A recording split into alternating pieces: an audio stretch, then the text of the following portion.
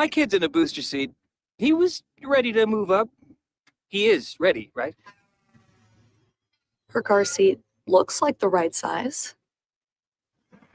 There are probably rules on when to move up to a booster seat, aren't there? Rear facing, forward facing. I think I have it right. Car crashes are a leading killer of children 1 to 13. Are your children in the right car seat for their age and size? Don't think you know. Know you know. Go to safercar.gov/the-right-seat.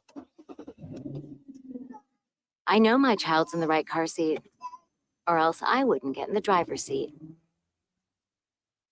Brought to you by the National Highway Traffic Safety Administration and the Ad Council. You don't usually get a stock tip from a 16-year-old, but I'm here to tell you about a different kind of stock. It's called Better Futures, a stock for social change that's not about making money. Instead, you invest to help students like me go to college. This is beyond a simple donation. It's the opportunity for America to invest in its kids and take an active stake in the future of the country. The return on your investment isn't money. What you get back is knowing you protected our potential. So one day, that potential can grow up to become surgeons and architects, executives and engineers, people who can change the future just by being a part of it. My name is Alicia, and I'm your dividend. Invest in better futures with UNCF. Visit uncf.org/invest. A mind is a terrible thing to waste, but a wonderful thing to invest in. A public service announcement brought to you by UNCF and the Ad Council. This is Nnamdi Asamoah. I play football for the Philadelphia Eagles, but what I do off the field with United Way might be more important. I'm a volunteer tutor and mentor. Why? Because over 1 million kids a year drop out of school, and that's not okay. It takes 12 years to create a graduate, but it takes about the same time to create a dropout. And the difference between a child becoming one or the other could be me, or it could be you. Studies show that if we get to these kids earlier, their chances are better. And kids who read well by 3rd grade are more likely to graduate. So join me in United Way. Suit up and take the pledge. Become a volunteer reader, tutor, or mentor. Because when a child succeeds, we all succeed. Give, advocate, volunteer, live united. Take the pledge at unitedway.org. Brought to you by United Way, the Ad Council, and the National Football League.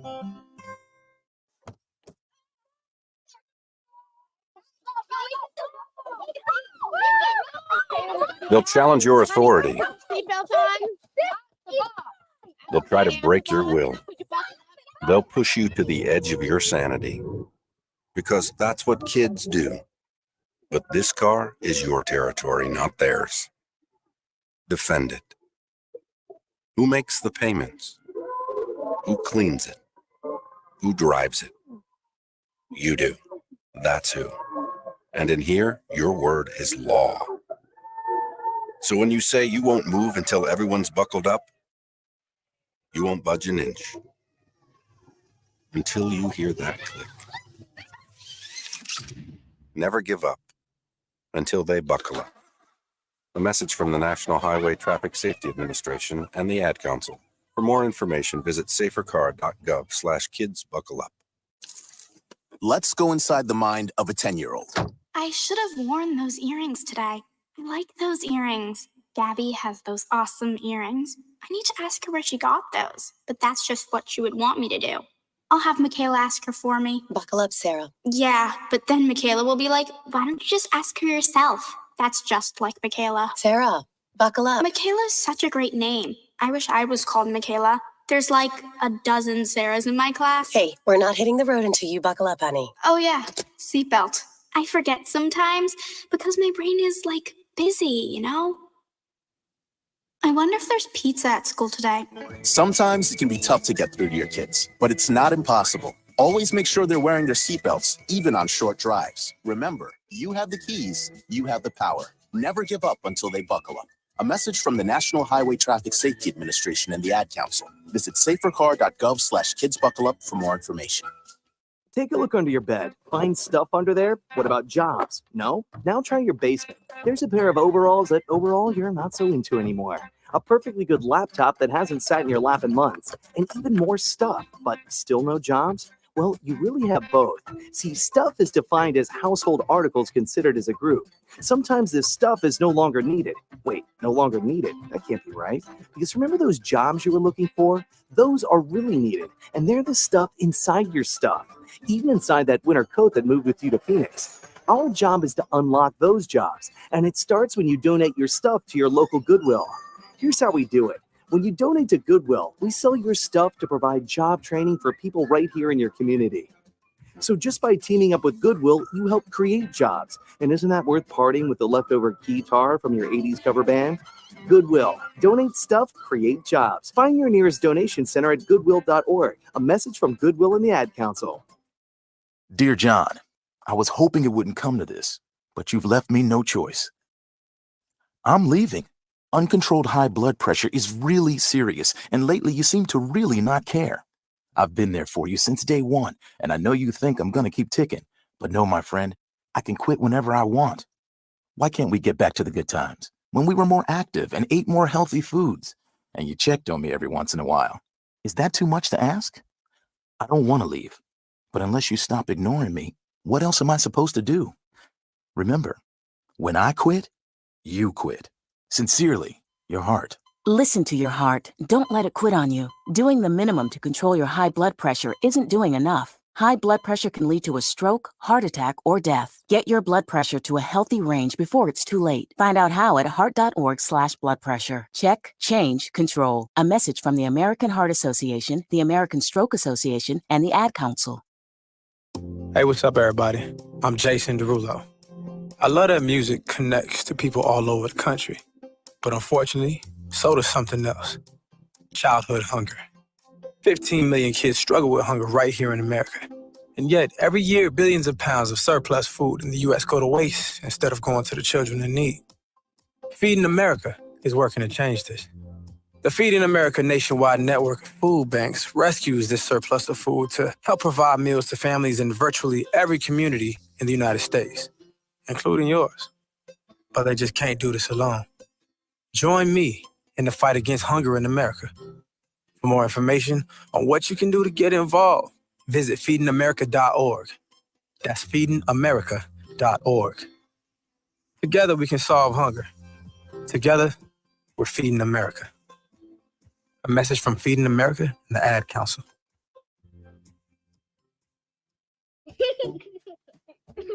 Hey, everyone. Let's all stop what we're doing right now and take a moment. That felt good, huh? Just like that, we had a nice, special sort of moment together. Of course, they don't all need to be quiet moments to be special. They could be loud moments, goofy moments, sporty moments, dorky moments. Moments where we talk or walk or just hang out. It doesn't really matter. They all count. Because every time dads like us take a moment like that to spend with our kids, well, it's pretty momentous. Sounds like somebody agrees. So let's take a moment to make a moment. Today, call 877-4DAD-411 or visit fatherhood.gov. Brought to you by the U.S. Department of Health and Human Services and the Ad Council. It's the Worldwide Sports Radio Network. Davante Adams traded to the New York Jets. Amari Cooper traded to the Buffalo Bills. And the Steelers say they could start Russell Wilson this week. Oh my God, if you're a Pittsburgh Steelers fan, run! And more on a new show of the Sports Loudmouth.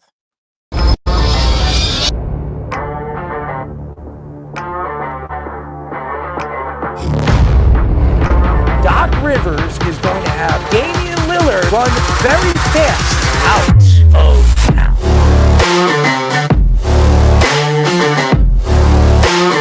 Does he help them win? You're under 500. Aaron Judge helps the Yankees win. You're paying the player $300 million. You better be sure that that guy's going to help you get over the hump.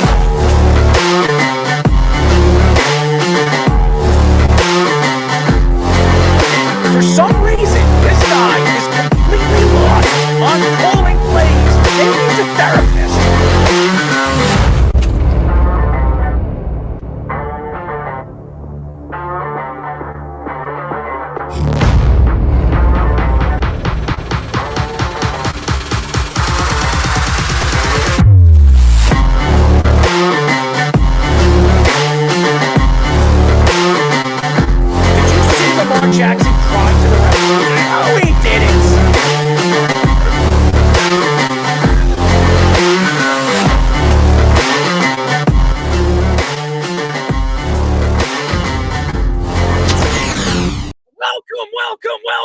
to a new show of the Sports Loudmouth. I'm your host, Daryl Marks, my co-host, the Speedster. I'm playing with my hat. Speedy Petey. 631-672-3108 is the number to call. Our executive producer, Mr. Aaron Fishman, and our Sports Minute, Mr. Tommy Scoops is back. Happy birthday to Thomas. Go to our website at www.worldwidesportsradio.com. Check out all our shows throughout the week, including the Loudmouth with me and Speedy Petey, every single Mondays and Wednesdays at 7:30 p.m. All you have to do to tune in and check out our local listings for all our shows is go to our website at www.worldwidesportsradio.com. It's a little cold out tonight. I love it. It's about 48 degrees. I know Derek Jeter doesn't like this weather. He looks like he's an old man. He's got his head completely shaved. A-Rod's working with one glove. He looks like Michael or whatever he wants to. Maybe he's a little OJ. And then you have David Ortiz enjoying himself with his hangy earring from one of his ears. So it looks wonderful watching the Mets and Dodgers game as game number 3 in Citi Field. So Met fans are excited. This could be a good way to the World Series if they win tonight. So we will get into that a little bit later, but we have a great show lined up for you. But before I introduce everything that we're going to be talking about, Speedy, what is up? Well, yeah, we're hoping those guys will be playing like Derek Jeter and David Ortiz in the postseason tonight. That would we be could nice only to hope. say. I mean, you could only hope. I could only hope. Yeah, but we know you're rooting for the Mets because you don't want to root for Shohei Ohtani because you thought he should be suspended for baseball. Well, that's true. I definitely believe that Shohei Ohtani should be suspended for baseball, but baseball just loves this guy, and Pete Rose is gone now, and maybe in 2 or 3 years he'll be inducted into a Hall of Fame. Meanwhile, he should have been inducted 10, 15, or even 20 years ago. So I think baseball should be ashamed of themselves. That's just my whole opinion, but that's for another show. I'm not getting into that again. At 8 o'clock, we'll be talking to former 23-year NFL kicker John Carney will be joining us. And by the way, he's the 5th leading scorer in NFL history. So one of the greatest kickers of all time. At 9:30, we'll be talking to former Yankees, Guardians, and Rangers pitcher. He's back again, ladies and gentlemen. The Yankees are right there, heading to the World Series, hopefully, up 2-0 against Cleveland. We said we wanted him to come back. He's back, baby. Nick Goody will be back. So we're excited about that.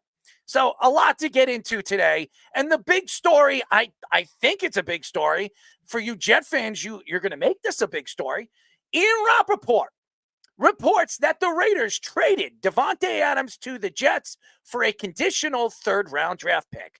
The 3rd-round pick will become a 2nd-round pick on 2 conditions. If Adams is an all-pro player or the Jets make the AFC Championship game this season. The Jets will take on the remainder of the contract this season, worth about $16.89 million, but restructured the deal to create salary cap space. The Raiders will also take a dead cap hit of $13.67 million this season and $15.7 million next season. The Athletic reports that the Raiders turned down a bigger offer to trade Adams to the Jets last season. Jeff Ulbrich says he expects Adams to be active with the Jets Week 7 matchup versus the Steelers. After that just absolutely horrible football game for the New York Jets on Monday Night Football, the Jets had to make a big splash. They had to make something out of nothing. And why I'm saying out of nothing, because right now the Jets are 2-4. And to me, they're on the outside looking in right now for the playoffs.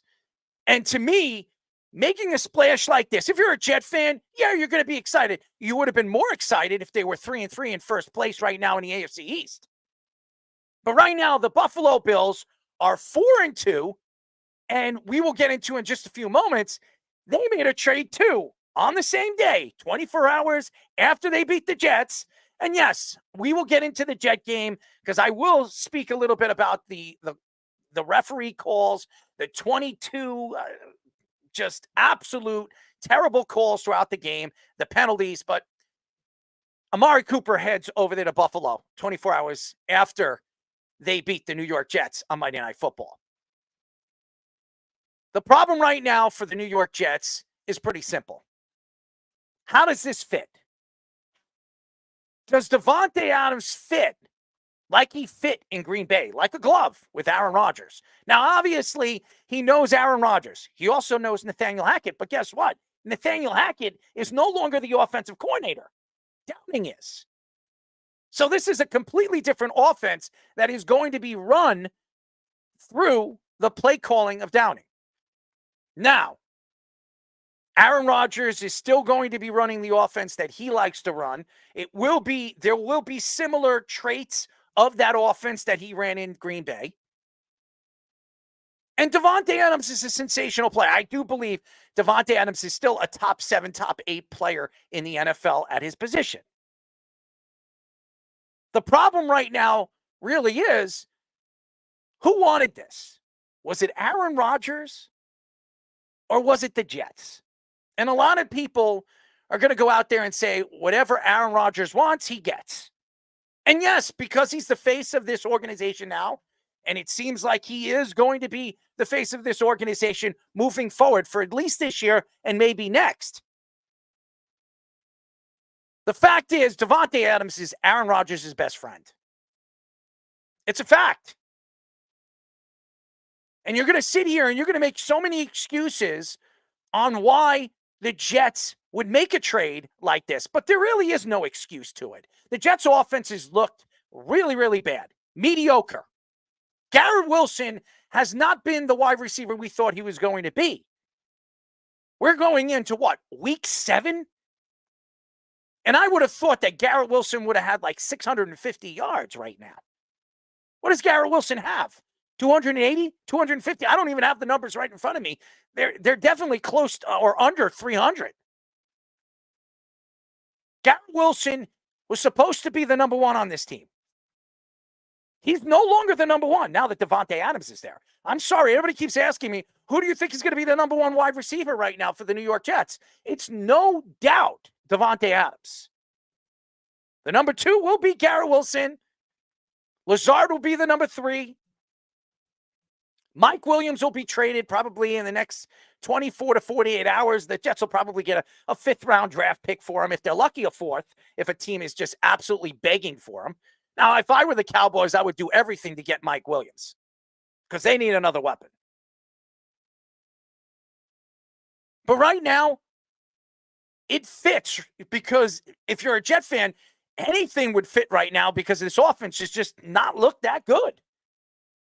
None of these guys are running the right routes. As you heard Aaron Rodgers come out and say at the press conference after the game against the Buffalo Bills, and I disagree with Aaron Rodgers. I would not throw my players under the bus. I would not bring up that some of my players are running the wrong routes, like Mike Williams. He did run the wrong route. He ran the wrong route in that game. He ran the wrong route the week before that. Garrett Wilson hasn't been running the right routes. That has something to do with coaching. That's why Bambi's not there anymore. Jeff Ulbrich, I will say this. The referees were horrible in that game. Richard Sherman came out all over social media after the game and took shots at the NFL, thinking that the game was rigged, that the NFL wanted Buffalo to win that game. It's Josh Allen. Nobody likes the Jets. It was these calls were putrid. I read all different things that Richard Sherman was really dropping a hammer on with the referee play calling and the calls in that game. But the fact is, even if the NFL didn't want the Jets to win, even if some of those calls were not penalties, the Jets had a chance to win the game 4 or 5 times. And they couldn't close the deal. They should have won that game by 13 or 14 points.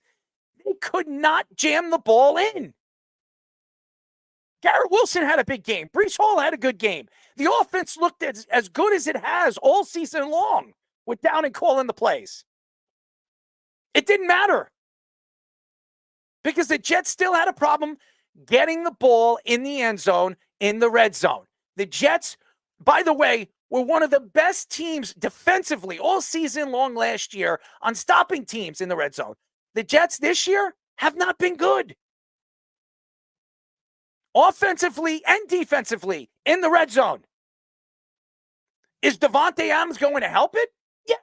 Davante Adams will definitely help the Jets in the red zone. He will help them in the open field. He will help Garrett Wilson out. He will open up the field probably for the running game because teams are going to have to double, maybe even triple team him if he still has that chemistry with Aaron Rodgers, which we believe he will. But again, you're sitting here today. The Jets are still on the outside looking in when it comes to the playoffs. Did they make this trade for this year and next year? Or if Aaron Rodgers doesn't get this team into the playoffs, does he walk away? Does he retire? And if he does, Davante Adams has an option to opt out of the contract in the offseason, or the team has an option to not re-sign him. So you know what happens? They give up a third-round draft pick. They don't make the playoffs. Aaron Rodgers runs away, which, by the way, they lost the second-round draft pick for Aaron Rodgers. They lose a third-round pick for Davante Adams. So you lost a second and a third, and you still couldn't make the playoffs. And the Jets have been absolutely dreaming about making the playoffs for the last 14 seasons. 14 seasons up, 14 seasons down. There is no excuse on what happened on Monday Night Football, and that's why Joe Douglas pulled the trigger 24 hours later. And I believe after he pulled the trigger for Davante Adams, you heard within hours after that the Buffalo Bills had to pull the trigger, and they went after Amari Cooper. Because the race in the AFC East is going to lie between the Jets and Buffalo. Now, Tua Tagovailoa is probably coming back. It's a big mistake for Miami if they bring him back this early. I understand that he wants to play. I understand that Mike McDaniel came out and said that he's going to be even better. That's nearsay. I can't argue what they believe. Miami is still in the mix. They could still make the playoffs. Crazy to even argue that, but they do. They can make the playoffs. They do have a chance. But Buffalo believes this race is going to lie between the Jets and themselves. The AFC East is not that very good. It's not that good. It really isn't. It's not good. After watching that game on Monday Night Football, both teams really don't have much of an offense. Both teams have made tremendous mistakes on the defensive side of the ball. And I'm going to tell you this right now. The AFC has been very mediocre all season long. The NFL has been mediocre all season long. Now, Davante Adams going to the AFC East, is he the best wide receiver in that division? He's not. Tyreek Hill is. But I would say he's the second best wide receiver in that division now. And now you have Amari Cooper, you have Garrett Wilson, you have Waddle, you still have Odell Beckham, who stinks, but he was at one point really good. And we know the New England Patriots have nothing. The Jets have a dynamic duo right now with Garrett Wilson and Davante Adams. Is that going to put them over the top? And the problem is they're trying to find ways to get this offense moving. It's been a huge problem because, and it's really a battle of halves. The defense plays well in the first half. The offense don't play well in the first half. The defense plays bad in the second half. The offense plays well in the second half. It never works on 4 quarters for the New York Jets. It's an embarrassment. And I'm telling you this right now. And I want to hear it from any of the Jet fans. If this doesn't work out, I don't want to hear that there's excuses from the organization and how this organization and this team was built over the last 3 years, and you're going to point your finger at Joe Douglas. This isn't Joe Douglas's full fault. It isn't.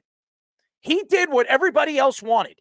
He wanted Aaron Rodgers. So did Mike Greenberg. So did everybody else. Everybody wanted Aaron Rodgers. Now, all of a sudden, Aaron Rodgers is here, and he's not producing. He's not doing what everybody thought he was going to do. Now, everybody's saying Joe Douglas is the blame for this. He should have never made that move to bring in Aaron Rodgers. And the same thing goes to Davante Adams.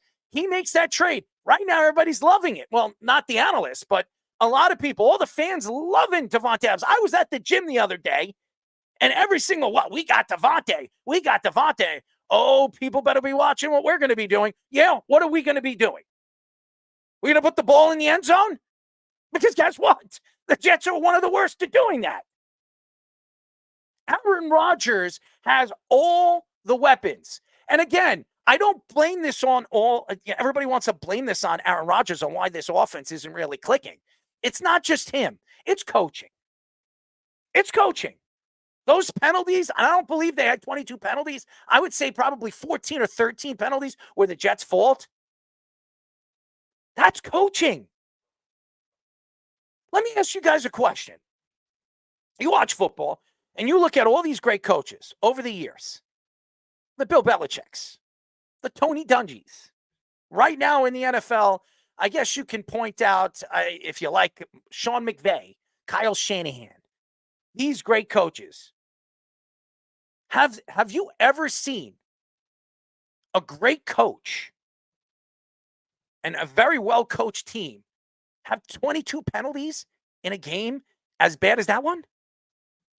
And that has to do with coaching.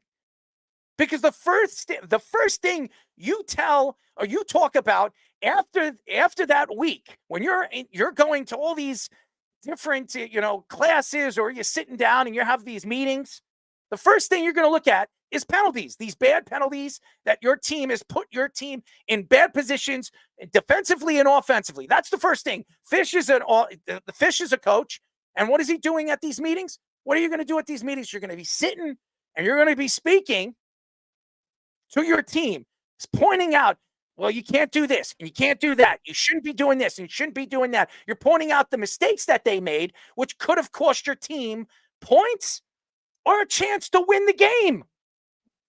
And I'm going to tell you this right now. In the fourth quarter, I think they just had 5 penalties or 6 penalties in the fourth quarter. And they were in position to score in probably 3 out of the 5 or 3 out of the 6. And it pushed them back 10 yards, 15 yards, which put them out of field goal range, which I don't trust Greg the Leg anyways.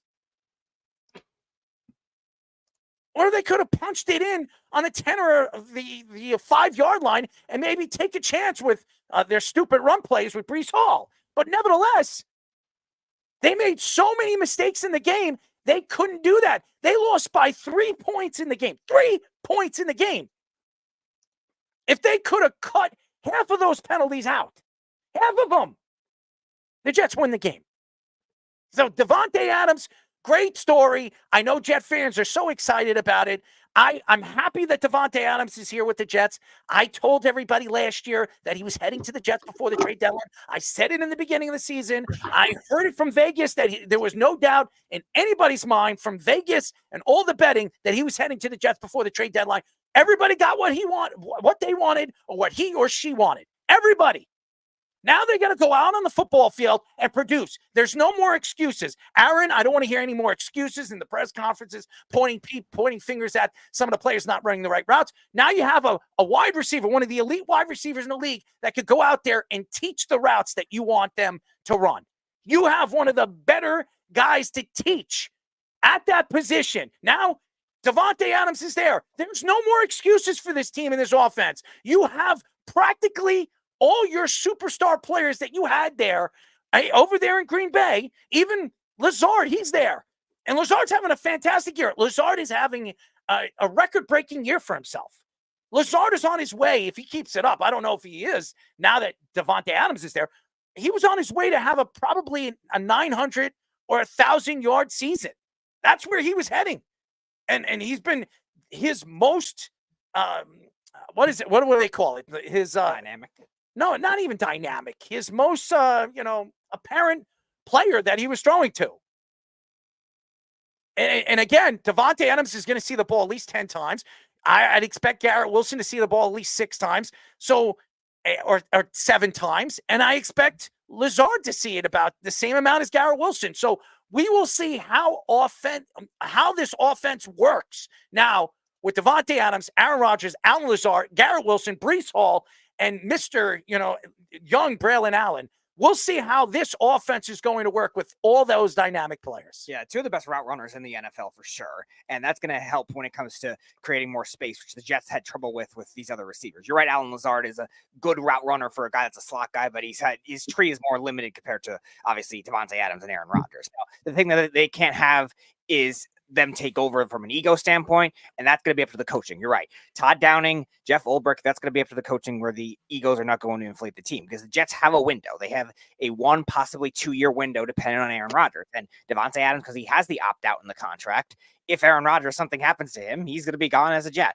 Now, whoever's criticizing Joe Douglas, like, he got it at a price that's very reasonable. So whoever's doing that, like, stop slandering Joe Douglas. He waited a year and got it at a price that is a lot more dropped down. So I don't think anything this is on him. This is getting Aaron Rodgers his guy. This is a power move among those second AFC contenders trying to make a leap. And the Jets, the Bills, the Ravens, the Steelers, all these teams that are right now chasing the Chiefs and the Texans, they're going to make these moves for these wide receivers. Everyone was interested at the time.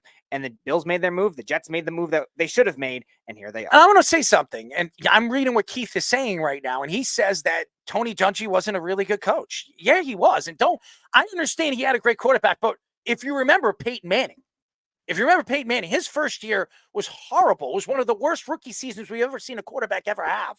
Tony Dungy was his coach. He was the one that was, obviously training him and getting him back, believing that he could be that star quarterback that he became. Tony Dungy really developed Peyton Manning as a young quarterback. So you could say whatever you want. You don't want to give Tony Dungy any credit. Tony Dungy was a good coach. 148-79 is a good winning record. That's over, if I'm not mistaken, that's over 600, 668 in the postseason. And that's 668 in the regular season. Postseason, he's a 474 postseason head coach. That's almost 500. So that's a good coach. You're going to give Tom Brady all the credit in the world because of what Bill Belichick was as a head coach before Tom Brady became the starting quarterback of the New England Patriots. No, you need a good coach. Just like if you look at Andy Reid right now in the NFL. Andy Reid never won a Super Bowl until he got Patrick Mahomes. But Andy Reid actually coached in a Super Bowl. He coached in a Super Bowl with Donovan McNabb. He couldn't beat the Bill Belichick Patriots, but he still actually coached in the Super Bowl. He's one of the great offensive minds. I understand when you look at the quarterback play and you're pointing fingers at how great the quarterback is and how big of a Hall of Famer he's become after he retired. Tony Dungy's a Hall of Famer. You're going to tell me the only reason why Tony Dungy's a Hall of Famer is because of Peyton Manning? I'm sorry, you're wrong, Keith. No, every good coach needs a good quarterback, just as much as every good quarterback needs a good coach. Aaron Rodgers has won 1 Super Bowl.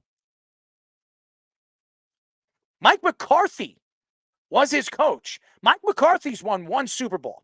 Is Mike McCarthy a great coach? I would say no. He's a good coach. Now, if Aaron Rodgers had Bill Belichick, if he had Bill Belichick as his head coach, do you think Aaron Rodgers would have 1 Super Bowl or 3, 4, or even 5? I don't know if he has 6, but he would have had multiple Super Bowls if he had Bill Belichick as his head coach. You need great coaching to develop as a quarterback. And Tony Dungy, say whatever you want, he developed the great Peyton Manning. You know what Tony Dungy was most famous for and why he was such a great coach, Keith? His teams were disciplined and didn't have a million penalties like the Jets had last night. His teams were very aggressive defensively. They had the famous Tampa 2 defense for a while. But guys, besides the innovation, the teams were disciplined, and you knew you were going into those fights, and they weren't going to give you an inch for free. Like we saw the Jets and Bills, just like a comedy of errors on Monday. So for me, like that's the big difference. Hall of Fame type of coach. It's not just, have calling the plays on defense. It's the technique that the players use. And, you have a new offensive coordinator. He might want different techniques. He may want to have different mesh points or different timing than the previous coordinator because he didn't like how some of the plays went. Like we watched the Jets get stuffed twice, 3rd and 2, 4th and 2, and get nothing. Well, maybe he wants to change the way they block it. Now everyone has to learn new things. That's what's going on with the Jets right now. Tony Dungy's teams never had problems like that. You want The to Jets hear are going to, something? yeah. I'm reading what Keith is saying right now on the board, on the message board right now, and he says Tony Dungy was a defensive coordinator and Manning was an offense. He was the offensive coordinator for the Indianapolis Colts. But guess what? Bill Belichick was a defensive coordinator, and he's the one who drafted Tom Brady. You're going to tell me that Bill Belichick didn't coach Tom Brady to be that talented quarterback that he developed into? Stop it. Keith, you're wrong about this. It doesn't matter if you're a defensive coordinator or you're an offensive coordinator. You have to learn all three ways to coach a team. You need special teams, you need the offensive side, and you need the defensive side. You need it to take over for an NFL team. Just because you're a defensive coordinator doesn't mean that you can't transition into a good offensive coordinator or even learn the understanding of special teams. You need to be on all fathoms of the game. You have to understand all the different pieces to the game that makes you a good coach. So to say that, oh, well, because he's a defensive coordinator, he didn't develop Peyton Manning. He developed Peyton Manning just as much as Bill Belichick developed the great Tom Brady. So you're wrong. I disagree with you. As a head coach, you're affecting the mentality of players. You're not maybe coaching them how to throw the football. You have assistants for that. You're not calling the plays necessarily on that side of the ball. But to say that Tony Dungy didn't have an impact on Peyton Manning and the way he played the game is absolutely false. I think that's crazy. But to focus on the Davante Adams thing real quickly, Davante Adams clearly opens up Garrett Wilson. That's the biggest thing that's happening here. They can't put two guys, have a press guy on Garrett Wilson and have someone travel with him like they've been seeing since, the Surtain game when he shut him down against Denver. That's what you're going to see. Now they can't do that. And you have a great red zone target in Davante Adams. You have the great timing with Lazard. You see, he throws the ball to Lazard because he knows how Lazard's running his routes. He understands it. Well, it's even better with Adams. Lazard probably won't get the ball as much now, but let's face it. Davante Adams is absolutely going to wreak havoc, and now Garrett Wilson only has to face one-on-one coverage against probably their second best corner. It definitely opens up for Garrett Wilson, and Garrett Wilson now could be put in the slot where he is probably better in the slot than the outside.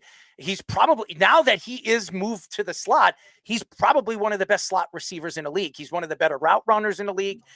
It's going to open it up for Garrett Wilson. There's no question. Davante Adams is one of those guys. He's a slam dunk type of wide receiver. You could put him anywhere. You could put him in the slot. You could put him on the outside. You saw what Vegas was doing after the situation with they were trying to figure out who their running back was. They were using him in the backfield, trying to use him in many different packages.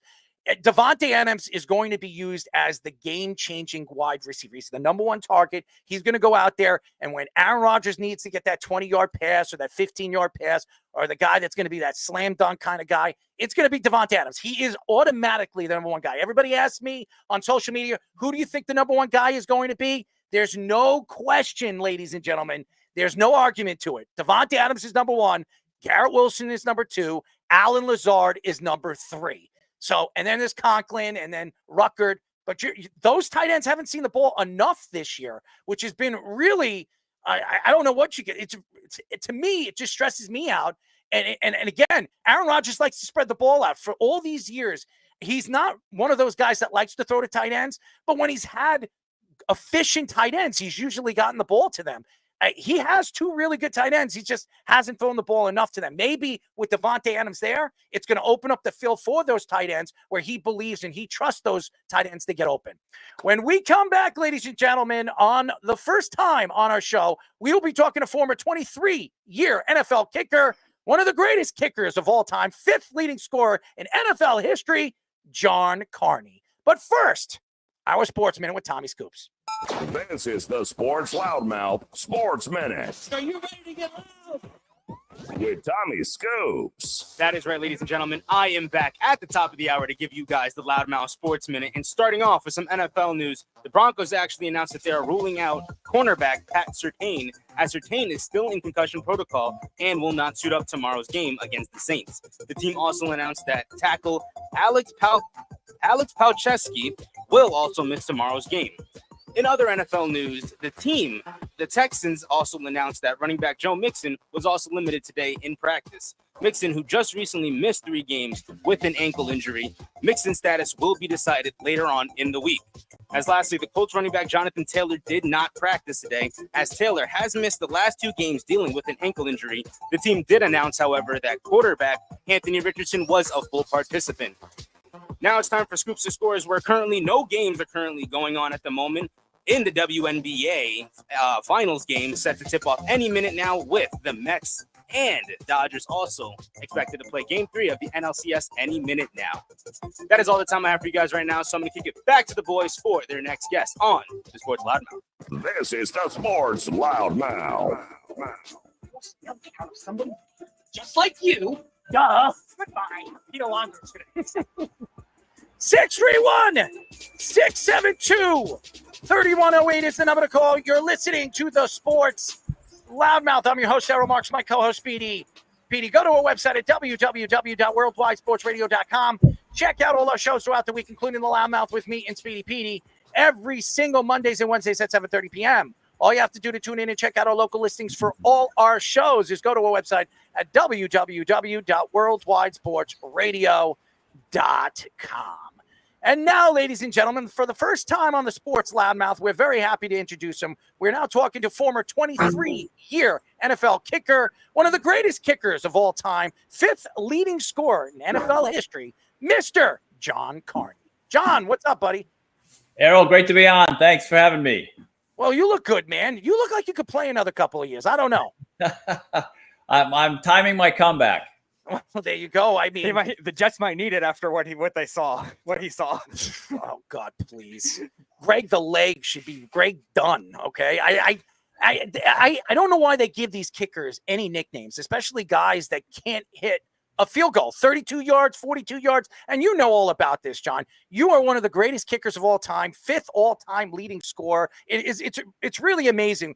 I don't understand why a lot of kickers are not inducted in the Football Hall of Fame. Hopefully, Adam Vinatieri is on his way there. This guy is one of the all-time greats in the playoffs, in the regular season, anywhere, in the snow, in the rain. It didn't matter where he kicked. He would kick the ball through under more pressure than I've ever seen any player ever have, including quarterbacks. Why aren't there more kickers in the NFL Hall of Fame? That's a great question. There should be. Adam certainly should be a shoo-in, pun intended. And there's a number of guys that have changed the course of the game, not only on the kicking side, but the punting side. My teammate, Darren Bennett, the first Australian to really make it big in the NFL, he introduced the drop punt, the end-over-end punt, which guys hit going into the 20. And so that revolutionized the game, not only in the NFL, but every college punter knows how to hit that punt as well. So a lot of phenomenal kickers that really were a big part. There's Adam. I mean, what he did for New England and then again in Indianapolis, sensational. He's got to go into the Hall of Fame. But I'll be honest with you, just the history of the Hall of Fame and the voters, specialists just aren't high on their list when you have one punter in the history of the NFL, one punter in the Hall of Fame and a couple kickers. So, those guys need to get their due sooner or later, and they certainly were a big part of the history and success of this league. Yeah, Darren's actually been on our show 3 times. He's has a program, I think, in Oklahoma or something like that, and he's also worked in Australia too. So, what was he like when he was younger, when he was a teammate with you with the Chargers, and now have you guys kept in touch since then? Absolutely, I love Darren. He's a great teammate. He came over, Australian rules football veteran. I think he played 10 years in Australia at the Australian Rules Football League, and just an amazing athlete, a big guy. I mean, he was 6'4", 240. We tried to keep him under 240, but sensational. No one hit the ball like he did at that time, and that's why Bobby Bether, our general manager, took a risk to bring Darren in. He was a project. We sent him over to NFL Europe, which unfortunately doesn't exist anymore. He earned some stripes there, came back, and was a first-year starter at the Chargers, goes to the Pro Bowl. Just an amazing talent and a lot of fun to play with. We are talking to former 23-year NFL kicker John Carney, 5th leading scorer in NFL history. It's amazing when you look at this guy and the years that he was in the NFL. I remember him on the Giants. There was no question. He was a really important kicker for the New York Giants. Brandon Aubrey is to me, one of the great kickers right now in the NFL. This is a guy that was a soccer player. He came off a soccer field, and now he's kicking 62, 64-yard field goals. He's one of the more efficient kickers in all of the NFL. The Cowboys definitely need that because they can't put it in the end zone for some reason. What are your thoughts about him? Why is this guy so great at what he does? Well, we got a chance to work with Brandon when he was making that transition from soccer to football. And then he went through our, at the time, USFL showcase, and we got him in front of the right eyes, Skip Holtz being the right eyes. And, Skip took a risk with Brandon, a guy who never really kicked in a football game at that level and was sensational for 2 years with Birmingham Stallions, 2 championships. And then Dallas got smart and said, hey, we think that guy can kick for the Cowboys, and obviously he's been sensational. But he's our guy, so like as far as soccer terms to go, he's on the bigger side of a soccer player.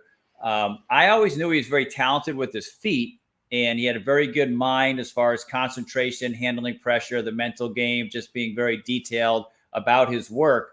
But what he brings to the table, which a lot of us didn't realize, was his distance and his range.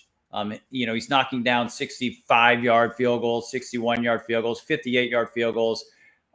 Really, really amazing stuff. And, he may turn out, I joke, but the best kicker that ever came out of Notre Dame, maybe a guy who never kicked at Notre Dame, Brandon Aubrey. So there was a discussion about a month ago. We were talking about it on the show. A couple ex-kickers were saying that because kickers gotten so good long distance, they should try to change the rules. Some of them said like narrowing the uprights or other things to make it more difficult. What are your thoughts to that kind of thing with how good kickers have gotten? Well, I tell you what, they are great. I mean, the host of kickers we have right now in the NFL are exceptional. You got Justin Tucker, who's been the GOAT, Harrison Bucker, some young talent out there that are coming into the league now. Just some really, Evan McPherson is one of the guys I think about on the young side that's really killing it. So these guys are sensational for a number of reasons. Do we have to change the rules because they're succeeding at a high rate? I don't believe so. Things are cyclical. We're going to run into a few months of tough weather here. Some of the guys don't stay as fresh as they could during the course of the season. We're going to have some backup snappers and backup holders who have to sneak in there and fill in for some injured players. So the stats will balance out a little bit more as the season progresses. But you know what? Hey, every position evolves. Every position gets better. Athletes get better. We just saw, I mentioned this several times recently, the Olympics, every Olympics, every 4 years, we have new Olympians come and break world records. And so it's no surprise that the NFL quarterbacks get better, linemen get better, receivers get better, kickers and punters get better. It's just the evolution of athleticism, of sports science. And it's exciting to see where they're going to take it. And I think everybody was disappointed that the Dallas Cowboys pulled Brandon Aubrey off the field in Cleveland when he was going to attempt that 71-yarder. Even though the fans of the Cleveland Browns were booing because they wanted to see Brandon give it a shot, which is exciting. It's exciting for the game. Yeah, I think it's unbelievable. And what we've seen Brandon Aubrey do in such a short time is absolutely amazing. This is a guy, again, that was a soccer player and transformed into a kicker on an NFL football field, and he's become, I believe, the best kicker right now in the NFL. I know Justin Tucker has been fantastic with the Baltimore Ravens, but this guy in the last 2 seasons has been unbelievable. I mean, the leg this kid has is ridiculous. But I wanted to ask you, Tom Coughlin, and we know Tom. We've been to a couple of his events. He's a great guy. A lot of people said, as a coach, it took him a little bit of time to kind of calm down. There were people that didn't like his personality when he started with the Giants. I think that was one of the reasons why Mr. Mara decided to hire him, because they needed that drill sergeant type of guy. And Michael Strahan, a lot of people thought, changed the way he kind of acted in the locker room. But you were there in 2008. What type of coach was Tom Coughlin, obviously after winning that Super Bowl? He's one of my favorite coaches, and I never thought I'd say that, because I had friends and we had some players from the Jacksonville Jaguars come to the Chargers. And during Tom's run down there in Jacksonville, he was a really tough coach. and he hammered the players. And some of the players didn't really like that type of treatment. He did change, and maybe it was Strahan and Shockey and a few of the other players, but he did. And I don't want to say soften up, but I think he became a better balanced coach when it came to sharing or balancing negative reinforcement with positive reinforcement, because players and athletes need both. They need to know, and the coach needs to know, hey, when this guy needs a pat on the back or a kick in the butt. And it takes a wise coach, a discerning coach, to know who needs a pat on the back and who needs a kick in the butt. And so when I came to the Giants, they had just won a Super Bowl, and I really appreciated the way Coach Coughlin coached the team, led the team. I loved his philosophy.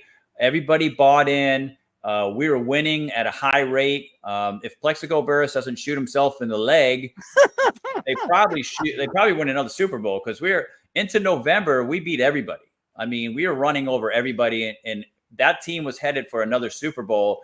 And when Plexico left the offense, our offense really sputtered and struggled, which is unfortunate, because I really felt that they could have repeated there and had another Super Bowl victory. But I really, really appreciated Tom Coughlin and the way he coached, and he had that thing rolling. He and Jerry Reese, the GM at the time. And if you look back, that's the last time the Giants were rolling, because when those two left, it's been rough going for the Giants. So the year before, you played with the Chiefs, another fiery coach, Herm Edwards. What was he like as a coach on and off the field? Well, by the time I got to the Chiefs, the ship had taken on a lot of water. I started the season filling in down in Jacksonville. Josh Scobie got hurt week 1. I went down there, filled in for 10 games for Josh, waiting for him to get better. And when he did, he came back. The Chiefs called me up and said, hey, can you finish the season for us? And I said, I'd be happy to. So came out. It was really odd, because as you can see, all my helmets are blue or black, and playing in a red uniform. And for 11 years, red was the enemy, because I was with the Chargers, and we saw the Chiefs twice a year, and we had a great rivalry there. And so to be in Arrowhead training there wearing red was really bizarre for me. But great organization, great ownership, really, really enjoyed the franchise.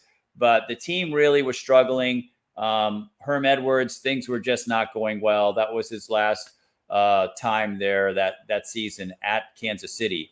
So it was unfortunate, because things just had kind of unraveled at that point. I think it was week 11 when I showed up.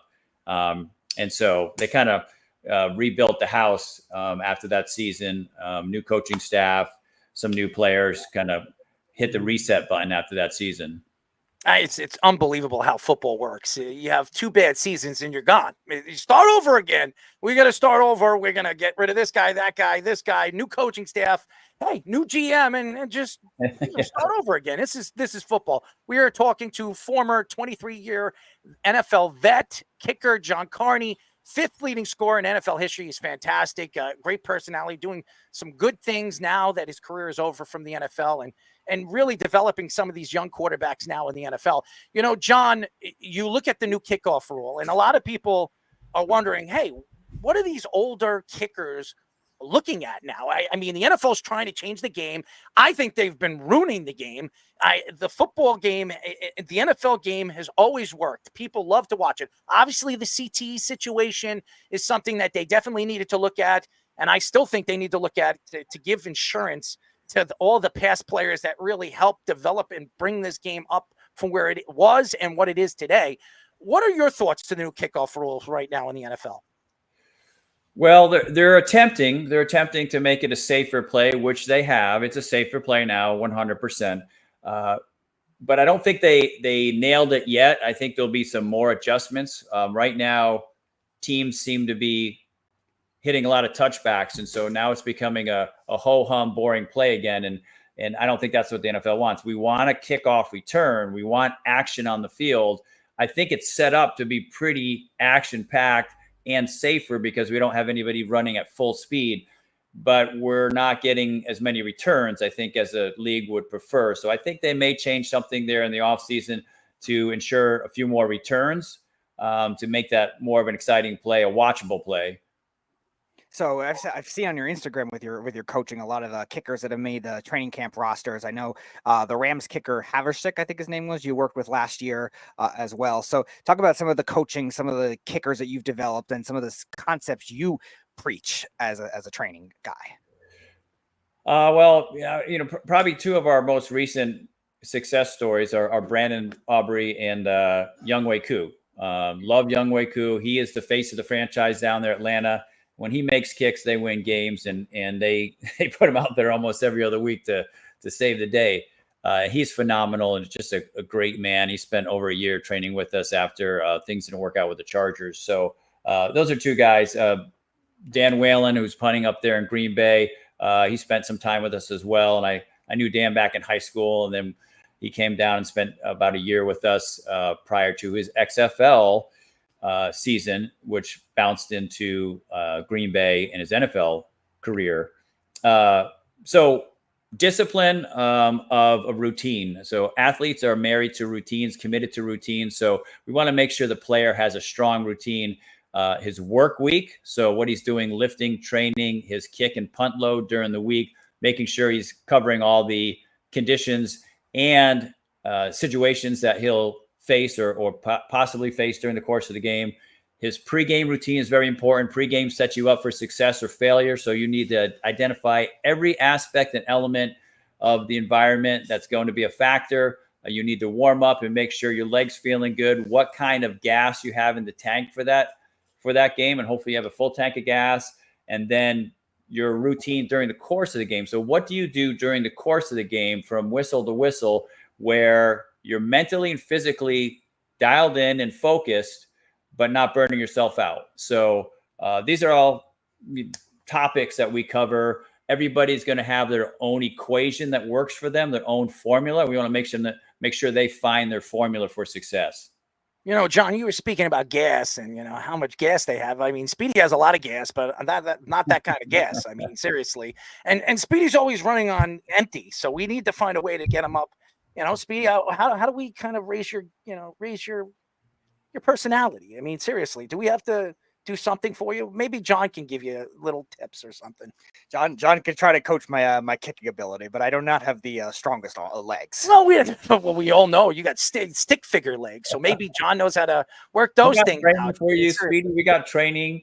We got strength, power, agility, flexibility, mobility, and explosion. Okay, don't forget the explosion. You got to do some jumping. Okay, you got to get some resistant bands tied around your legs, and then caffeine is a good one. Don't forget the caffeine. Oh yeah, that part of it I'm fine with. The actual workout part is another question. This guy, all he drinks is coffee. I mean, seriously, every time I see him, we're going to an event, a football event for kids. We're doing play-by-play in color. All he has is this big jug of coffee, and he always leaves it in my car. I can't stand coffee. All right, I don't like coffee. I don't like tea. I don't drink anything with caffeine 90% of the time. So well, I know you guys are on the East Coast. America runs on Dunkin'. There we go. I know you're there every morning. Dunkin' Donuts. The only thing I will say this, I like jelly donuts, but I got to stay away from it because one jelly donut isn't enough for me. I got to eat like 2, 3, maybe even 4 of those babies. And but before you know it, I'm going to be type 1 diabetic. So I'm not gonna be eating any of those donuts, right, Speedy? You like the donuts? I do. You're more like a Boston cream, right? I'm more chocolate glaze is my favorite. Oh, you're chocolate, but you like the cream, right? Not really. You don't like the cream? No, chocolate's a good flavor. Chocolate is a great flavor. As everybody knows, we are talking to former 23-year vet NFL kicker John Carney, 5th leading scorer in NFL history. It's unbelievable. 23 years in the NFL. I don't even know if I'm, in 23 years I could do anything. So he's also the last active player from the 80s at the time when we were playing in 2010. You were the last active player from the 80s. That is an amazing feat. But you know what? You want to know what's even more amazing? Some of the players you played with and personalities. My question to you is: you've been on all these different teams, and I'm sure a lot of different quarterbacks, a lot of different players. What player stuck out the most when it came to personalities, the craziness that you've seen in the locker room? I know you don't like to give too much information on some of the crazy things that they've done. We've had a lot of ex-NFL players on this show, and even NFL players now, they're like, I can't go there on my radio. I don't want to throw anybody under the bus. So is there any stories? Is there any specific player that you played with that you were just like, wow, that guy is out of his mind? Out of his mind. Okay. My good friend Kyle Turley was passionate about football and passionate about and everything in life. Very creative soul. Art was his major at San Diego State. An amazing player for the Saints and then with the Rams. He was an animal. You may remember he ripped the helmet off I think it was a Jets player and threw it down the field like a gladiator. That was awesome. Although he got fined and penalized, it was an awesome play. And he did really save the life of Aaron Brooks. Junior Seau was a legit Tasmanian devil on the field, but a very smart player. Now, it looked like he was freelancing a lot, but he never did anything by chance.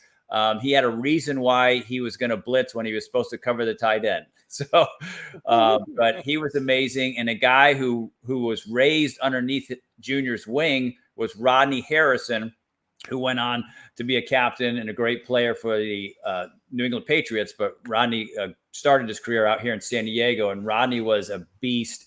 You know who didn't want to go across the middle when they were playing the Chargers?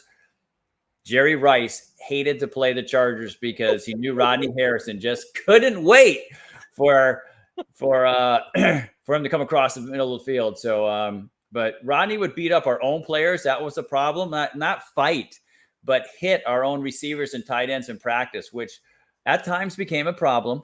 But Rodney had one speed, and that was full speed. And so did Junior, by the way. Those guys are cut from the same cloth.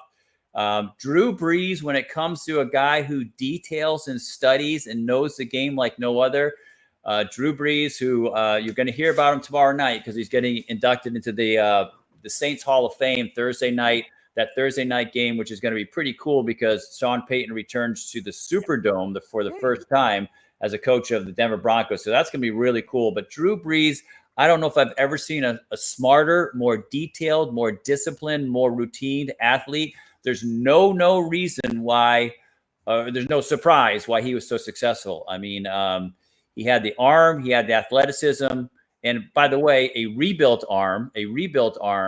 But man, to watch him prepare for a game from Monday to Saturday and then go out there on Sunday, it was really special to be a part of that.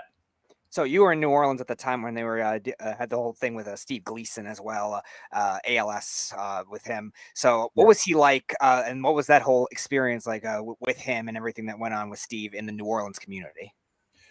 So Steve's an amazing guy. Steve and I were roommates, believe it or not, after Hurricane Katrina, when the Saints got sent to San Antonio. Steve and I were roommates and became very good friends. And Steve was diagnosed, I think, 2 years after he retired, which was around 2011, 2012. And it took the community by surprise. Steve was a very popular player, very exciting player. Obviously, he had the blocked punt, which was, I think, voted as one of the top plays of the decade. Certainly one of the top plays in the history of New Orleans Saints football. And so, you know, the whole community came out to support Steve and what he has done for the community of ALS patients and the awareness he's raised, the money he's raised, the products he's raised or helped develop, just off the charts. He's really a true hero down in New Orleans and across our country for what he's done for the people of New Orleans and what he's done for the people involved in the ALS community. John, before we let you go, because I know you're a busy guy and we really appreciate you coming on the show, and we'd love to get you on again because not only do you have a great personality, you got so many great stories, and a lot of these ex-NFL players that we've had on the show, they just have tremendous stories to tell, and you can't get them all out on a 30-minute interview. I mean, it's just not possible. I mean, I could tell you about a million things in 30 minutes. I just don't want to scare you away. As Speedy is blinking his eyes, you can't really see him, but I am a little crazy. But John, before we let you go, one question I have for you that I've been waiting to ask you. When you look at the game right now, and there's a lot of differences from when you played and now, where the game is just completely transitioned into an offensive side of the game. And now, if you really look at it, if you look at the offensive side of the ball this year, you would have thought that the numbers would be up, but they're down. You've watched the game since you've left the NFL. What do you like about the game, and what do you dislike about the game, especially now the way the NFL is trying to critique the game offensively? Wow, that's a tough one. I mean, I love the game. I think some officiating crews are a little ticky-tack, and they disrupt the flow of the game, the mojo of the game. You know, you can Monday Night Football. You can call holding and pass interference on almost every play, and you really shouldn't. There should be more of a definitive agreement amongst officiating that okay, that's pass interference, that's not, that's holding, that's not. Let the ball players play, but it's exciting. I think and I'll probably this is probably got to tread softly here. Oh, but come on, John, give us something good. Yeah, give us something good. The bargaining agreement when players and owners get together and we do this collective bargaining agreement, we've done a lot of great things. The players union has done a lot of great things to advance the benefits for players. You mentioned health insurance. Absolutely. We would love health insurance. So if anybody's listening, health insurance, lifetime health insurance for these players that have given so much of their physical talents, but also their physical health to the game. Lifetime health insurance really, really is important. We don't have that. Love to see that happen. But the players trying to reduce some of the time that coaches and organizations can have with their players in the offseason has really been a catch-22, because although it's kept some players healthy because there hasn't been as much mandatory coaching or mandatory events or practices that they have to attend, a lot of the young players are missing out on some really good coaching because they can't get coached. And so a lot of the young players or a new player to a team really wants to be around the offensive and defensive coordinator, really wants to be around his position coach and learn the offense and learn the defense and learn what the coaches are looking for, and learn the techniques and the philosophy and the mindset of that team. So when they go into training camp, it's not, oh, we got a new guy, we got to introduce him to our offense. No, he's already had some good work. And so I would like to see some flexibility there where some of the younger players or a new player to a team has the opportunity to spend some more time with coaches when it's not, against the rules, because in the collective bargaining agreement, there's only so much time you can spend with a coach in the offseason. I think that's hurt some of the performance of the game. And I think that's why sometimes at the beginning of seasons, it looks a little sloppy. Well, we really appreciate the time, as always. I know you're a busy guy. And by the way, whenever you want Speedy to come to your training facility, I think he needs his stick-figging legs out there. Maybe teach him how to squat. I mean, I could help him, but I don't want to kill him.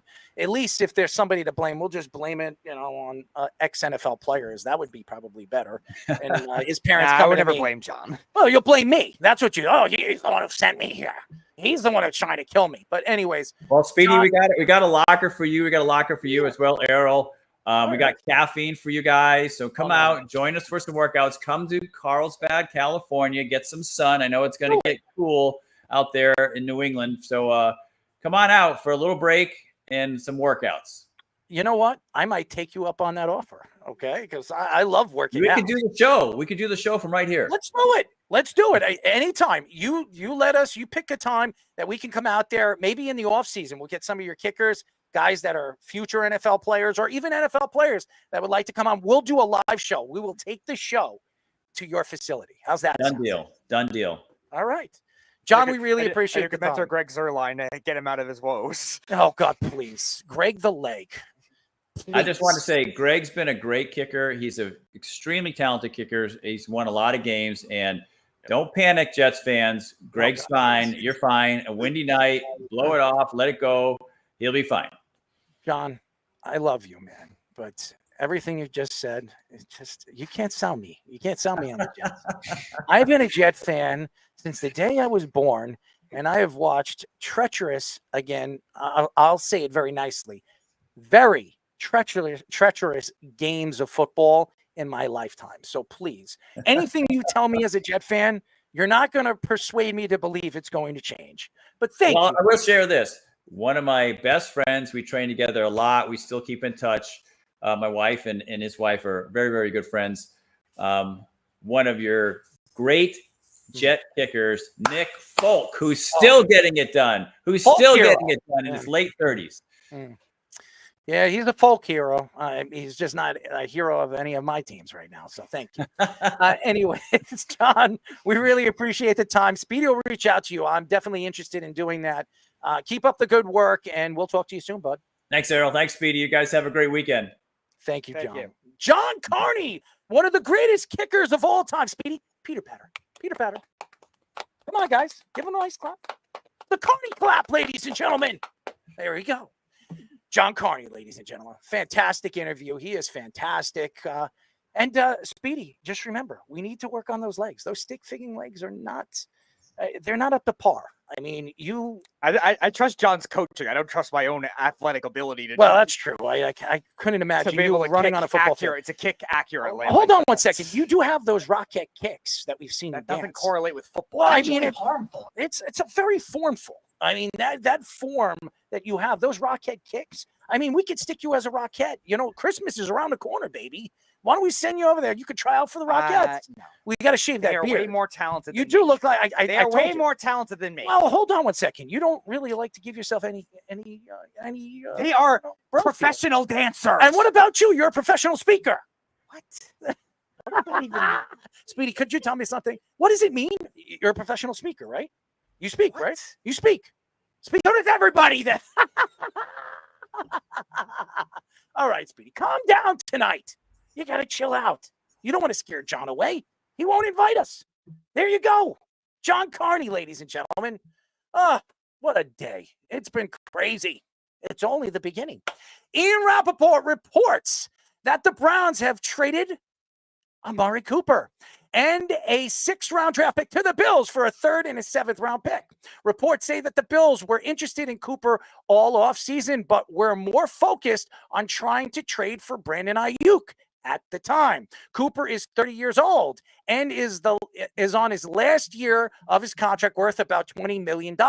However, because the Browns converted $18.5 million of their salary into a signing bonus, the Bills only have to pay Cooper about $800,000 for the rest of the season. The Bills have the 4th lowest completion per game to wide receivers, and they're receiving rank 25th or worse in every statistical category this season. Cooper had 24 catches for 240 yards, 2 touchdowns in 6 games with the Browns this season. Amari Cooper is a great acquisition. He is a great, great acquisition. I'm not going to say he's better than Davante Adams, because he's not. Davante Adams is a better wide receiver. He's a little bit younger than Davante Adams. And I expect the Buffalo Bills to extend him. He's a great team player. He is not Stephon Diggs. He's not a guy that's going to go and yell at you in the middle of the huddle. He's not going to go on the sidelines and scream at you. He's not that type of player. He's an emotional guy, and I know who's trying to call. Keith? It was Keith. Keith, call back in like 10 minutes. Let me finish what I have to say, Keith, and then you can call up and speak about whatever you want to speak about. The fact is right now, they made this move because the Jets made the move for Davante Adams. They're trying to keep up with the Jets. The Jets obviously have more talent offensively. There's no question that they do, but the Jets don't know how to use their talent. Maybe it's coaching. The Buffalo Bills are definitely more well coached. They have a tremendous amount of talent as far as I'm concerned, as far as the coaching is concerned on the sidelines. That has been the Jets' problem really going into the season. I've spoken about this on my show many, many times. One of the reasons why I did not feel the Jets were going to have a season like everybody thought they were going to have, I did think the Jets, if everything worked up to par with their talent, they were probably going to win 12 or 13 games. But I said, what scares me really about this team is the fact that they didn't bring in the right coach. I didn't think Robert Saleh was the right guy, and Nathaniel Hackett wasn't the right fit offensively. And to me, Jeff Ulbrich was a great defensive coordinator, but was he calling the defensive plays, or was it Robert Saleh? Nobody really can make that or even come out with the thought on really how or who was running that defensive side of the ball over the past season. The real thought here with the Buffalo Bills is the Buffalo Bills gave up a 3rd and a 7th. They gave up more than the Jets gave up for Davante Adams. Because I do not believe Davante Adams is going to be an all-pro player this year because he's missed a few games. And I do not believe the Jets are going to the AFC title game as far as what I've seen so far of this team. I'd be surprised if the Jets make the playoffs the way they've played. So they gave up a lot for Amari Cooper. Now, do I think he's worth it? They needed that number one guy. Now, I like what they've done with some of the youngsters that they have over there. I do. And I love Coleman. I've told you about Coleman. I followed him at Florida State. I'm a Florida State Seminoles fan. I didn't think he was going to be this good this early. I thought it was going to take him a little while to develop with that Josh Allen, but he's developing, and I like what I've seen. He's actually one of the better young wide receivers in the league.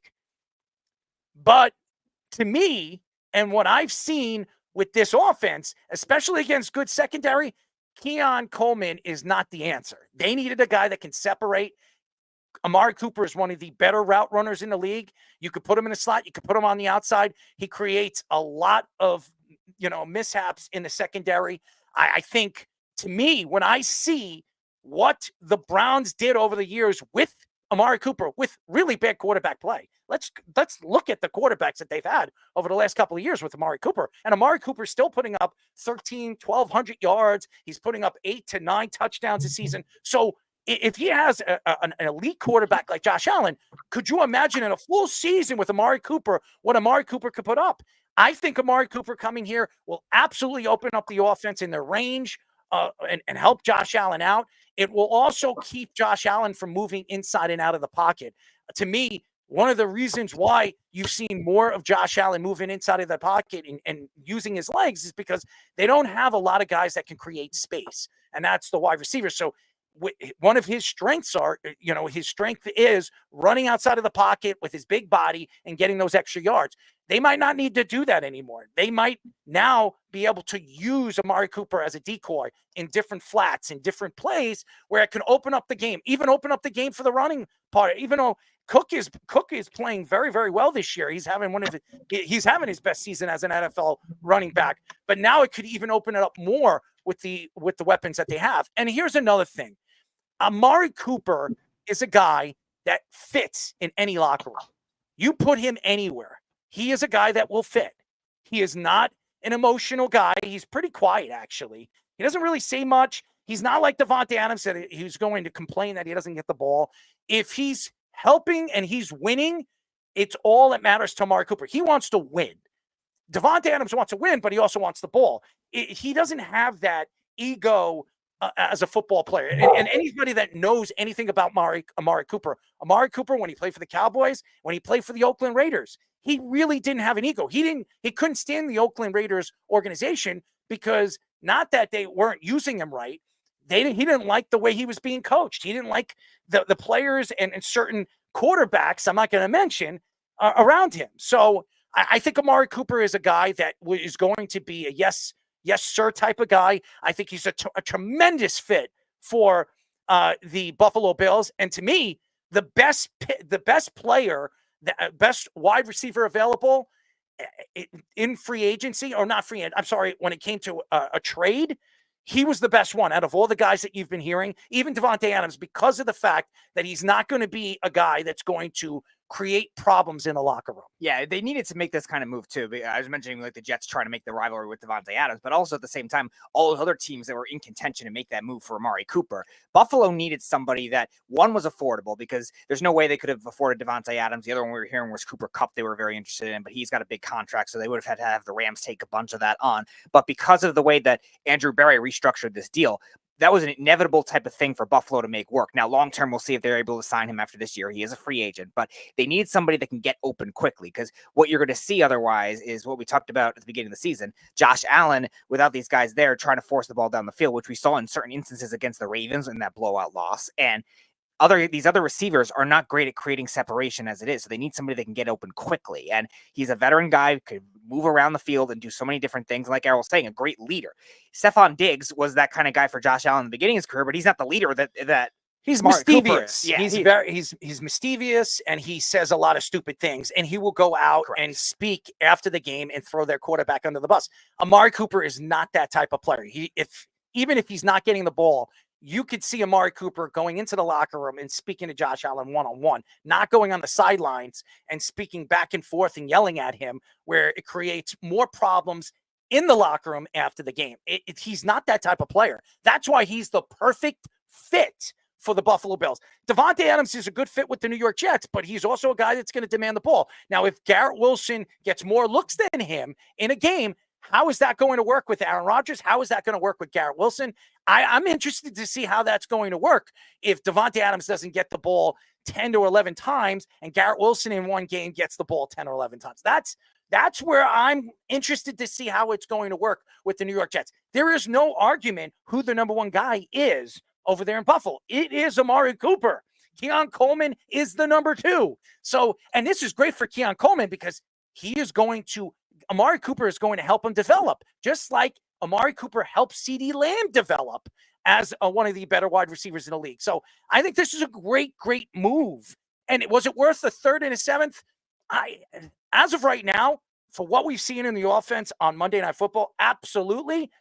Let's just hope that after the season, after the contract's over, he likes Buffalo and he decides to stay with the Buffalo Bills. Right. The other thing I think it really helps too is Josh Allen's used to that kind of system where Amari Cooper could serve a Stephon Diggs role very well, and now Keon Coleman can serve like a Gabe Davis role. Now, I think Coleman has more athleticism than Gabe Davis, so I think long-term he'll be a better option for them. But for right now, that is what Josh Allen is comfortable with. And Dalton Kincaid is the other one who helps out too, who was struggling much at the beginning of the season. But he's a tight end, and everybody thought he was going to be the number one option, the number one wide receiver. He's not a wide receiver. He's a tight end. He's a guy that's going to be used as a blocker / tight end. Now, like you said, Speedy, it could open it up for him. But again, they need a guy that's going to be able to create space. And Amari Cooper, as long as he stays healthy, he can still create space. He's a great, great route runner.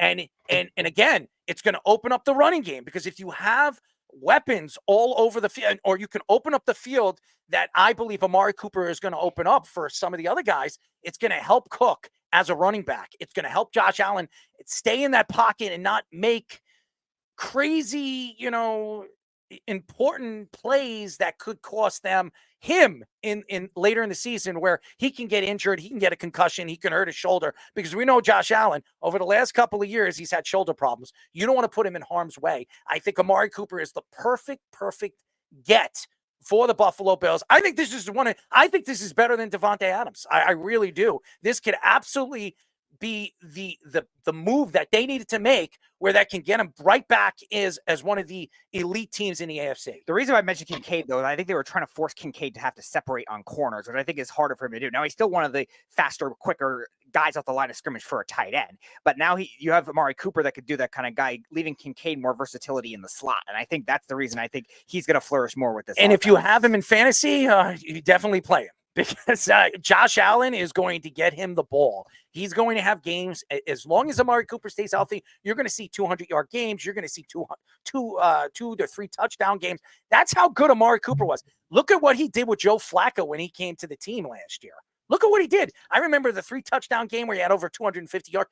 This is a guy that can change a game. So can Davante Adams. But you have all these different personalities over there in New York, and you don't even know who the head coach is. Jeff Ulbrich, who's never had coaching experience. They have a coach that has coaching experience and a guy that is, in the driver's seat now in Josh Allen. I think he is more excited on Amari Cooper than any player the Buffalo Bills have ever landed since he's been there. So I think this is a great, great, great move by the Buffalo Bills. You haven't mentioned one guy though, fellas, and before he got hurt, he actually was leading the team, and kind of they were running the offense through Khalil Shakir, who's this really good slot option for them, who now, as you were saying, it's going to unlock other guys. This is the guy it unlocks. They had him do crossing routes to try to just have Coleman see if he could get open. If not, you got Shakir coming across on the shallow. That was the offense for a while. The teams picked up on it. Shakir got banged up, and it just stopped working. Well, guess what happens now? Now you don't have to worry about just Coleman getting open on the side. Now you got this man, Cooper, everywhere on the field. And now you can do all these different other things with Shakir. He could be more that gadget guy that you kind of want him to be. And now you have a really fully fledged offense, especially, if Cook gets healthy. They have every position now kind of at the different type of, you got possession receiver in Coleman, you got the slot guy, now you got the all-purpose threat number 1, and you got the tight end big slot. it looks good if on paper, at least for the Bills. Yeah, it looks good on paper for the New York Jets. That doesn't sell me. It definitely doesn't sell me. But again, it's a competent coaching staff over there in Buffalo. There's no competence over there for the New York Jets. And that's my problem. I don't know how this is going to work with a rookie coach, a guy that's never coached an NFL team, and he's a defensive coordinator. He's never coached the offensive side of the ball. He's never coached special teams. We all know what the Buffalo Bills could do if they have weapons, and especially a weapon that doesn't open his mouth too much. This is the guy. I love this move for the Buffalo Bills. I'm even more excited for the Buffalo Bills than the New York Jets. I mean, I know everybody's saying, well, you're a Jets fan, but just bringing in a Davante Adams brings in a personality that is demanding the ball. Amari Cooper is going to expect the ball, but he's not going to demand it. And Josh Allen is definitely going to accommodate him because he's a guy that is absolutely going to open up many different paths and many different doors for this offense, as you were saying, Mr. Fish. ESPN reports that Mike Tomlin is considering starting Russell Wilson at quarterback this week instead of Justin Fields. Big mistake. Tomlin added, he was always considering giving Wilson a shot to start once his calf injury was healed. He also said he wouldn't rule out playing both quarterbacks as part of their game plan versus the Jets. Stephen A. Smith said that Justin Fields hasn't proven himself enough this season and isn't surprised they are switching to Wilson. Ben Roethlisberger took shots at Tomlin for this decision, saying there is no way he would think about replacing Justin Fields. Fields has 1,106 passing yards, 5 passing touchdowns, 230 rushing yards, and 5 rushing touchdowns in 6 games this season. This is a terrible, terrible move by the Pittsburgh Steelers, especially on Sunday Night Football. This is in front of the world. This is going to be obviously Davante Adams' first game as a New York Jets. It's Aaron Rodgers. It's Jeff Ulbrich. Everybody's going to be watching this. And I'm not even speaking about New York. You're talking about, I believe, the biggest when it comes to a fan base in the Pittsburgh Steelers fans. And Mike Tomlin is going with Russell Wilson, the guy that we've heard over the years don't get along with people in the huddle, don't get along with people on the sidelines, don't get along with people anywhere. We all know he's married to Ciara. I mean, that's probably the biggest story for him over the last couple of years. I just think you have a quarterback that can do so many things on a field that Russell Wilson can't do. Now, Russell Wilson used to have great legs inside and out of the pocket. He doesn't use his legs as much anymore. He's become a more pocket-present quarterback. With Justin Fields, you can run with him, a.k.a. the Jets. They can't stop the run. So Justin Fields would be feasting this week on Sunday Night Football against the New York Jets. A guy that maybe doesn't throw, maybe he's not going to throw 3,000, 3,500 yards. Lamar Jackson doesn't throw 3,500 yards, and he wins an MVP twice. So you have an efficient quarterback right now. You have a winning record and a guy you can win with a great defense, and you decide to go with Russell friggin' Wilson. It doesn't make sense. I like Mike Tomlin, and to me, he has been one of the more efficient coaches in the NFL, and maybe in NFL history. He's never had a losing season as a head coach. It's pretty amazing what he's done as the Pittsburgh Steelers head coach. But to me, sitting here today, and I'm not a Pittsburgh Steelers fan, and I'm looking at this team, and I see my team still has a chance to win the division, a very hard division, arguably the most the best division in the AFC and one of the hardest divisions in all of football, and you have a chance to win it, and you decide 7 games into the season after having a quarterback that has been efficient, has not made a lot of mistakes, and you're deciding to go with the guy that you were going to start with who hasn't played all season long, and you're going to give him a shot on Sunday Night Football. This is a big friggin' mistake. I'm telling you right now, and the Jets are licking their lips. They're loving it. Do you really think the Jets want to play Justin Fields? Honestly, you have to plan more against a guy like Justin Fields than you do with a guy like Russell Wilson. You know what Russell Wilson's going to do? He's going to stand in the pocket. He's going to make terrible choices in the middle of the field, throw the ball in different places where it wouldn't make sense. He doesn't have any chemistry with the wide receivers over there yet. I mean, George Pickens is actually playing well right now. And you're going to say, you know what? I'm going to go with Russell Wilson. It's a dumb move. And here's another thing that I think it could affect. And I'm going to say this because the one thing that is their big strength is their running game. If you're playing Russell Wilson likes to throw. He's not going to, when push comes to shove, especially in the fourth quarter, which if Pittsburgh has the lead, they like to run the ball. Russell Wilson is going to want to put the dagger. He's going to want to lay the dagger on. He's one of those quarterbacks who has these ego. He's an egotistical player. He is going to stand in that pocket and he's going to audible plays because he sees something and he's going to make stupid plays. We've seen it. Aaron Rodgers has done it this year. And you have to play your game. And I don't know if Russell Wilson knows how to play his game. He was over there with the Broncos. He played what he wanted to play. Everybody says, well, he had a good season last year with Sean Payton. Did he? Did he really? I really don't think he had a good season like everybody thought he did. The fact is if they thought he had a great season last year, why did they decide to get rid of him? That's my question. They're actually paying his contract and he's making $1 million right now, or $1.6 million over there in Pittsburgh. That's why Pittsburgh made that move to bring him in, because they don't have to pay him. So I just think this is great for the Jets. This is great. So if you're a Jet fan, you should be very happy that Justin Fields is not playing on Sunday Night Football, because I think Justin Fields would have embarrassed the New York Jets in that running game, because that running game right now is putrid. CJ Wilson might be coming back. He might be coming. I don't know if he's definitely coming back, but what I've heard is he could. If he comes back, it will help their run-stopping game. But nevertheless, I just think this is a terrible, terrible move on national television.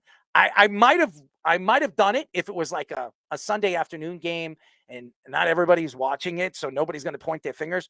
Could you imagine if something goes wrong with this? And remember, Pittsburgh needs this game. They're in a division with Baltimore and the Bengals. The Bengals are right now playing good football. The Bengals were 0-3. Everybody, usually teams that are 0-3 never make the playoffs. As a matter of fact, I think only 7 teams have ever done that. So, and the Bengals have won 2 games. The Bengals are getting back into this race, and the AFC hasn't pulled away. All these teams in the AFC are mediocre. So the Bengals still have a chance to make the playoffs. Joe Burrow and that Bengals team, with Higgins back playing at the top of his game, has a chance to make the playoffs. You do not want to go into a game where the Jets need this game more than you do, and you're going to take out your starting quarterback for Russell friggin' Wilson. Yeah, you usually only see these types of moves when your team is stupid, when your team is talented. Tomlin. When your team is struggling and that's perfect right there. When you have a losing record, like you saw the Ravens, and when Joe Flacco was still there, they switched to Lamar Jackson. They were 4-6 at the time. Lamar Jackson goes on the big winning streak. The only one I remember seeing that was with a winning team was the Niners switching from Alex Smith to Colin Kaepernick. That was the only one I've seen that was successful that worked out, and it worked for them because Kaepernick was great in the postseason. But remember the Browns, when they switched from Brian Hoyer to Johnny Manziel, were actually leading the division in 2014, and I think they lost all but one game the rest of the season. And that's something you want to avoid if you're somebody like Mike Tomlin. It's an unnecessary thing right now, and definitely in the short term. The Jets have struggled against running quarterbacks for years, and that's a matchup nightmare that I think Russell Wilson or Justin Fields could have had. Russell Wilson does not have that same level of legs, so kind of bizarre they did it right now. I know they want to get more passing offense into this team with Justin Fields under 200 yards, but makes no sense. It also, and Speedy, you go get a drink or something. You always you speak too much, you speak too fast, and then you need to get some water. So go get some water. Go into the kitchen, get some water. If you can't, you're not breathing right over here.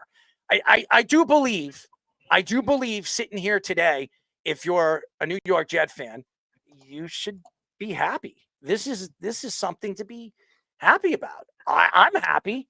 I'm happy to hear that Justin Fields is not playing in the game. And I know Justin Fields isn't happy, but guess what?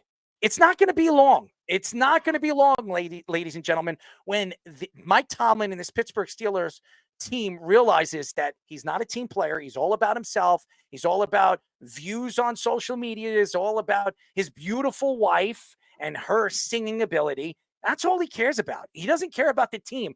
Why doesn't he get along with defensive players? Why doesn't he get along with the offensive players? Why doesn't he get along with coaching? Pete Carroll's coming out with a book soon. I can't wait to read it. There will be a whole chapter on Russell Wilson.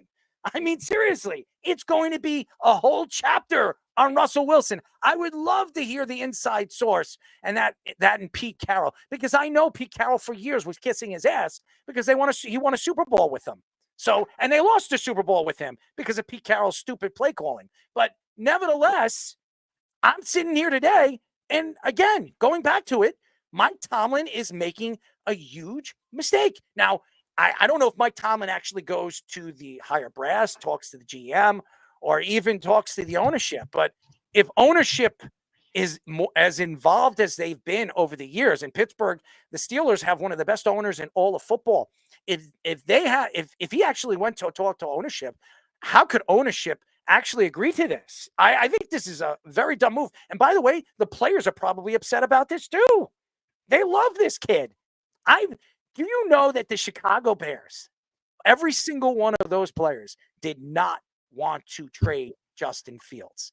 As good as Caleb Williams could be and what he's done so far this season, and he looks like he's going to be a good quarterback, Justin Fields has had Matt Eberflus as his head coach. Matt Eberflus. This guy to me, is a defensive coordinator, and I know what you're going to say, Keith. Well, what about defensive coordinators? You can't develop. He can't develop anybody. I don't even know if he can develop himself or his wife as a woman. I don't even know what he does in his private life. Okay? He doesn't know how to develop players. That's for damn sure. This offense, as good as the talent that he has around him, this team should be even better than they are. So I don't see Matt Eberflus coming back next year. And then you're going to see Caleb Williams having, yet again, another head coach. That doesn't help young quarterbacks. If you look at Justin Fields was in Chicago for how long? He was in Chicago for 4 years, 5 years. How many coaches did he have? Two coaches in 2 years. How many offensive coordinators did he have in 5 years? I rest my case. It doesn't work. And I'm going to tell you this right now. Justin Fields will develop. I think he's the future of the Pittsburgh Steelers. He is. I wouldn't say he's a better version of Lamar Jackson, because he's not. He's a bigger version of Lamar Jackson, stronger version of Lamar Jackson. And if he learns how to complete more passes in games, and I'm talking about all he needs is, as far as efficiency, is if he's 19 for 29 or he's 21 for 31. If he does those kind of numbers, they can win a Super Bowl with Justin Fields. Speedy, I'm gonna partially blame the analytics community here. We always say that you're the Einstein of analytics, Speedy. You tell me why all of the darlings of analytics think Justin Fields is terrible, because that's what you keep hearing. You keep hearing that he is not a good passer. He has low passer ratings, but it makes up for it with his legs, except for games when they stop his legs and then they can't do anything. It hasn't been that bad this season with the Steelers. He's got a 71.4 PFF grade, which is, like average to above average for a quarterback. So why do teams just keep giving up on him? It's his 4th year in the league. Is it a leadership thing? It seems like people like playing for him. So I don't think it's a leadership thing. Is it just teams can't bear to watch guys not be able to make reads to open receivers? Because I think that's what they're saying. But have the Steelers guys have been that open outside of Pickens? It's just very confusing what they're doing over there. So it makes me think it's a different reason. And Errol, you know what the reason is? It's the dangerous tour of, having to throw his weight around, and you've got to appease those people. I guess even though he's not being paid very much, he still finds a way to get his way. Look, this guy can't move the same way. Tomlin said it. He's like, he doesn't have the legs as Fields. We all know that. Let's not pretend that he does. It's not that he's immobile. But the whole thing that made Russell Wilson so good when he was younger is very similar to Aaron Rodgers, that they would be able to change, the launch point of the football, so that teams, when they pass rush, he would make them wrong by rolling like up and to the right and then come up a little bit so that the rushes don't get there. He was brilliant at that. maneuvering outside of the pocket. Not necessarily a scrambler, which he did a little bit of, but, just maneuvering and being able to get the ball off, even though he's 5'10", right? So guess what? Now he's not fast enough to do those moves. He's not as good at it. So now he's a short pocket passer. That's not a recipe for success. Only Drew Brees, the only guy I know around that height. He's taller. Drew Brees had a sensational arm, one of the greatest arms I've ever seen, and one of the more accurate arms we've ever seen in NFL history at his size.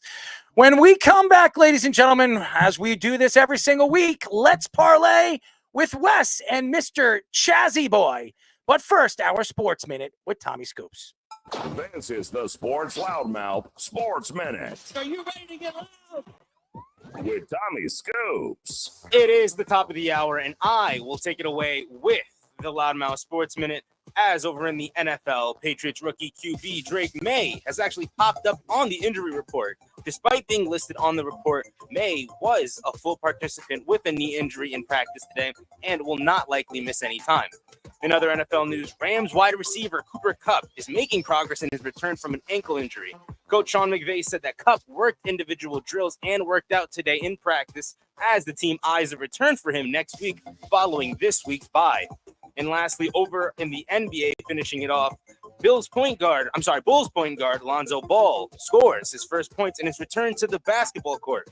After not playing since the 2022 season dealing with a knee injury, Ball returns to the court in his preseason matchup versus the Timberwolves. Now over in Scoops' scores, we're currently over in the WNBA finals game right now. The Lynx currently have a 43-35 lead over the Liberty right now at halftime, while after the third inning, the Dodgers currently have a 2-0 lead over the Mets right now at the top of the third. But that is all the time I have for you guys right now, as I'm going to kick it back to the boys for Let's Parlay. This is the Sports Loudmouth. You're listening to 631-672-3108 is the number to call. You're listening to the Sports Loudmouth. I'm your host, Errol Marks. My co-host, Speedy. Go to our website at www.worldwidesportsradio.com. Check out all our shows throughout the week, including the Loudmouth with me and Speedy Petey, every single Mondays and Wednesdays at 7:30 p.m. All you have to do to tune in and check out our local listings for all our shows is go to our website at www.worldwidesportsradio.com. And before we introduce Let's Parlay, this is obviously brought to you by StubHub, ladies and gentlemen.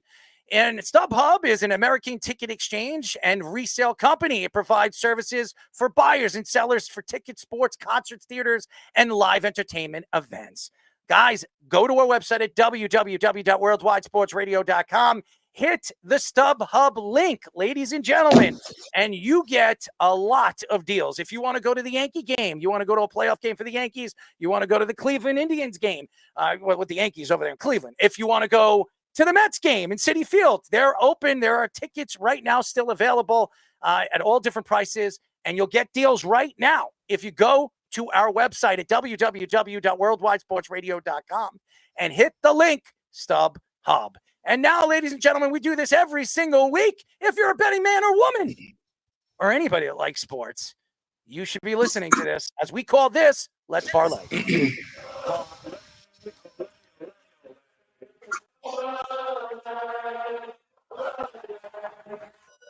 It's time for Let's Parlay. All right, ladies and gentlemen, we have Wes, we have Chaz, and everybody, if you don't know how we do this, it's very simple. If you're new to listen to this part of the show or this show, guess what? If you're a betting man or woman, they're going to give you their top 3 picks, and then they're going to give you their 4th, which is their parlay. And what does that do for you? Well, guys, that's 4 picks.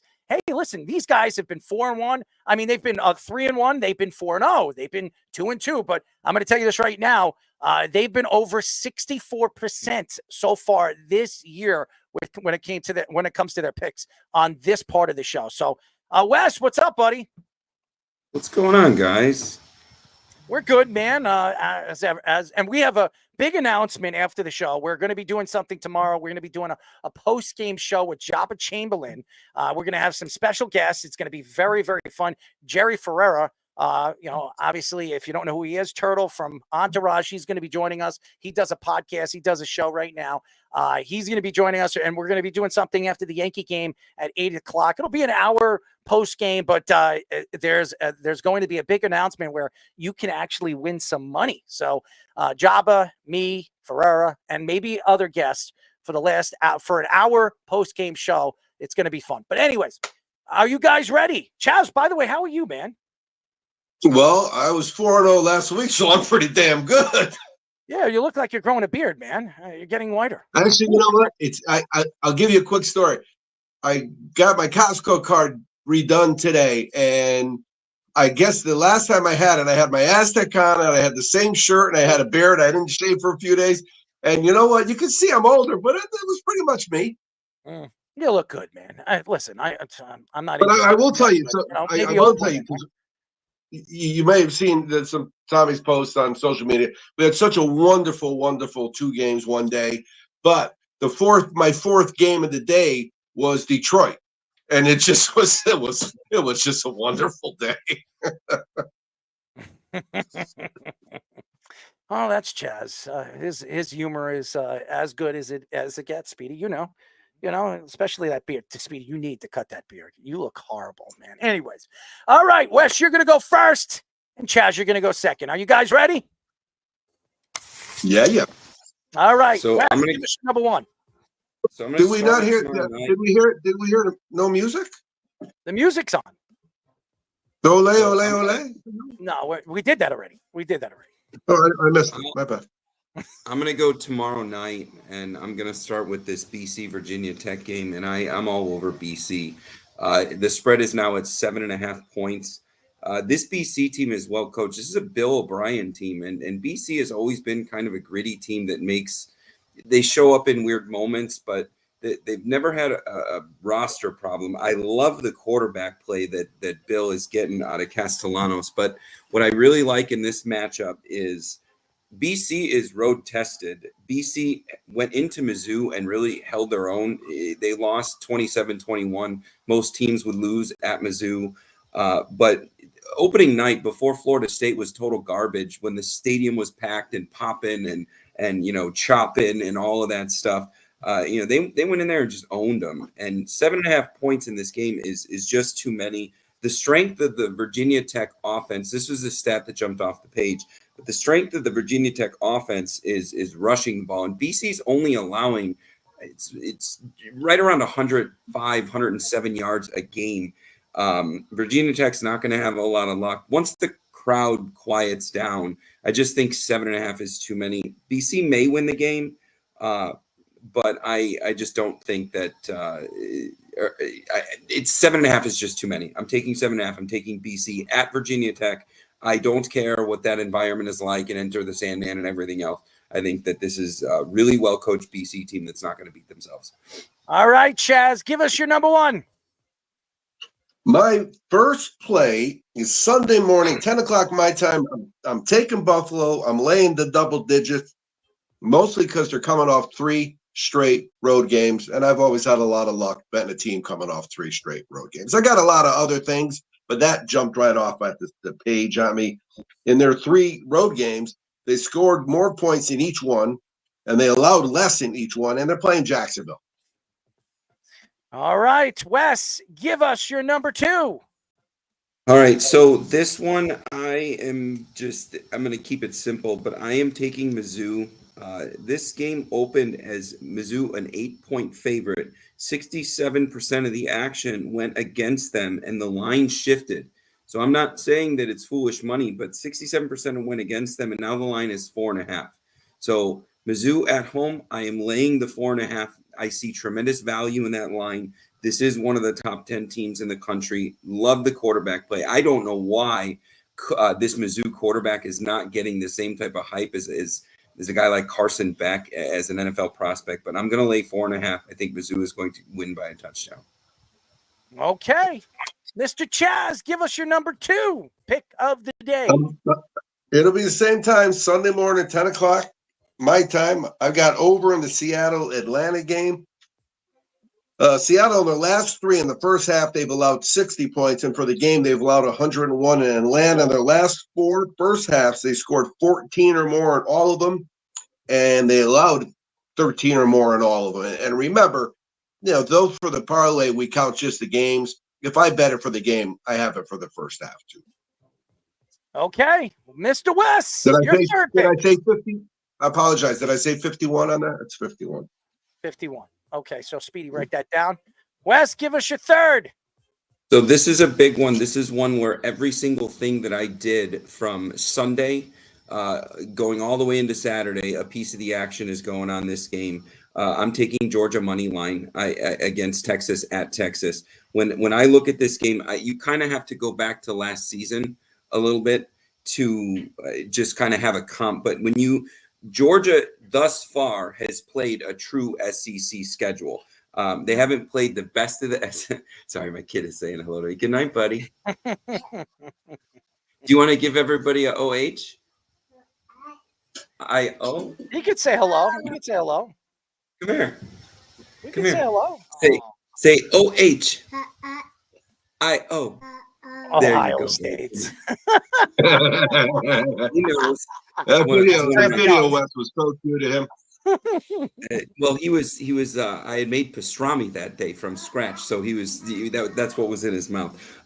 So this Georgia game, I go back to last year, and when they got into their ranked opponents and just the showtime of their schedule, they played Mizzou, they beat them 30-21. Then they took and Mizzou was ranked number 9. Then they turned around and they played Ole Miss, who was ranked number 8 or number 9, beat them 52-17. Then they did Tennessee, who was ranked in the teens, beat them 38-10. So Georgia knows when showtime is. And thus far this year, they've played at Kentucky, at Bama, they played Mississippi State, they played Auburn. The only true taste of the SEC that Texas has had this year was at Oklahoma, which is not an SEC team. I'm sorry. They are SEC, but they haven't truly gotten into that traditional South style of a roster. And the more I break it down, the tougher games that Texas played last year,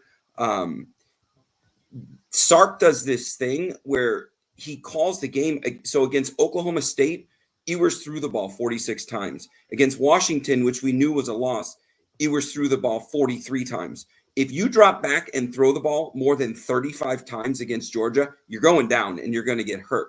If Ewers has anything like a bad game, that entire bench is going to have a major controversy, and the crowd is going to get involved chanting for Arch, and there's going to be a real divide. Georgia is going to get after the quarterback. I see this being a signature Georgia win. You got to throw the Bama game out the window. Georgia knows what time this is. This is money line at plus 165. I don't even know the spread. Georgia's going to win. Chaz, give us your number 3. My number 3 is Sunday, 125. I'm sticking with San Francisco first half team total over. I've hit on it 4 straight weeks, I think, and I'm not going to stop now. And one of the things that I did notice is on the road, Kansas City in the first half is 1-7 against the spread in their last 8. But I don't care who wins. I just need 11 points. All right, Wes, give us your number 4 of the night, your final pick. So I'm going to the NFL, and I'll give you the play, and then I'll give you a bonus on it. But I'm looking at Green Bay and Houston, and so in Green Bay's wins, they hold the opponent to an average of 14 points this season. So then I look at Houston on the road. They are allowing points. Houston on the road, they're not scoring points. They're averaging under 20 points on the road. The points allowed for both teams is an average of 20 and 21. So if you are of the belief that these offenses are going to show up, then what I'm about to tell you is you can just throw it out the window because you don't believe in what I'm saying here. But I'm looking at the number, and this is just not a sexy play. They're not fun, but I'm going under the 48.5. I believe that the defenses are going to show up. You look at the points that Green Bay allows at home. They're only allowing 18 points at home. If you just combine what both teams are allowing, it's under the total. So the play here is under 48.5. I got it right when the line came out. But the bonus play of it is lay 2.5 Green Bay at home. All right, Wes. I'm sorry. All right, Chaz, give us your final pick of the night. I'm coming back with another winner. I keep betting Baltimore's game's over, mostly because I sit there with a girl who's wearing purple nails. She's got a different jersey on every week, and every week it's the same thing. I say that's the only girl I'm going to be around with. I'm just saying, maybe other people don't know. I know that's not true because sometimes the girls with the pretty fingernails cost more money than I can afford. But that being said, they're a sieve on defense. Their defense just doesn't stop anybody. People march up and down the field on them. So it's Tampa Bay, who scored a wee bit recently. Then they put up 50, and the over is 49.5, and that's Sunday Night Football. That will be the first bet I make, though, because it's the last bet on my ticket. All right, boys. We really appreciate the time as always, Wes. We will talk in the next 24 hours. And Chaz, we will talk too. I haven't got a chance to speak to you. It's been very, very busy for me, but we will talk as well. Yeah, no worries. It was a holiday weekend. Let me see if I can go 8-0, and then we'll be even better talk. Always be cashing, guys. Always be cashing, fellas. All right, boys. Let's parlay. If you guys are a betting man or woman, you should be listening to it every single week. Moneyline Mania that we air every single Saturday night on 103.9. They're fantastic. Moneyline Mania, they're over 76%. 76%.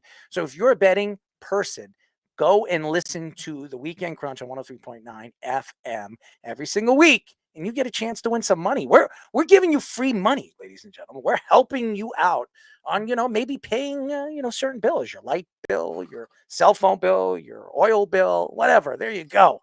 As our executive producer, Mr. Fishman, posting up their pics, and a nice, beautiful face over there for the old Chazzy boy. All right. In just about 9 minutes, we'll have our second guest. Nick Goody will be joining us. Like we said, we were getting Nick involved with the Yankees if they got into the ALCS, and they are up 2-0. So it'll be fun to have Nick on and his opinion on the New York Yankees. On his weekly radio spot on 105.3 FM in Dallas, Jerry Jones got heated with the radio host and when they discussed the Cowboys' blowout loss against the Lions. Jones told the radio host that it is not their job to question everything that he has done in the offseason. It got too tense that Jones threatened the network to fire the two hosts, Shan Sheriff and RJ Choppy, which we know. The two hosts fired back at Jones, saying that he is not the one that is paying their checks. ESPN's Ed Warder said that Jerry Jones has alienated the Cowboys fan base with this rant and some of the things he has said in the offseason. The Cowboys defense is in the bottom 10 in both yards and points per game this season, and their offense is last in the NFL in rushing yards. Well, obviously, Jerry Jones is not a happy man. Okay. Why should he be? Right now, the Cowboys have just not produced anything defensively or offensively. Micah Parsons is not healthy, and when he is on the field, he's a shell of himself. I've been saying this over and over and over again. Micah Parsons right now is a trade chip. He doesn't want to be there. He came out and said that he wanted to be traded to Pittsburgh before the season started if they don't pay him, which is telling me that he's already out there looking at a team that he wants to play for, which means he doesn't want to be there anymore. What I would do is I would find somebody that is going to give them the most for Micah Parsons.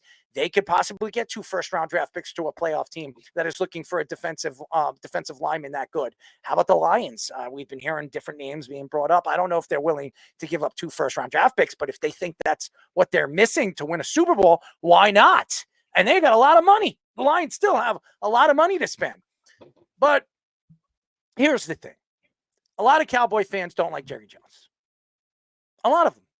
Because he is the GM, he's the enforcer, he's everything to the Dallas Cowboys and the organization as far as he's concerned. And the problem right now lies on some of the bad contracts that he has given to certain players. There's defensive linemen that just got overpaid, and you know who I'm speaking about. There are some offensive linemen over the year that got overpaid for no damn reasons. Now, everybody thinks that Dak Prescott is overpaid when he's not. He is not overpaid. Quarterbacks make those kind of money. Now, that kind of money. Dak Prescott, you could say whatever you want. He's a top 10 quarterback, top 5 quarterback on my list. And when you have a top quarterback that good, ladies and gentlemen, guess what? You have to pay him. And Dak Prescott is going to get paid. And he got paid $60 million. That's the costing price of a top quarterback. Now, again, it's not just Dak Prescott that's not playing well. As a matter of fact, Dak Prescott before last week was amongst the league's top 5 in every single quarterback statistic with no weapons, just CeeDee Lamb and no running game. The offensive line's not protecting him. The defense is not getting any pressure. So obviously, there's a lot of problems in Cowboyville. Now, in the offseason, you know they're going to go after a top-end coach, maybe a Bill Belichick. But if Bill Belichick comes in there, Jerry Jones is not going to be the GM of that team anymore because Bill Belichick is going to want his pick of the litter when it comes to draft picks. That's what Bill likes to do. He likes to build around the draft, trade pieces off, and figure out how he is going to run his defense and his offense in the future. So it's not going to work with Jerry Jones. And I know that's what the Beeve wants. I know that's what a lot of Cowboy fans want. They want a guy like Bill Belichick that is won, and he's one of the more valuable commodities out there in the offseason for teams that are going to be looking for a head coach. I don't know what is going on with this network, okay? I don't know anything about the broadcast except I know RJ. I know him personally. RJ's a pretty cool, damn cool guy. I really like RJ. Personality, funny, outgoing. He has said some outlandish things over the years about Jerry Jones, but who wouldn't? The Cowboys right now have not won a Super Bowl since the 90s. And the Cowboy fans calling up the show and speaking about Jerry Jones, because Jerry Jones has come out over the last couple of years on many different networks, not just that network, many different networks, and even talking to the press and giving them information about how they draft. You don't do that. So he's been a stupid old man. He's in his 80s, and he's Jerry Jones. He owns one of the most expensive franchise in all of sports. It is the most expensive franchise in all of sports. And he built that. He built it. Just like George Steinbrenner built the Yankees to a multi-billion-dollar organization. If you look at the Cowboys right now, they're in a position where they can either lose or find a way to add pieces before the trade deadline to help them get over the hump. If they do that, why don't you go to the Jets and ask them how much they can get, what the Jets want for Mike Williams? Mike Williams is an efficient wide receiver. He's a good number 2 on that Cowboy team. Him and CeeDee Lamb, I think it would work. They need another weapon out there. They need a running game. So where do they look? There are running backs out there that are probably going to be available at the trade deadline. What are you going to have to give up? A 5th? A 4th round? Maybe if you're getting a top running back, probably a 4th round draft pick, a veteran running back. Go out there and fish for a running back. If you get a running back and a secondary wide receiver, you're back in this. The NFC is also weak. The NFC East is obviously not as good as we thought it was going to be this year. The Eagles are not really that good. They really aren't. They're very badly coached. And even though they have Saquon Barkley this year and A.J. Brown and Smith, they can't stay healthy. They haven't stayed healthy. So the Cowboys are still in this, just like the Giants are still in this. That's why the Commanders are right now looked at as possibly the division winner. I do understand why the Cowboy fans don't like Jerry Jones. I understand he's outlandishly crazy. He opens his big mouth. He says stupid things, and he puts himself in a bad situation every single year when he speaks about his Cowboy team.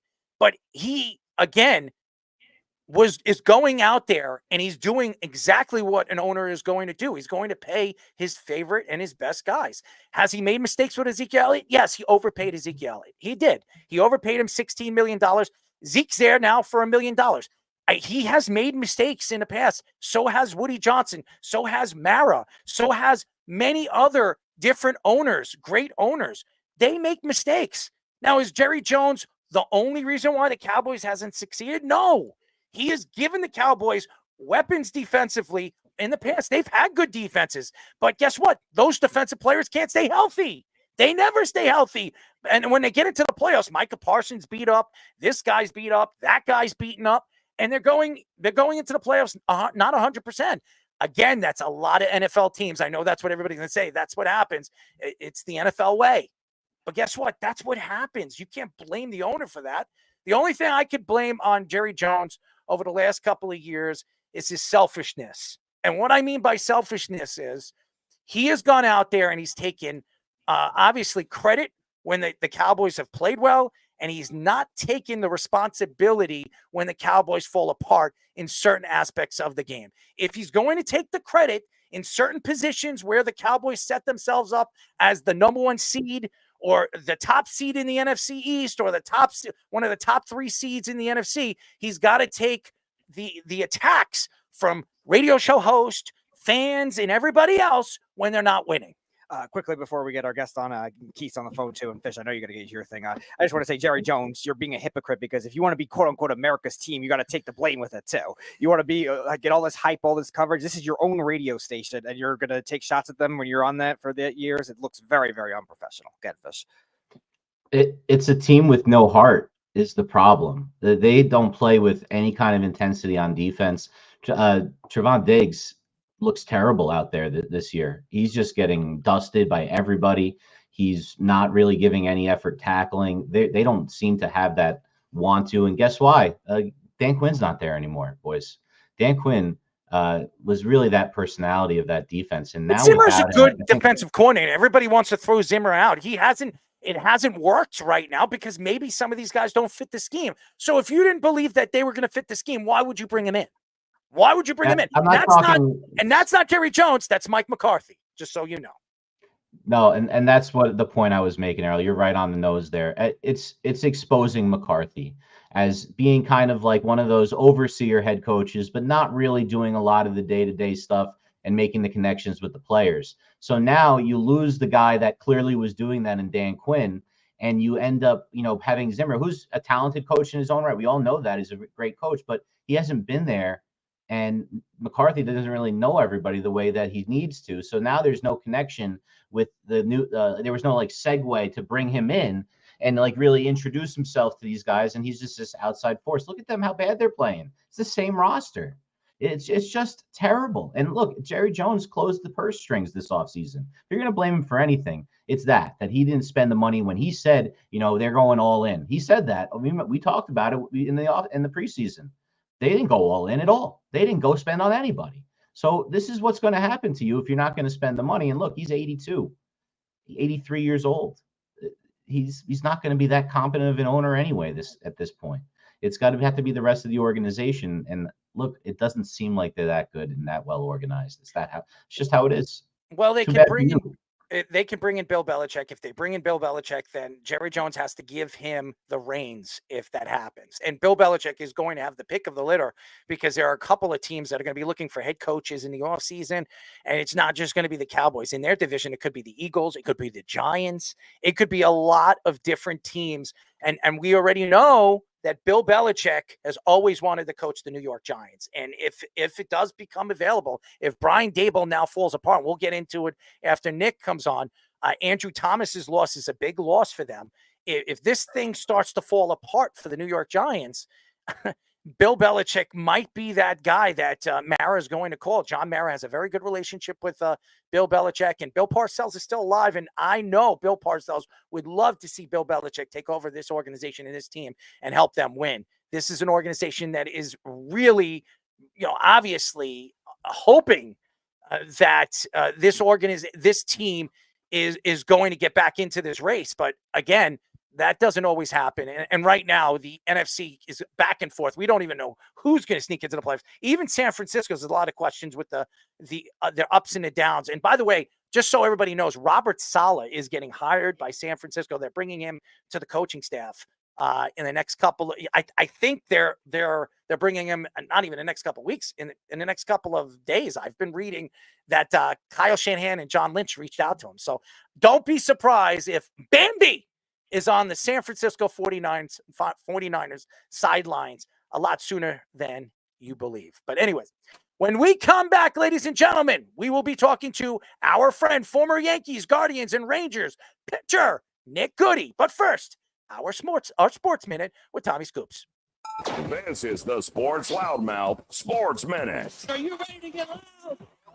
With Tommy Scoops. All right, ladies and gentlemen, for the third time today, you know the deal, you know the drill. I am going to bring you guys the Loudmouth Sports Minute. And over in the NFL, 49ers wide receiver Deebo Samuel was actually limited today in practice, as Samuel, who was actually injured his wrist last week versus the Seahawks, was clearly not 100% in today's practice. In other news in the WNBA, Fever's guard Caitlin Clark has actually been named to the first team All-WNBA team. The rookie sensation is the first rookie in 16 years to make the first team as a rookie. Lastly, in the NBA, Detroit Pistons announced new dress code that will be reflecting the prior dress code. During the 2020 NBA bubble, the league actually decided to issue a new dress code allowing coaches to wear and personnel to wear game attire. However, JB Bickerstaff announced his team will be wearing business casual for the next season. Now it is time for Scoops' scores. We're currently over in the MLB. The Dodgers currently have a 2-0 lead over the Mets right now at the end of the fourth inning. While over in the WNBA Finals, the Lynx currently have a 62-61 lead over Liberty at the end of the third quarter. That is all the time I have for you guys right now. I'm going to kick it back to the boys for their next guest on the Sports Loudmouth. This is the Sports Loudmouth. Duh, not me. A baby turtle, just like you. Force milk out of somebody's body. 631-672-3108. I like that one. You're listening to the Sports Loudmouth. I'm your host, Aaron Marks, my co-host, Speedy Petey. Go to our website at www.worldwidesportsradio.com. Check out all our shows throughout the week, including the Loudmouth with me and Speedy Petey every single Mondays and Wednesdays at 7:30 p.m. All you have to do to tune in and check out our local listings for all our shows is go to our website at www.worldwidesportsradio.com. I have, obviously I said to Nick the last time he was on a show a couple of weeks ago, I said, listen, if the Knicks go to the ALCS or they go to the World Series, we want you to come back on. And we're very happy to introduce him again. We're now talking to former Yankees, Guardians, and Rangers pitcher, Mr. Nick Goody. Nick, what's up, buddy? What's up, bro? I like it.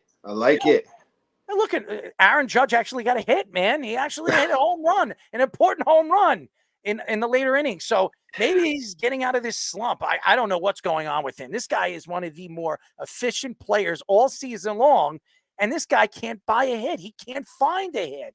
I don't understand it. I wouldn't think too much into it. Probably just a rough stretch here down the road, or at the end of the road, I guess.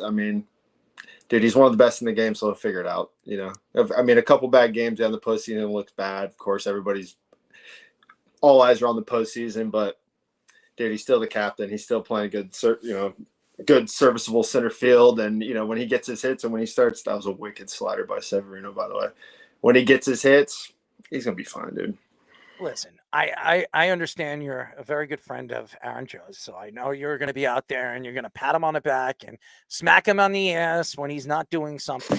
But, Speedy, if Speedy was out there, he'd be smacking with both hands, not with one hand. I highly doubt that. Right, highly doubt that. Well, like this. I don't know. And Nick Ewan, the voice of reason, and that's but nevertheless, I don't need to be banned from Yankee Stadium. Hey, man, hitting's hard, man. He makes it look easy. And, he does. Hey, look, he's human. How many times? All human. I'm probably not human. I'm an alien. I'm from a different planet. What kind of give me a name of a planet, Speedy? You're from planet Krypton. Krypton. No, that's not funny. The Krypton? Come on, man. What is the Superman? Oh, God. Give me another one. Of course, Fish goes for the one that has to create the scenario of all the sexual intimacy jokes we like to make. Well, listen, you have to be pretty open for all these, these terminologies on the show. Speedy, you should know more than anybody that I am definitely not afraid to give you my thoughts in a sexual kind of way, if you know what I mean. Yeah, I do. I'm about it. Nick, I'm you're all about it. And by the way, I don't know if you guys don't know who this guy is, or you don't know baseball. We are now talking, and we have been talking to former Yankees, Guardians, and Rangers pitcher Nick Goody. Nick, hold on. Tell me you have the game. You got the game on right now? We got the game on right now. It's 2-0 right now. Did you just see that play by Lindor? Yes, I did. Listen. You would have had the same reaction I did. Watch this. Whack! Smokes a line drive. Look at Severino. He looks like he's about to give him a blowjob, you know? Bro. And you know what? He deserves it. That's a run. That's a base hit. You know? Hey, I don't want to ask what they do in their private life, but if that's what he likes, and by all means, Savvy. No, maybe just a crisp high five or something, you know. But look at that, dude. That's why he's freaking the best in the game. He's a great defensive player. He's had a great season, and I do not believe he's going to win the MVP because of Ohtani, but he's going to be runner-up or third runner-up for that position. It's been a pretty good season for him. Oh, dude. Dude.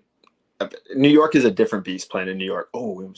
If you could play in New York, you can handle that pressure, whether it's in the Bronx or, you know, playing for the Mets. I mean, and he went from small town market to big town, you know, small market to huge market, and he's handled it. You know, there's growing pains, and now look at him, dude. Like, I bet you his jerseys were flying off the shelf before, but now they probably don't have them in stock. Well, I heard that they're coming out with a new condom with his name on it, so that's good. Speedy will be out there looking for it, right? Just don't tell the Mets' previous GMs that got involved with all that. Oh, God. And Mickey Callaway, for that matter. Mickey Callaway! He'd be the first person in the stores to buy it. Oh, my gosh. Mickey was actually my manager. I had to make that joke. He was my manager in Mexico. Believe that. I know that. I remember. Wasn't Mickey Callaway actually selling houses? He was doing real estate or something like that. That's what I heard through the grapevine. Not in Mexico. I mean, he might have been doing it in Mexico. Yeah. I don't know. No, not in Mexico, but before he went to Mexico, he was doing it. That's what I heard. Oh, if that was the case, if he was doing it in Mexico, he'd have to get one for our friend Braden Webb. Well, I don't know, but yeah, he managed me in Mexico. It was interesting. It was an experience. Yeah, I'm sure it was. And Speedy was probably his water boy, right? Never been. Oh, God. Anyways, Nick, obviously Cleveland has not been that good in this series, and they have great pitching. They really do. Their relief pitching is probably the best in baseball. It's been the best in baseball for the last 5 years. They got 4 legitimate guys that can close on any baseball team. And I was very interested to hear your opinion. In the third inning, they were in a lot of trouble. They were down 3-0 and could have been more. I think it was bases loaded. And obviously the manager, who's the manager again? Stephen Vogt. Stephen Vogt. I'm sorry. Stephen Vogt, ex-baseball player. Remember when Steve was playing in the MLB? He decided to bring in Cade. He's one of the better relief pitchers that they have. Rookie, young, great arm, throwing 98, 97 mile per hour fastballs. He's fantastic. Electric. Reminds me of Chad Green. Really? Oh, yeah. You're giving Chad a lot of credit. We know all about Chatty boy over there. Dude, but, Chad's gonna get that dude can pitch, man. His fastball is electric. But anyways, go ahead. What were you gonna say? What were your thoughts on that move? That was a very interesting move. A lot of the broadcasters on at that time were like, only a smart baseball manager would do something like that. Man, I mean, it's hard, dude. It's hard. Like right now, Sevy's coming out 4 2/3. Like they have so much analytics on like, all right, your third time through the lineup, your second time through the lineup, that like a lot of that plays into decisions that the managers make. But I was watching it. I actually was like, I think I went and took a shower and I came back and he was in the game and I'm like, damn, like Bybee looked okay. I mean, not warranted a quick hook like that. I mean, he's been a workhorse all year, but I mean, my only thing is like when he came, I was telling my wife, I was like, they're going to the bullpen this early. Like, dude, they got, they're going to have to cover, what was it, 5 innings? Yeah. They had to cover 5 innings, right? Thank God Eli came in and Sobrowski came in, and those guys were studs too, man. Like, you can't discredit them, but you bring in Kate Smith and the work, the dog's got to cover 5 innings. And it's like, I was like, damn, thank God they have an off day today. And then they're picking back up tomorrow. So, I mean, I'm sure a lot of those guys, I mean, dude, those guys also threw all 5 games of the freaking AL, the DS too. So, like, they are hanging. So what they're, I don't think people realize, like, you feel good throughout the course of the year, maybe 1 or 2 times. Like, you feel 100%. Other than that, you're always aching as a pitcher, man. Like, and those guys are freaking, what they're doing right now with the workload they've had all year is freaking incredible. Yeah, that's the one that confused me. Eli Morgan had a 9-pitch 5th inning, and then they took him out too. I was actually kind of surprised at that more than they did with Kate. I actually like the move too. And now even looking long term, like you mentioned, they have a day off. Like, what do you think has to be the strategy? Because Bibby's the only one that's really a long innings eater on that team. Like, can they trust one of their young guys to go longer in the game? I mean, it's the postseason, dude. So, like, when the lights are a little brighter in the postseason, right? So, I mean, you might have like an Eli step up and freaking carry you through, I mean, like, you let the guys roll until they get into trouble. And obviously Vogt, I mean, he's a stud of a manager, but like the other thing is, like, they're young. Like, they went to Cantillo early in the first game too, and the guy's thrown 9 games all year. So, like, there's going to be, part of that, like, to me, when I saw that, I'm like, all right, they're conceding this game, trying to keep it within range. Not necessarily, like, I'm not shitting on Cantillo, but like, he's throwing 9 games. Like, all right, let's see if we can get something out of him, because he's a long guy. I think he's a starter in the minor leagues, right? So, like, let's see what we can get out of him, and then we can throw, our non-leverage relievers later in the game. I thought they should have went with the righty first, though, instead of Cantillo, to try and get out of that.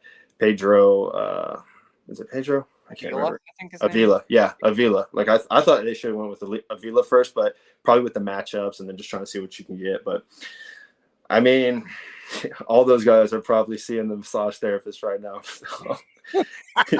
Is Speedy the massage therapist, or is it Robert Kraft, or even Deshaun Watson helping? I was going to say, the Deshaun Watson one is the most relevant one. I like Draymond Green. Could you imagine Draymond Green? It's also Green? Cleveland. Could you imagine Draymond Green showing up and being your massage therapist? I cannot. But Draymond Green doesn't like Cleveland, and Cleveland doesn't like Deshaun Watson. So I think the Guardians players will be good without any of them. Speedy, you like anybody, especially if it has nothing to do with me. I'm talking about the city of Cleveland. I'm talking about Cleveland here, not me. I was in Cleveland once. Hey, man. Hey, 11 years. I don't judge, man.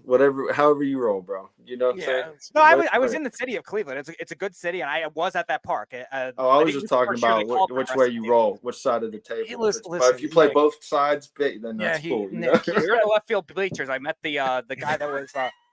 I met the guy that played the drum in the outfield. Yeah. Before he passed away. He was a cool guy. He's super cool, man. Over Speedy's head over there. It was over his head, but that's okay. Or I didn't care. Maybe I wanted to explain to Nick when I was in Cleveland. No, that guy, yeah.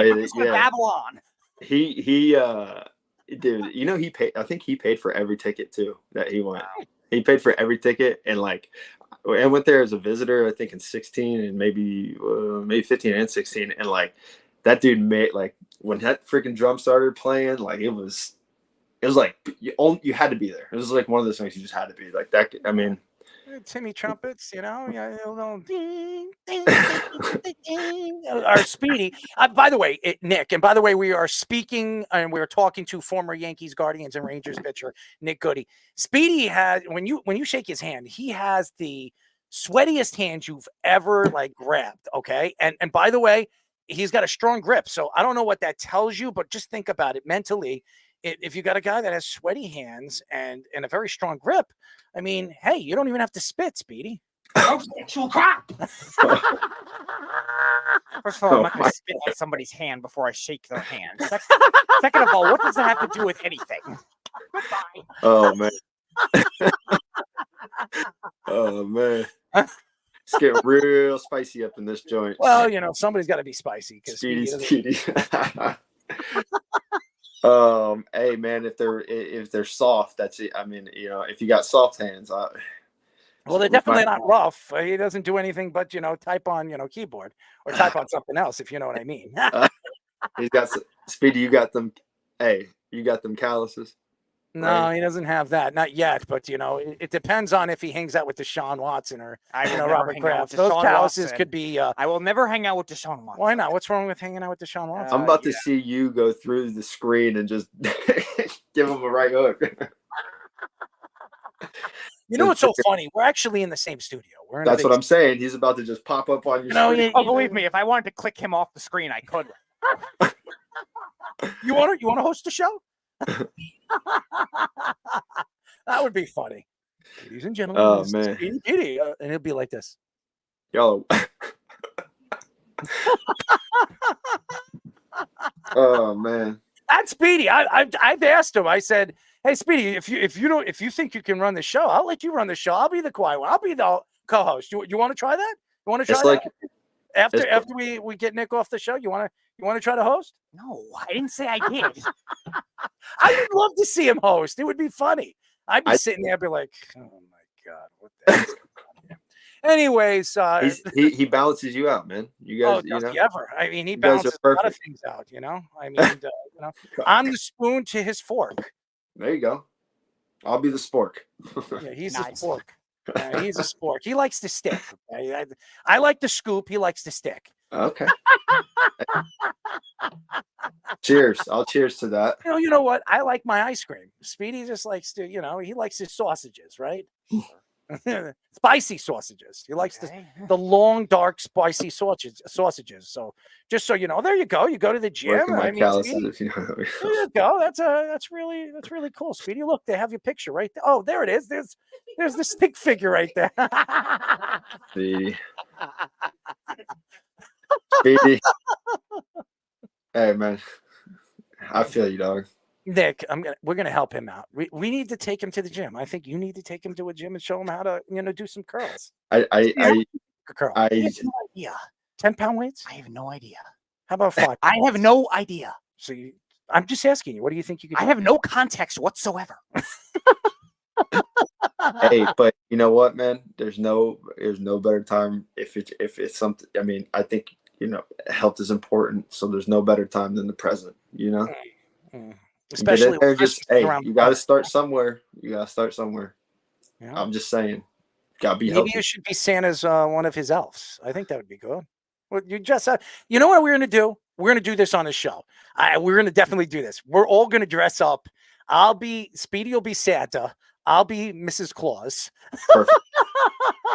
You'll be Rudolph, and you'll be one of my elves, Fish. You're 6'3", so you would definitely look weird as an elf. That's that's Buddy the Elf right there.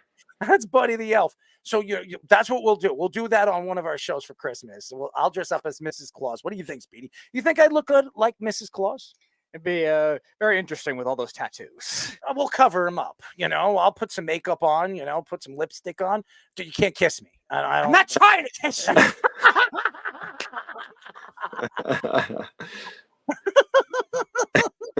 Man, I'll tell you what, man. Y'all are crazy.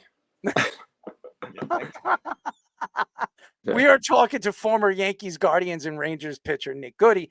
Nick, by the way, we're doing something with Jabba tomorrow. Maybe we'll sneak you on. That would be cool.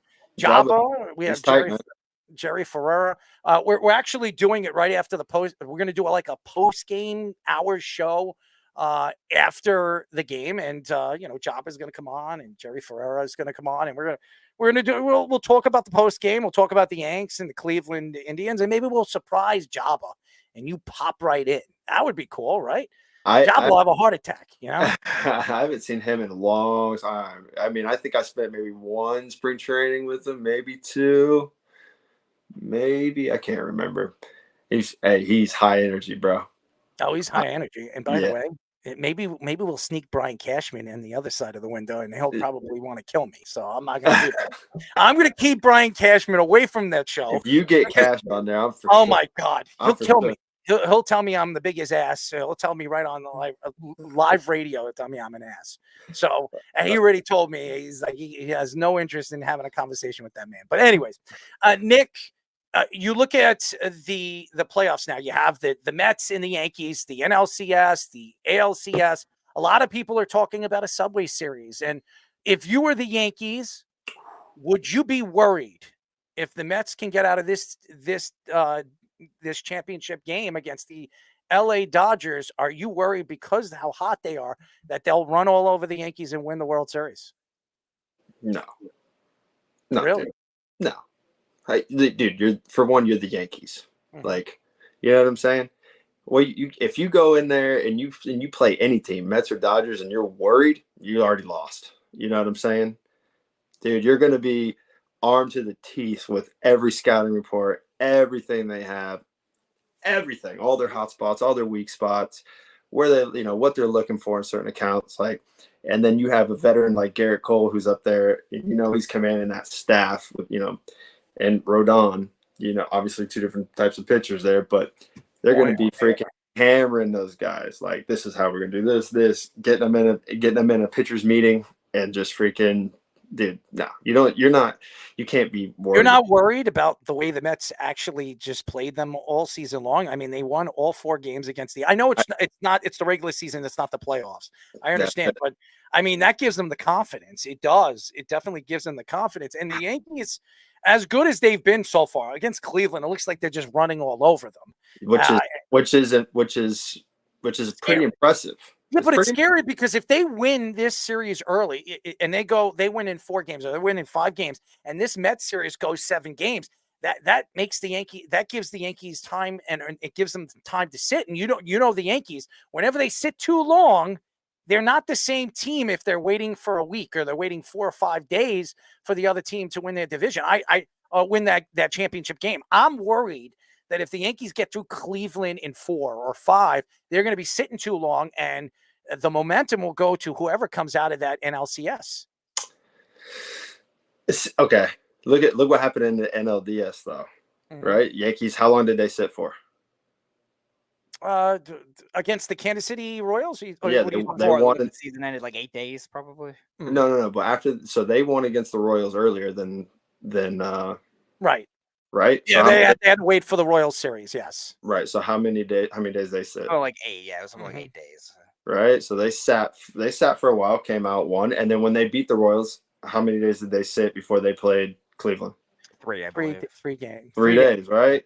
Yeah. Okay. Right. And then now look how Cleveland looks coming out of that series after a freaking dogfight of a series the entire time, not clearly playing their best baseball, and the Yankees are coming out and just freaking having their way. You know what I'm saying? Yeah. So it's like it could go both ways. It could go both ways, right? So it could go like, I used to think like, damn, sitting for 5 days is too much. Like when the Braves won 100 games and they freaking lost in the like they sat for too long, right? Some teams will go stale like that. You can't replicate game speed. You can't replicate the energy, the freaking adrenaline, and people, especially in Yankee Stadium, throwing batteries and yelling at you and all this stuff. Like, you can't replicate that as much as you try. They tried 2020 with the crowd noise, and it's just not the same. And then you had freaking Cleveland, you know what I'm saying, who just absolutely rolled, or were in a dogfight, and then they're coming out here and getting rolled by the Yankees. So it's like it can go either way. It can go, you sit too long and then you come out stale, or you're in a you're in a war zone, and then you come out and you're freaking limping to the final where the Yankees are fresh. So it's like spanking Speedy in the ass, I mean, if it's a win-win for me. I got boys on both teams. I mean, it's gonna feel good and hurt at the same time. So it's a win-win for Speedy because there's a lot of big hands on both sides of the ball. There is a lot. Yes, there is. There's some big men on both sides of the ball. That is for sure. Very aware of that, and I don't care about the size of their hands. as long as the Mets can actually win, that's all I care about. Well, you already said that if the Mets win, you're getting a tattoo. Right? I know. I will stick my my problem. So are you both Mets fans? No, I'm a Met fan. He's a Yankee fan. Okay. Okay. But I made a promise to one of our callers that last year, this was when the Mets had probably still playoff expectations, but not a lot. If the Mets somehow won a World Series, I have to get a polar bear tattoo with a Mets cap and a Pete Alonso jersey with an actual polar bear. What I really want to see, first of all, I get to pick where you put it on your buddy. I want you to put it on snug pick. I want you to put it Snug's back. All right, listen. I want you to put it on your ass. No, and I want it to point to your hole. It is Snug's bat, not yours. Hey, that would be a really freaking like party. If you're at a party, hey, you want to see something? Yeah. Boom. It's the polar hole. It's the polar hole. If you're gonna get it anywhere, that's the spot to get it. There you go. The Speedy polar hole. It is Snug's bet, not yours. So where are you putting it? Where are you putting it? He said the tattoo has to go on my entire back. Oh, so you're gonna get a big one on your back. That's what Snug said. You're out of your damn mind. That's what Snug. It's Snug's bet, not yours. My gosh. Nick, this guy's gonna probably jump through the computer and jump through the wall by the time I'm done with him. Dog, you get a full back tat. Oh, yeah, my Lanta. Could you bark? There you go. There you go, Nick. I got my own dog right here. I don't need one. I'm awake. Yeah, woke me up. Biting action. Nick, I don't blame you for needing the bourbon right now. Little Widow Jane tonight. I don't know. You know, this is actually the first time I've drank since the last show. No, I mean, yeah, you know, it you just have like to drink when you talk to us. it softens the vocals. You know, gets them just right. So You know, maybe throw a little I- honey in there. I'm trying to figure out what's soft and speedy. You know, I'm still kind of figuring that out. The polar hole. It's clearly not you. What do I make you hard? Oh man, The harder the better, right? I'm just having fun. All right, no, hard. Hey, you're a good sport, man. Soundboard, by the way. That's our soundboard. It's pretty funny. Go share a Wu-Tang pie with the Rock. Oh, we are talking to former Yankees, Guardians, and Rangers pitcher Nick Goody. Nick Goody. Goody. Oh, Yeah, I that's- like that. Nick Gouda. Gouda. You like Gouda?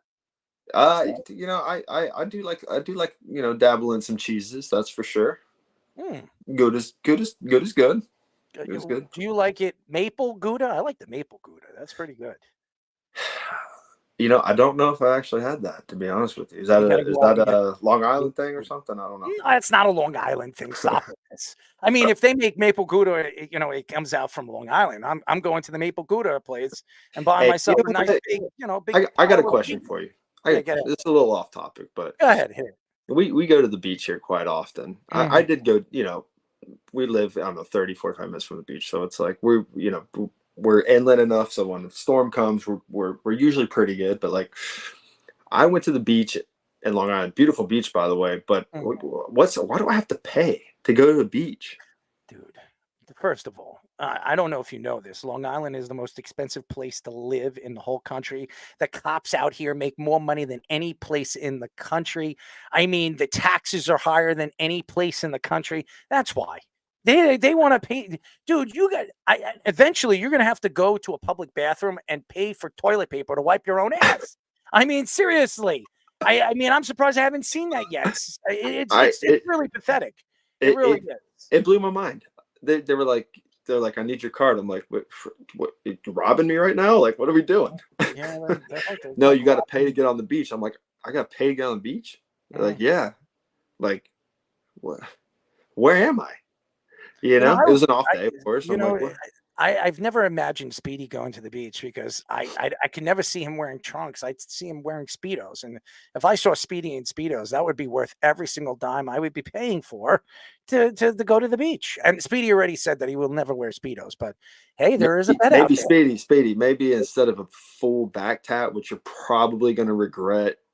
Yes. Oh, I'm going to regret How it. old you are, I'm but just paying up for my bet with our fan. Maybe 20. I'm not going to enjoy it. I'm just saying, like, maybe instead of that, I'm picking the artist, by the way. Maybe you just maybe you just strap on a Speedo and, you know, catch you a jog on the beach over there. I'm just. No, I'd rather cater to Snug than cater to his nonsense. Not you, Oh. Nick. About his. Listen, we'll find somebody to help you play with his skin. Okay. Kike Hernandez just hit a freaking nuke. Ooh.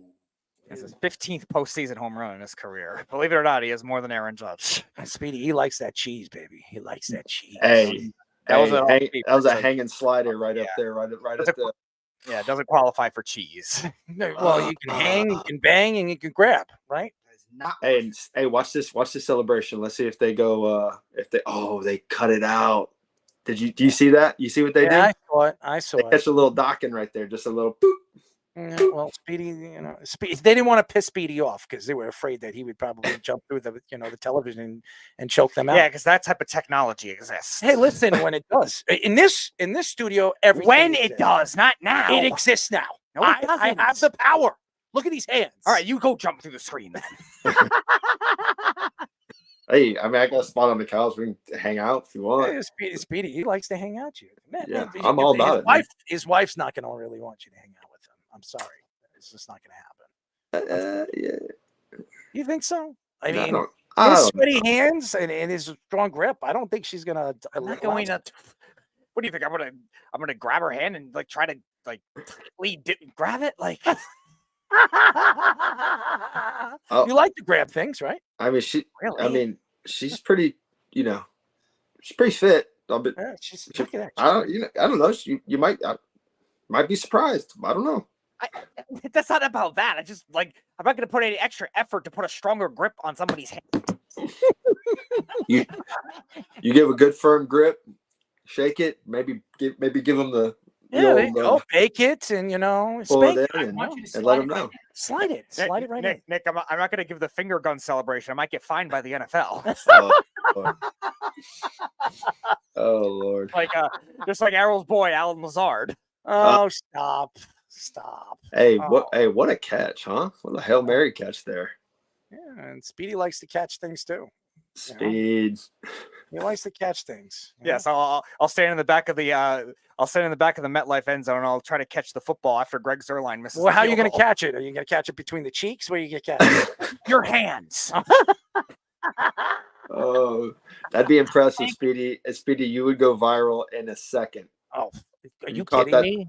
If I could catch it between my cheeks. Stadium field to catch Greg Zuerlein missed field goal. Yeah. Oh Lordy. Oh, anyways, Nick. Don't worry, Errol's happy because they fired his favorite coach, Bambi Sala. It was my favorite coach. I can't stand them. And I'm not even going to say it on live radio. You know what I can't stand. There it is. Enter the polar hole. Yeah, that is actually tight, dude. The polar hole is actually, that could be something. I'm just saying. Look at that. I mean, I'm that sexy. I have to be that sexy girl right there. If I look that good, I'd look at myself in the mirror. Yeah, I mean, it'd be weird if you didn't, I would be. I don't know. I don't know if I'd ever leave that bathroom.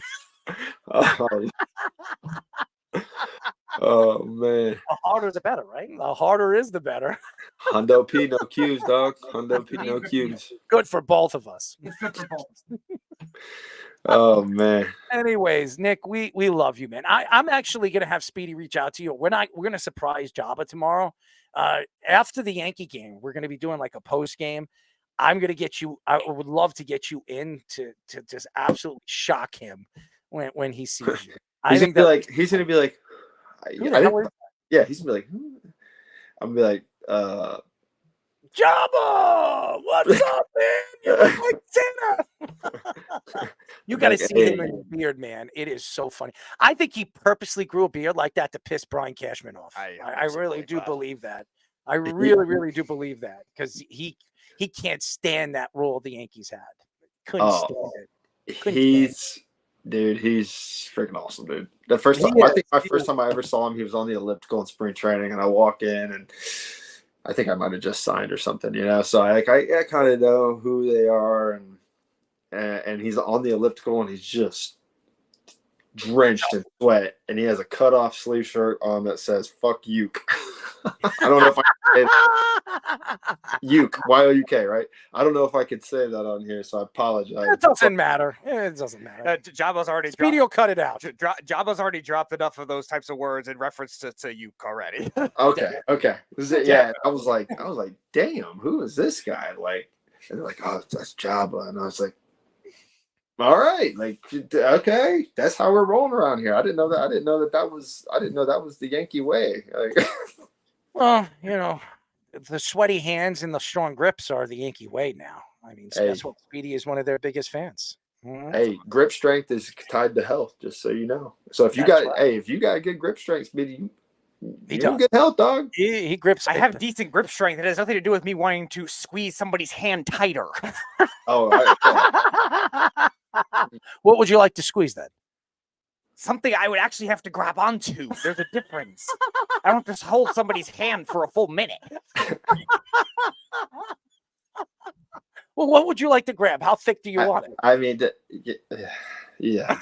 I don't understand how that even correlates, but okay. Again, you continue to like bourbon, please. Again, you're like thinking it's only a size thing. It's a shape thing. It's you could. Okay.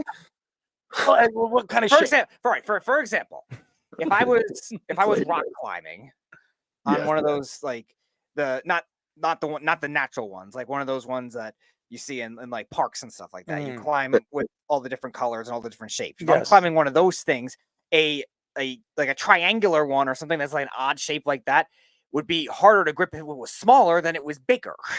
So that's why the bigger doesn't always correlate with that. The bigger is the better, right? Not necessarily. So you don't like it bigger. It doesn't. It's not a direct. Would you like it parallel smaller or big? to everything? Smaller or bigger? I don't know. Well, just take a guess. Give me a context. I'm just going to tell you, smaller or bigger? Any kind I'm not giving you any vague never- blind context. You see what I'm trying to do, Nick? I'm trying. Yeah, to he's trying to get me to spew something without any Spew. knowledge. If you're going to spew it, you better spit it in many different ways. You know. Well, I'm not going to, so don't worry. Gosh. Hey, good for you. Don't worry, man. I know you're probably short with words right now because you're probably like, "What the hell?" I'm just like, I'm just here. Yeah, you're just here. You know what? I'm just here too. I don't even know who I am. Who am I, Speedy? I don't know. Find yourself. I smell good. What do you think I smell like, Speedy? Doesn't matter. What do you think? Find yourself. I found. Find Who am yourself. Who am I? Oh, you know what? I know who you are. Who am I? Let's hear I it. believe you are Mike Doris Day. That's right. I am Mike Doris Day. I actually threw people off on that, baby. Yes. Yes. But anyways, Nick, we love you. Speedy will reach out to you. I would love to get you and sneak you right in to surprise Jabba Chamberlain tomorrow. I think it would be great. Oh yeah, dude. Let me know, man. I'm on daddy duty tomorrow, so there you go. Daddy duty. Maybe I'll have one of the boys come in here and give you their opinion on the game. Oh, that would be good too. Little doo-doo, right, Speedy? Speedy, are you gonna clean his baby's diaper? No. Let's try it. Let's try it. I would never do that. Or Hey. powder, a little smacking, Hey, I'm just saying, you don't want to do it until you have to do it. I don't want to do it. I don't want to do it at all.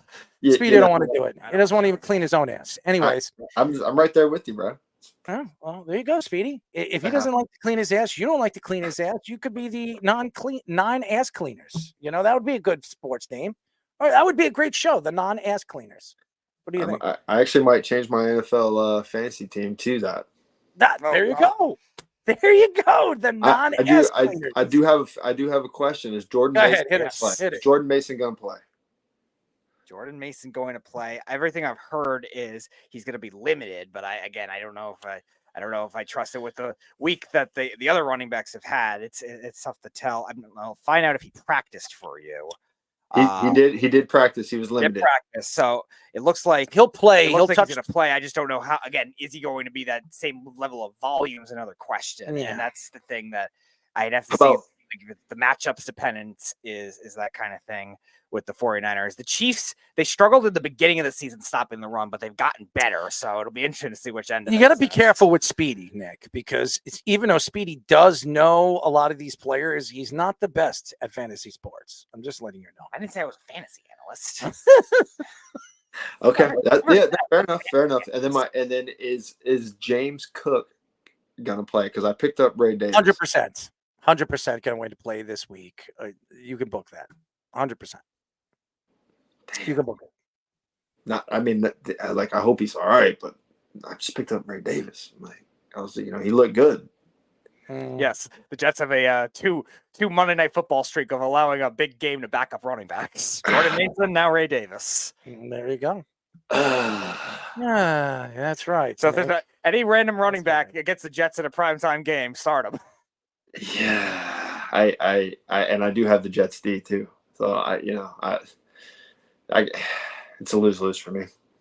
Yeah, I'm winning in baseball. I'm losing in football. It is what it is, you know. Yes. But anyways, Nick, we really appreciate the time. Speedy will reach out to you. We love you. And by the way, in 15 minutes, I'm going to make my my basketball picks because I'm in a fantasy league and I'm going to finish the show and I'm going to do this at the same time. I don't know if anybody can do it better than me. Right, Speedy? Yeah, you did do that last year with your Merry Christmas. You did do that. Happy You did do it last year with Mikey C's football league. I did. I did it one year with Mikey C's hockey league, but I think I missed a few picks. I think I'll be in Trying good to rub the shape. show. Yeah, somebody's got to rub one out, right, Speedy? It won't be me. Maybe it'll be Mikey C. Nick, we love you. We'll talk to you tomorrow, man. All right, brother. You guys have a good one. Thank you all. Nick Goody, I love him. Yeah. I love him, and he likes to have fun. Who doesn't like that? Oh, he does. Speedy, you like that fun, right? I had a lot of Or fun. horseradish. Well, I like horseradish. Yeah, I like it. You know, a little, fish with horseradish. All right, let's bring fish in. Fish, where do you stand on horseradish? I don't like it, but where do you stand on horseradish? That's a part of the Passover Seder plate, the maror, that I always hate having to eat once a year. I hate. You got a roar, right, Speedy? Give me a roar. Give me a roar. That's a little harder. About as much as the deep voice. Yeah. Duh. No, I can't do it. I get it. What was that? Yeah, What was that? I can't do deep voices. What the hell was that? It sounded like you gargled on a. That's exactly. I don't want to tell you what that's I'm exactly, gargling on. That's exactly what it was, Fish. That's a very good interpretation of that. It was a gargle, all right. All right, let's He bring was a gargoyle. Okay, maybe it was. Let's bring Keith on. We had to hang up on him because Nick was coming on. Keith is on now. All right, Keith. I'm just letting you know we have to get through 3 different things before the show is over. So we're gonna let you speak, but it can't go on for. I can't wait to hear how I was wrong about everything I said about what Keith's take was. Fired up tonight. Oh yeah, we're having fun, man. Speedy, he's enjoying himself, right, Speedy? Hey, as far as the Steelers, they didn't say they're starting Wilson. No, they didn't say it, but they gave him first team I don't reps. think he's gonna. Yeah, I know, but I don't think they will. I don't know why he's doing it. I really don't. I do know one thing though. He knows a hell of a lot more about his team than we do, and he's a great coach. That's all I'm thinking. I just don't like it for the matchup. Like the Jets have a great secondary. They struggle against running quarterbacks. I don't think he'll start Wilson. I really don't. They shouldn't. I think he'll start Fields. I hate that whole play 2 quarterbacks shit, unless you kind of have to. But again, Tomlin knows the team a lot more than we do, and he's a great coach. I mean, not just good. He's a great coach. So obviously he knows something, or he believes in something. And one thing about Wilson, and I can't stand him either, but the Steelers do get along. They do have a lot of respect for him. They get along well with him, as opposed to the other teams. And you know one thing, I don't think Tomlin's not going to put up on any BS. So he's not that same type guy he was at the last games because he can't be. I don't know why he's doing it, but I'm sure there's a reason for it, right? I mean, like I said, we're not talking about some shitty coach here. We're talking about Tomlin. Well, again, it's probably under 200 passing yards each of the last 2 games, but still, yeah. Against the Jets, you want the guy that runs. Yeah, and Pickens hasn't been involved at all. And Pickett's been bitching about not getting the ball. I don't know if you've seen that. He's not happy. No. So that might have something to do with it, too.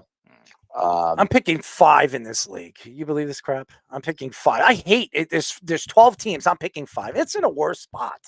I mean, who wants a pick in the middle? I mean, I don't like it.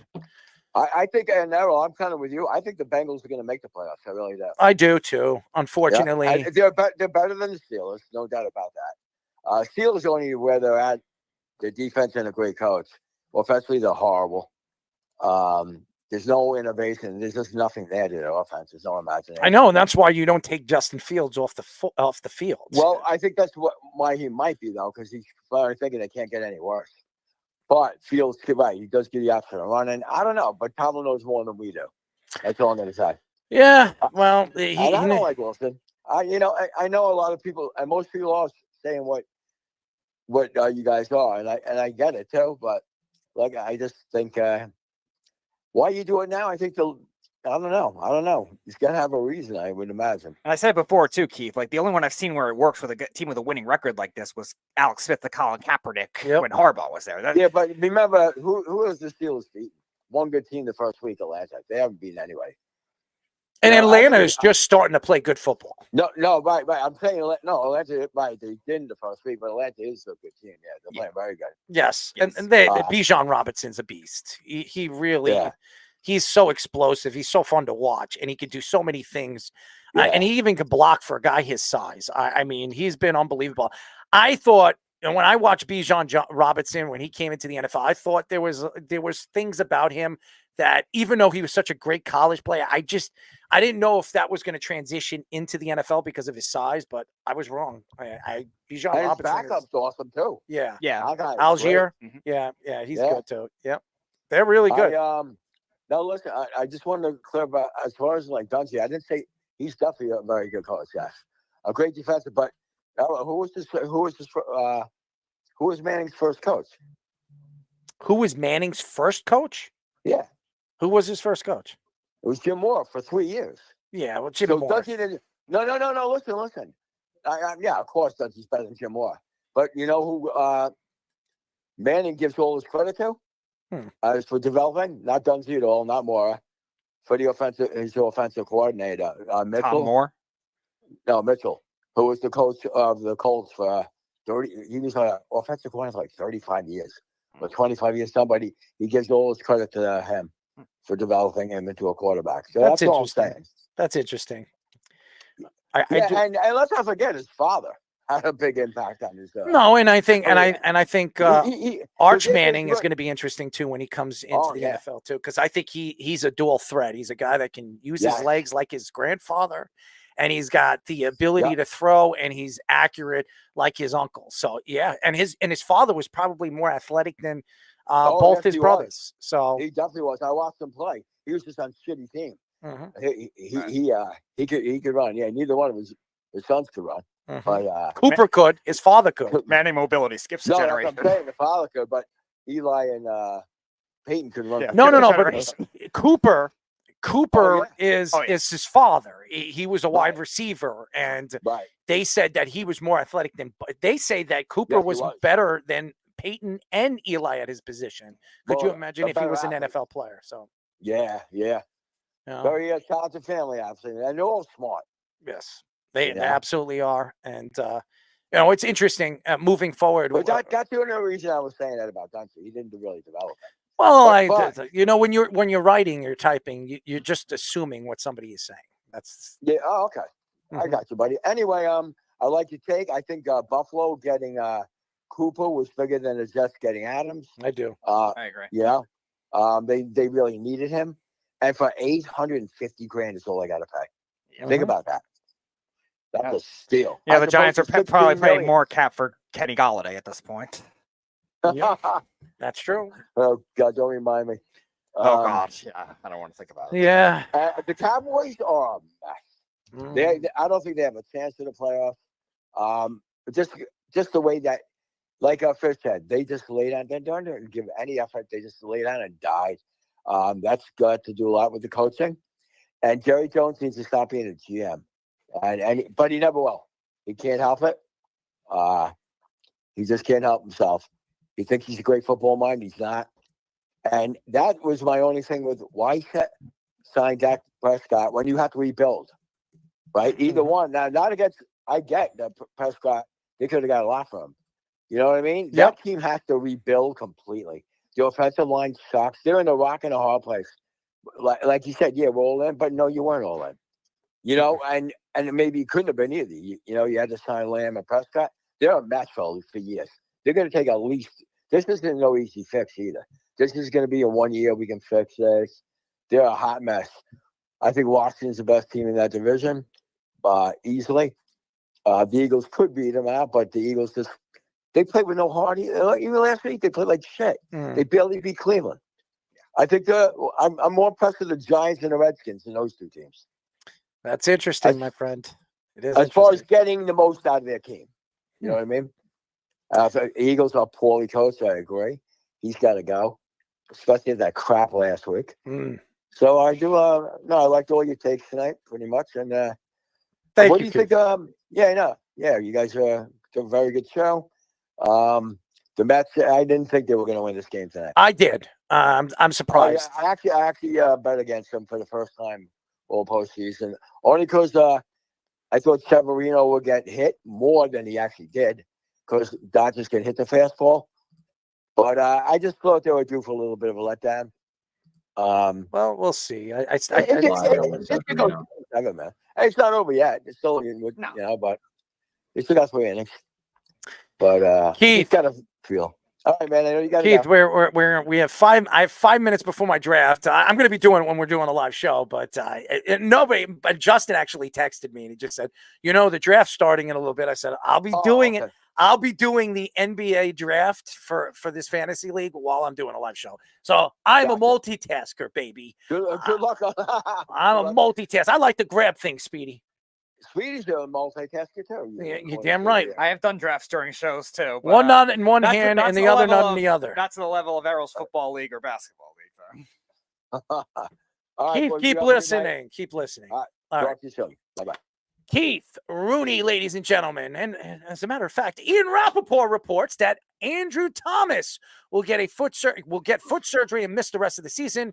Thomas suffered this injury in the third quarter of the Giants' Week 6 loss against the Bengals. The Giants say that Thomas was feeling the pain after their touchdown drive, but still decided to keep him in the game. Thomas has had multiple ankle injuries and a hamstring injury on the same leg, each of his first 2 NFL seasons. Brian Dable says that Joshua Azudu will start at left tackle in his place instead of Evan Neal. Thank God.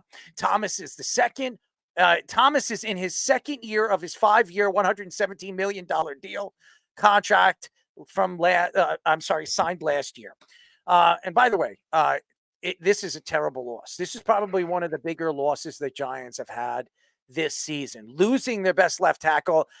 The offensive line was finally playing well. It really was. The last 2.5 weeks, I say 2.5 because the week that it started playing well, it wasn't until the second half where they were figuring things out. But the offensive line has actually started to play well. And one of the main reasons is Andrew Thomas, who's, to me, the second best left tackle in all of football. And the only problem with Andrew Thomas since he's come into the league is injury. Injuries have really hurt Andrew Thomas. And when he is in the game, you could see that this offensive line works and clicks so very well. And now it scares me. If you're a Daniel Jones fan or if you're a Giants fan, what is Daniel Jones going to do? Is he going to run for dear life? Now, thank God it's not Evan Neal, but you're bringing in Azedu. Azedu, I don't even know who he is. He was a 3rd-round pick in Shane's first year. Exactly. I don't know who he is. So what are they going to do on that left tackle if this guy cannot block? Do they shift the line? Do they move the right tackle to the left tackle? I mean, this is a big problem. And there's nowhere you're going to find a left tackle on a scrap heap. They don't just grow on trees. So, I mean, if the Giants had any thoughts or even beliefs that they were going to make the playoffs, this is probably the worst loss they could possibly have. So, I mean, I don't know what more to say about this. Unfortunately, in the position that the Giants have been over the last couple of years, this offensive line has not been good. And over the last 2 years, this guy hasn't been healthy. So even if he was healthy or wasn't healthy, this line has shifted from bad to good. And what are they going to do as the season moves closer to the end? When this offense hasn't had hasn't really had anything in health. Their running back, Singletary, hasn't been fully healthy. They find a running back in the draft. He's finally started he's finally got an opportunity where he's started to play. I mean, there's no consistency with the New York Giants. That's been the problem with the New York Giants over the last couple of years. And I know everybody's going to make the excuse, well, that's not Dable's fault, so he deserves another chance. You can't do that. I'm sorry, ladies and gentlemen.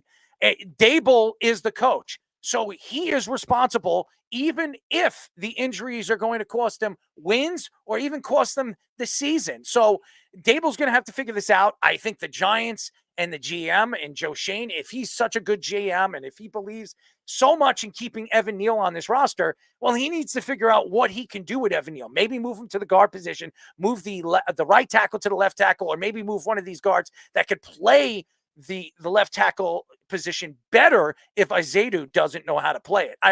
The left tackle is the worst position to lose. It's just as bad as the quarterback. Why? Because the left tackle is protecting the quarterback's blind side. Now you're putting the quarterback in a situation where he already knows that he's not going to be safe on that side. So what is he going to do?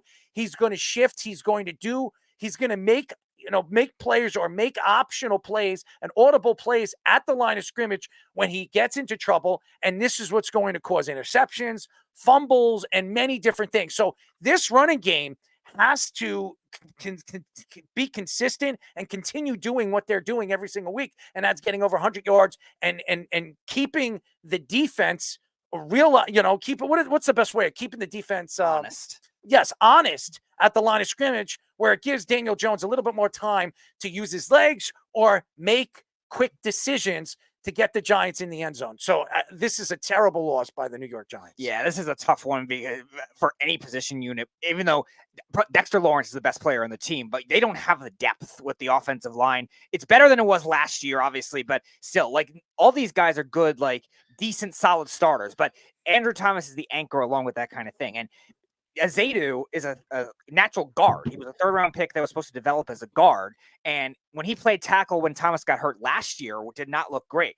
Evan Neal obviously struggled at right tackle as it is. So trying to put him in as a left tackle, it's going to be very difficult. So in the short term, the Giants definitely are going to have to make it work schematically in order to do that. Maybe take a page out of what Miami has tried to do the last couple of years with Mike McDaniel, because they've had a bad offensive line for a while as well. And the motion and the quick concepts in that offense might have to do it. But long-term, this is something that scares me too, because we've seen a lot of top tackles when they had their first major injury really fall off. You need to get a drink, Taylor Lewan is the biggest example of that with Tennessee. I think Ronnie Stanley with the Ravens has been another one. They have not been the same since then. And I think Andrew Thomas, I hope it doesn't hurt that kind of thing, but he's a big body, and this is going to be a huge loss long-term.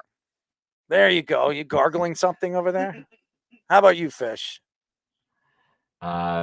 No, just kind of on gargling on vomit, because I'm thinking about what Daniel Jones is going to do with Josh Azudo blocking for his blind side. This is the worst possible injury the Giants could have gotten. You're absolutely right, Errol. What does Daniel Jones normally do that messes everything up? He speeds up his timing because he doesn't feel safe in the pocket. And the best guy to keep him safe was Andrew Thomas. Now he has a guy that just got him lit up over and over and over again last year. Now look, if he is competent, that means Carmen Bracilla should be assistant coach of the year of all time here, because him and Neal looked like they shouldn't be in the NFL last year. They were both so bad. Look, Azudu has the speed that he can keep up with the speed rush. All right, guys. I'm sorry to cut you off. First pick, Shai Alexander, Joel Embiid, Giannis Antetokounmpo, Tyrese Halliburton, or Jason Tatum. Who do you go with? I would go with Shai just because there's not a lot of well-rounded point guards. Really? You want me to go with Shai over Giannis? Giannis is point guard eligibility? Yeah, no, he's not a point guard eligibility, but you're going to go in. You're going to go Shai over Giannis? As a player for categories, I think there's harder to find point guards with that many well-rounded. I don't know, man. Embiid always is the stocking stuffer in fantasy. But he already said he's not playing. He's not playing a lot of games this year, so I'm not going to trust that. I'm not. What? Well, I got 6 seconds. I'm going to go with Shai. you guys. Not a lot of time, huh? It's not. This draft goes fast. My league is my drafts are like 24 hours for a pick, and they get done over a week. And there's draft. It doesn't work in this draft, guys. You guys gotta chill on that one. Anyways, yeah. So how about you, Scoops? What are your thoughts? You're a Giant fan, so yeah. You summed it up in a way too. I mean, this offensive line was just finding their groove. This offensive line was actually giving Daniel Jones time in the pocket to pass. So look, man. I mean, it also, and James is saying it over here. Jamie Lee is saying it over here too in the chat too. Evan Neal is absolutely trash. So I mean, Andrew Thomas was really supposed to be this. I mean, the team has always looked at Andrew Thomas as like this. This guy that's going to be the next stepping stone, of course, for the offensive line on the Giants, but. I don't know. This, like you said, Earl, this is a big loss for the Giants right now. I mean, this is a team that really can't seem to a big problem with the Giants within, I would say, even the whole time of me watching the Giants in my lifetime is they don't know how to finish off a game, let alone a season strong. So to be losing someone like Andrew Thomas, it's definitely going to spell very horrible for the end of the season. Fish, I want to ask you, when it comes to technique perspective, like obviously Evan Neal transitioning from the left tackle to right tackle versus Azadu trying to transition to that here. Do you think still maybe is there more upside with Neal than Azadu to try to do that at this point? Or maybe even move somebody like Runyon, potentially? No, there isn't. So generally the idea is guys that work on the left stay on the left, and guys that work on the right stay on the right, because your stance, your foot that's closer to the ball should be up in your stance. So right off the bat, your mechanics are different from left to right. Secondly, it's really about how you balance over each foot. Not everybody is the same. I know, that same thing is like hockey. You have some guys are better right wingers than left wingers. Right. Just the angles that you take. It's a little bit like that, I would say. But the general idea is you want to keep the line together. You don't want to move more than one piece if you can avoid it, so that the guys that are already there, they're still doing what they've always done, and there's not like two variables of two new guys doing it. So if you moved Runyon, that means there's also somebody has to take over a guard. So now there's two new guys taking a spot as opposed to one. The problem is the options at left tackle are Azadu and Neal. Now, Neal was on the left side in college, and I'm kind of curious to see, and I don't know why they decided not to have him on the left in the first place, other than, Thomas was there. I think he probably is better setting on the left, but they've been sticking with him on the right. And I think also the fact that they were so quick to say Azadu tells you all you need to know about Evan Neal and his progress in the NFL. This guy might not be in the league after this year, after his contract. It's that bad. He can't pick up basic stunts. That it's a problem. So for me, I think if he was, his body is a lot bigger and it's a lot more suited for tackle. But if he was any way capable to do it, he'd be in there right away. And I think it speaks volumes about Evan Neal's future as being, an all-time, bust. He's terrible.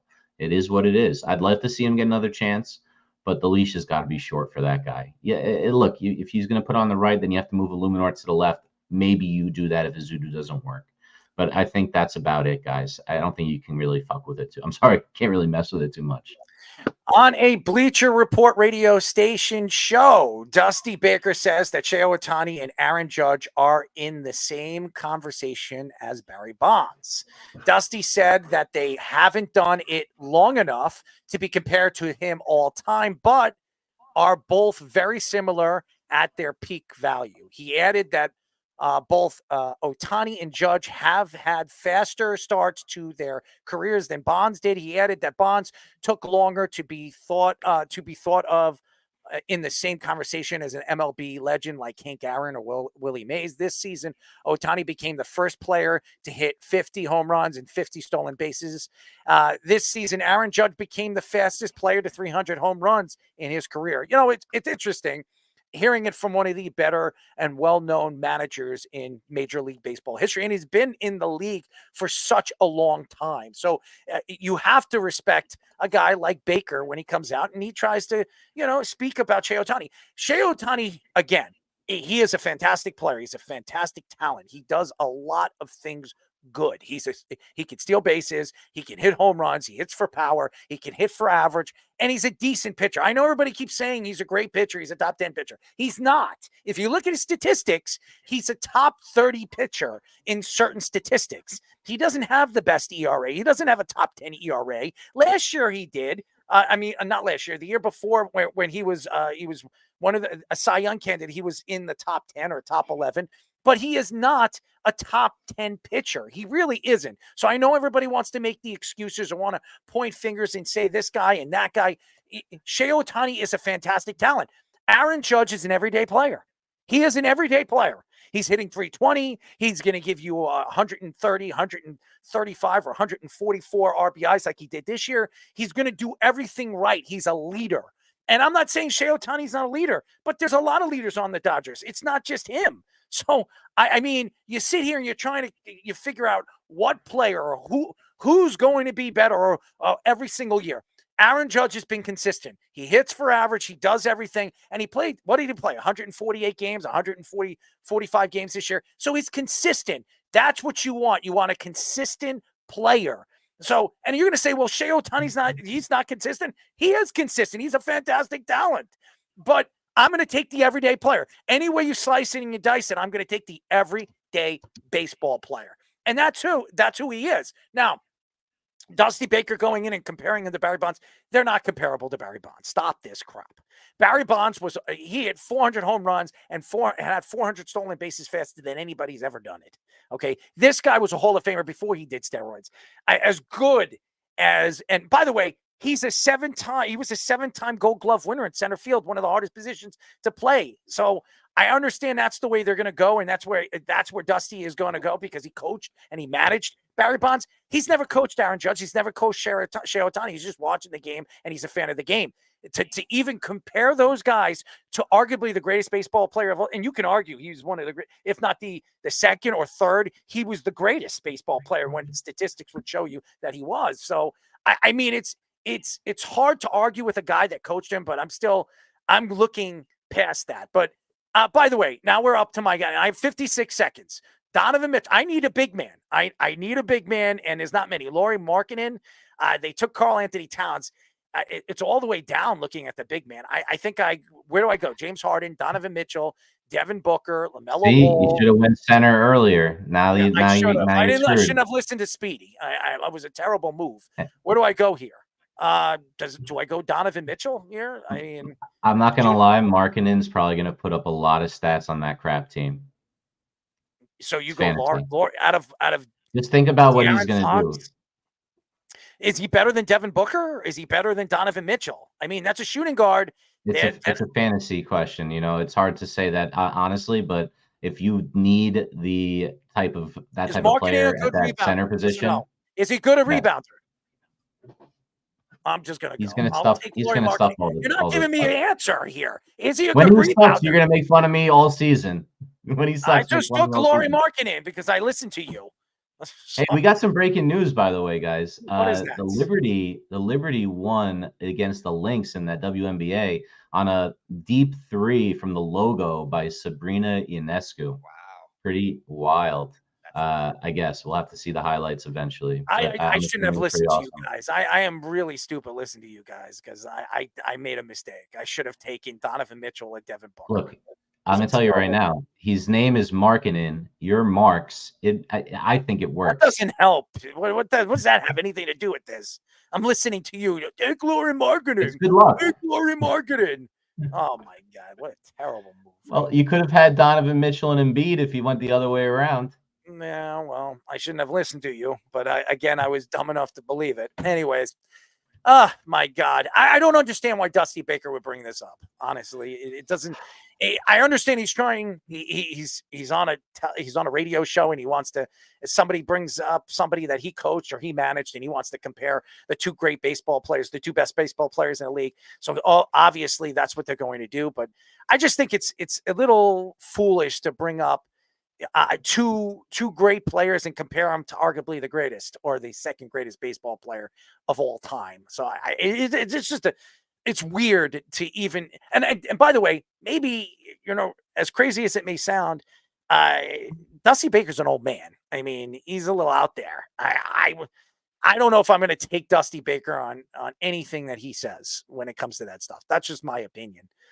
And my argument to that. Unfortunately, I do like Dusty Baker as a person, and I think Dusty Baker is a great manager. I just don't know if I'm going to take his word for it on that.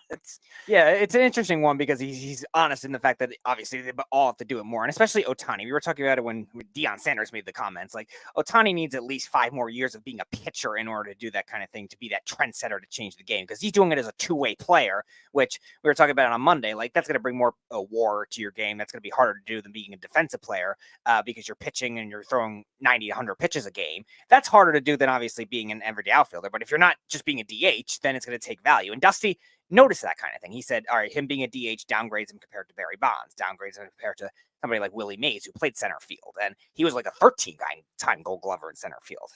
And somebody like Hank Aaron. You better get a drink of water. Somebody like Hank Aaron, who played the outfield before the DH even came into baseball in 1973. So I understand his argument from that kind of standpoint too. Somebody like Aaron Judge will just need the longevity too. They're both right there to be able to do it, but both of them still have major questions when it comes to like a 7-year peak that he'll need to get to even Barry Bonds level. All right, so we're up again, and I got 55 seconds. I think I'm going Bam Adebayo, okay? I got LaMelo Ball, all right? Kyrie Irving, that might not be such a bad. De'Aaron Fox, Paul George. Now, you need rebounding in fantasy. You need rebounding. Fred Van Vliet, Jalen Williams, Jalen Johnson, Jaren Jackson Jr., DeJounte Murray, Bam Adebayo. I think I'm going Bam. I'm going to go. I think I'm Bam not makes taking sense. your word for it after some of the stupid things you just told me.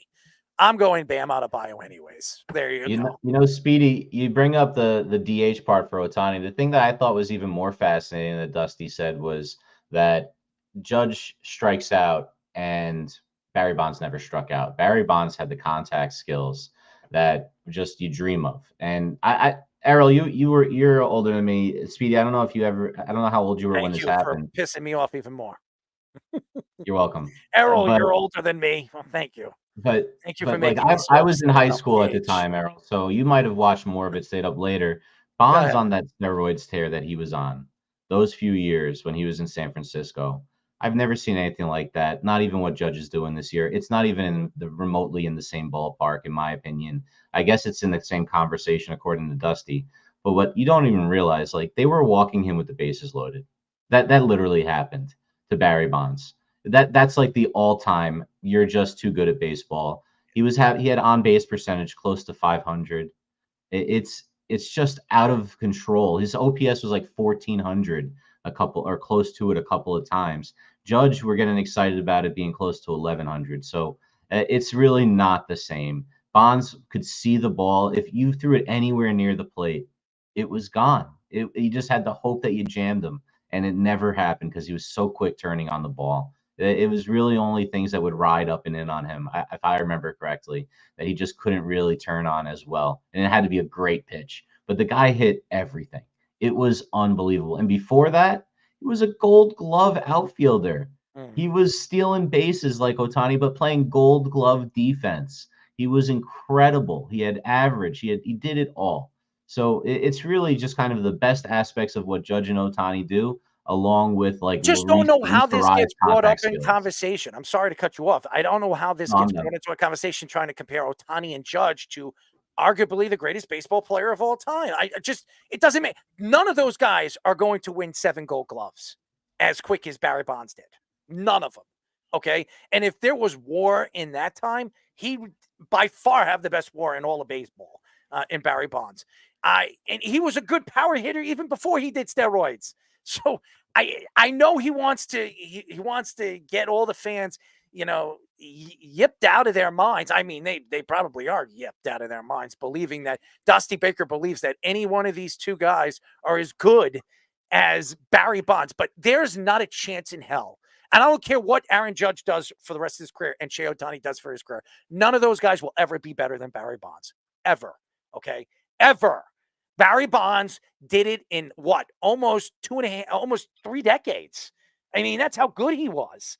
And he did it in a time where baseball was transitioning, changing, and he still was doing it at the top of his game. I know he did steroids, and I know that's what steroids doesn't make you see the ball better. I say this all the time. This man was being pitched around. This guy had one pitch every time he was up, and he had to guess that one pitch was going to be in a strike zone. It is unbelievable what Barry Bonds did. He is not only the most sensational player I've ever seen, he had the best eye when it came to the plate I've ever seen in Major League history in my time.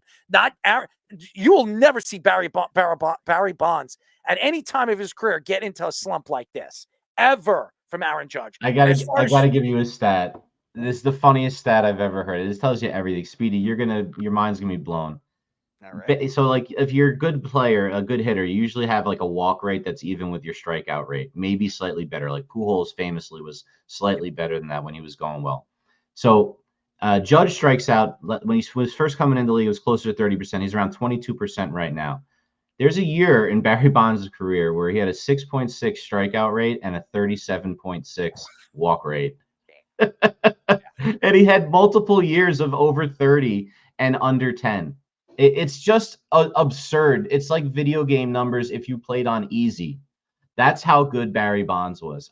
There's no conversation to be had if it doesn't include Babe Ruth and I don't even know who else. Maybe Ted Williams is the only other guy that you're talking about with Barry Bonds when he was going on the juice. It's not even close. And with off the juice, we do have the WAR numbers, Errol. He was putting up WARs that are equal or better to Judge almost every year. And when he was in the 90s, when he wasn't hitting the 70 home runs. He was still. What did Keith say over here? I didn't see it. Willie Mays, Mantle, Ruth, Williams, Aaron, Bonds, greatest players. He had way more power after the roids, though. Yeah, that's fine. But we he was know. still great before that. Again, we already know, but roids don't make you see the ball better. And Barry Bonds still had the eye to hit the ball no matter what. And he stole a lot of bases too. So everybody keeps talking about Ohtani. He was good in everything that he did. Not just defense, not just stealing bases, not just hitting for power or even hitting for average. The guy is honestly, I'm not going to put him over Babe Ruth, but he is the second greatest baseball player to ever play the game. It's not even an argument. And the fact that anybody, including Dusty Baker, who is a friend of Barry Bonds and also managed him, to say this or even say that you can bring them in the same conversation, that's not true. Absolutely not true. Barry Bonds, I don't care if he did steroids. I don't care if he didn't do steroids. When he didn't do steroids, he had some of the greatest numbers. And when he did steroids, he had one of the most extraordinary numbers when it comes to walk and strikeout ratio. It's stop. Stop with this. I don't understand why anybody would even argue this. One of our new fans, Adrian Gutierrez, says roids give you extreme more power and way more alert. That's fine. Too. But they also say it doesn't increase bat speed though. So it's in some ways it's not going to help everything. And again, we're not saying that every guy with steroids should be a Hall of Famer. Barry Bonds is one of the greatest players before steroids too. Yeah, and Willie Mays, he says Willie Mays is the greatest. Guess who his godfather was? I mean, guess who his godson was? Barry Bonds. Okay. And Willie Mays, the craziest thing, boys. Yes. Sorry about that. Yeah, rest in peace, William Mays. That wasn't that. What was that last? Was it within the past year, or is it 2 years ago? Yeah. Something like that. It was a while ago. Errol, they used to have kayaks out in the water past right field, and that everyone had these like fishing nets, just in case Barry Bonds hit one into the water, which almost all of his home runs that went that way did, because he had so much power. It was like this cultural phenomenon. Look, Judge is having a great year, but it's not like that. It's not taking over. Look, the story goes, and you guys could correct me if I'm wrong. He has Ken Griffey Jr. over at his house in '98 after McGuire breaks the record, and they're talking about, hey, we're both better than those guys. They were the top two guys before those guys took the juice in the league by far. Griffey was incredible until he started aging and getting hurt, and Bonds we have already just spoken about. And then at that meet and that time they meet, Griffey decides that he would never do that, and Bonds decides to do it. And then from that point forward, Bonds was the best player in the world until they forced him to stop playing baseball, which is basically what happened. It was something that was just part of that time period. I hate that we don't put him in the Hall of Fame, because he's by far the best player I think any of us have ever seen that saw, because I didn't see Willie Mays play. I didn't see Babe Ruth or Ted Williams play. I'll tell you what, though, Barry Bonds was the best thing I've ever seen, and it's not particularly close. And I love Aaron Judge, but let's not be silly here. That was Babe Ruth type stuff. How about you, Scoops? Your thoughts? I mean, obviously, you have your own thoughts to the whole Barry Bonds, Shohei Ohtani thing. I unfortunately, I don't understand how this was brought into a conversation on a radio show to compare any one of those guys to this guy. I just, there's no comparison. Like Keith says, the only players that you can compare him to is probably the ones that he mentioned, if that. And I wouldn't even, some of those players I wouldn't even compare them to anyway. So I don't know. It's crazy. By the way, before I let you go, Paul George, Fred Van Leet, Jalen Williams, Jaren Jackson Jr., Jimmy Buckets, Derek White, Franz Wagner, Emmanuel Quickly, Miles Turner. Where would you go with any of those guys? Jimmy. I would go with Jimmy Buckets too. I would. That's where I would. Every year I pick Jimmy Buckets. He just has to stay healthy. What? Paul George, I think. Who was the top? Paul George. I'm not picking. Paul. either. Paul That would- George stay might have healthy. some big numbers. He's out for a significant amount of time. Yeah, I would say Jimmy is the pick. Jalen Williams would be your second option. You think Jimmy Butler's playing the whole season? I think he's playing more than Paul George. Paul George is out for at least a month. At least a month with the injury. And there's no guarantee he can't re-injure it. Just So. a longer preseason. It's all right. You know, this NBA season's so long. Listen, if I go with what you guys are picking, I'm gonna lose. Okay. Hey, I got the second most points in the entire league in all 22 with all those experts in there. I'm crushing it right now. No, stop. Experts, yes. Give me the experts. Go ahead. No, yeah. I mean, you going back to what you just mentioned too a little bit before, Errol. Dusty Baker's a very old man. He's very up there in age. So for him to say something kind of outlandish like that, it's not that it's like I agree with or that it's like it's something that's in the realm, but it's like it's in the realm of him being old. Like we expect something like this from an 80-something-year-old man. So I mean, honestly, he is talking about Aaron Judge and Ohtani, who I think we've always said it too. These are some of the best players that we've really seen in the last few years of baseball and everything. So personally, I think that they're really great players, but to call them just as good as, or in the same convo as Barry Bonds is a little outlandish from someone like Dusty. Well, I will say this. I know everybody's going to sit here and probably attack me on this whole situation. Shohei Ohtani, even with what he is doing now, and it is pretty amazing, I would if he does this for the next 7-8 years, he will never be compared to any one of these guys still. Okay. Aaron Judge too. I'm not putting those guys in anywhere close to the conversations of the players that we just mentioned. Mickey Mantle, Joe DiMaggio, Ted Williams, Babe Ruth, none of those guys. Any one of those guys, Barry Bonds. I mean, even what A-Rod did. I know everybody don't like him. They call him A-Royd and all that others. A-Rod was one of the greatest hitters, one of the greatest players of all time. Say whatever you want. It's the truth. So it's just, I know everybody's going to go back and forth and again, try to compare the greatest baseball players to the players that are in the league and dominating in the league right now. I don't know if they're comparable. All right. We got Jeff on the phone now. Oh, Jeff. Jeff, what's up? I don't know how you put still Ohtani with Barry Bonds, right? Like pre-steroids, like there's no doubt Barry Bonds was great. I'm not saying that he wasn't, right? But pre-steroids for Barry Bonds, he was like a 30-30 guy, stole bases, he hit home runs, right? And that's where I'm going. How can you say the league's first 50-50 guy isn't as good as Barry Bonds? He's not ever going to come up with the career numbers because he spent so much time in Japan. Like, that's like their rule or whatever. You got to play there before you come over here. So, like, he'll never reach the career numbers because the mandatory time you got to spend in Japan before you come over here. But on a season-to-season basis, Barry Bonds never came close to 50-50. Well, he was 40-40 in a couple instances. And Fish brings up a good point in our private chat. He hit 320 pretty consistently every year with that. Ohtani did it this year with the higher batting average and the higher OPSs. But like Fish was saying before, like those stats that he had with the intentional walks, Ohtani's never going to get to. Right, yeah, like, but the intentional walk stats was because he was hitting it 7 miles because he was on the juice. And the juice does matter because if you take an elite level athlete Jalen like Williams, Bonds, would you go with who Jalen already has the hand-eye coordination and things like that, like you're not going to take a terrible player and give him steroids and make him that much better. But if you take an elite athlete like Bonds and give him steroids, it's going to make his home run numbers go crazy. So that's where the intentional walks came from. They weren't intentionally walking him when he was with the Pirates.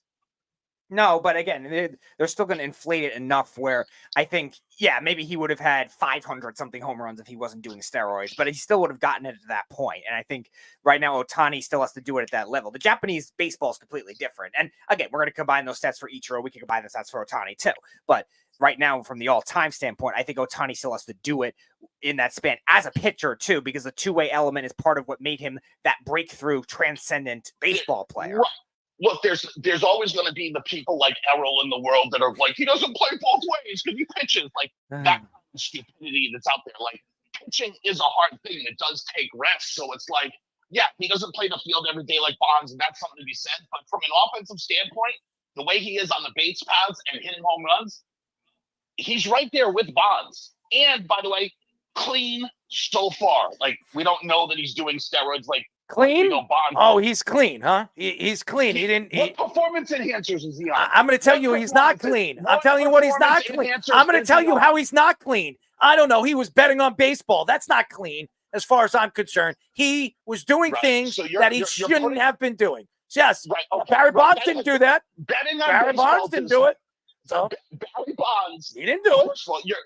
First of all, you're talking about two different things. Really? Betting's not a performance enhancer. It doesn't matter. That's cheating. What are you talking about? He should have been thrown out of baseball. Pete Rose is not even inducted into the Hall of Fame because of betting on baseball. This man, it's good that we don't live. It's good that we don't live in a world where you make decisions, because he wasn't even charged with a crime or. No, because baseball brushed it. Because baseball brushed it under the rug. That's why. Well, it's a good thing Rob did. Manfred's running the FBI now, right? Yeah, probably. Yeah, they paid him. You're going to tell me that the MLB didn't pay off the FBI? I mean, where's your evidence? I don't have to have evidence. I mean, it's common sense. It's common sense. In 2 weeks. The evidence I need. You're gay. Thank you, Jeff, for calling. Right, I don't have time. We don't need to have evidence. I don't have time. Anything. I don't You have time for this.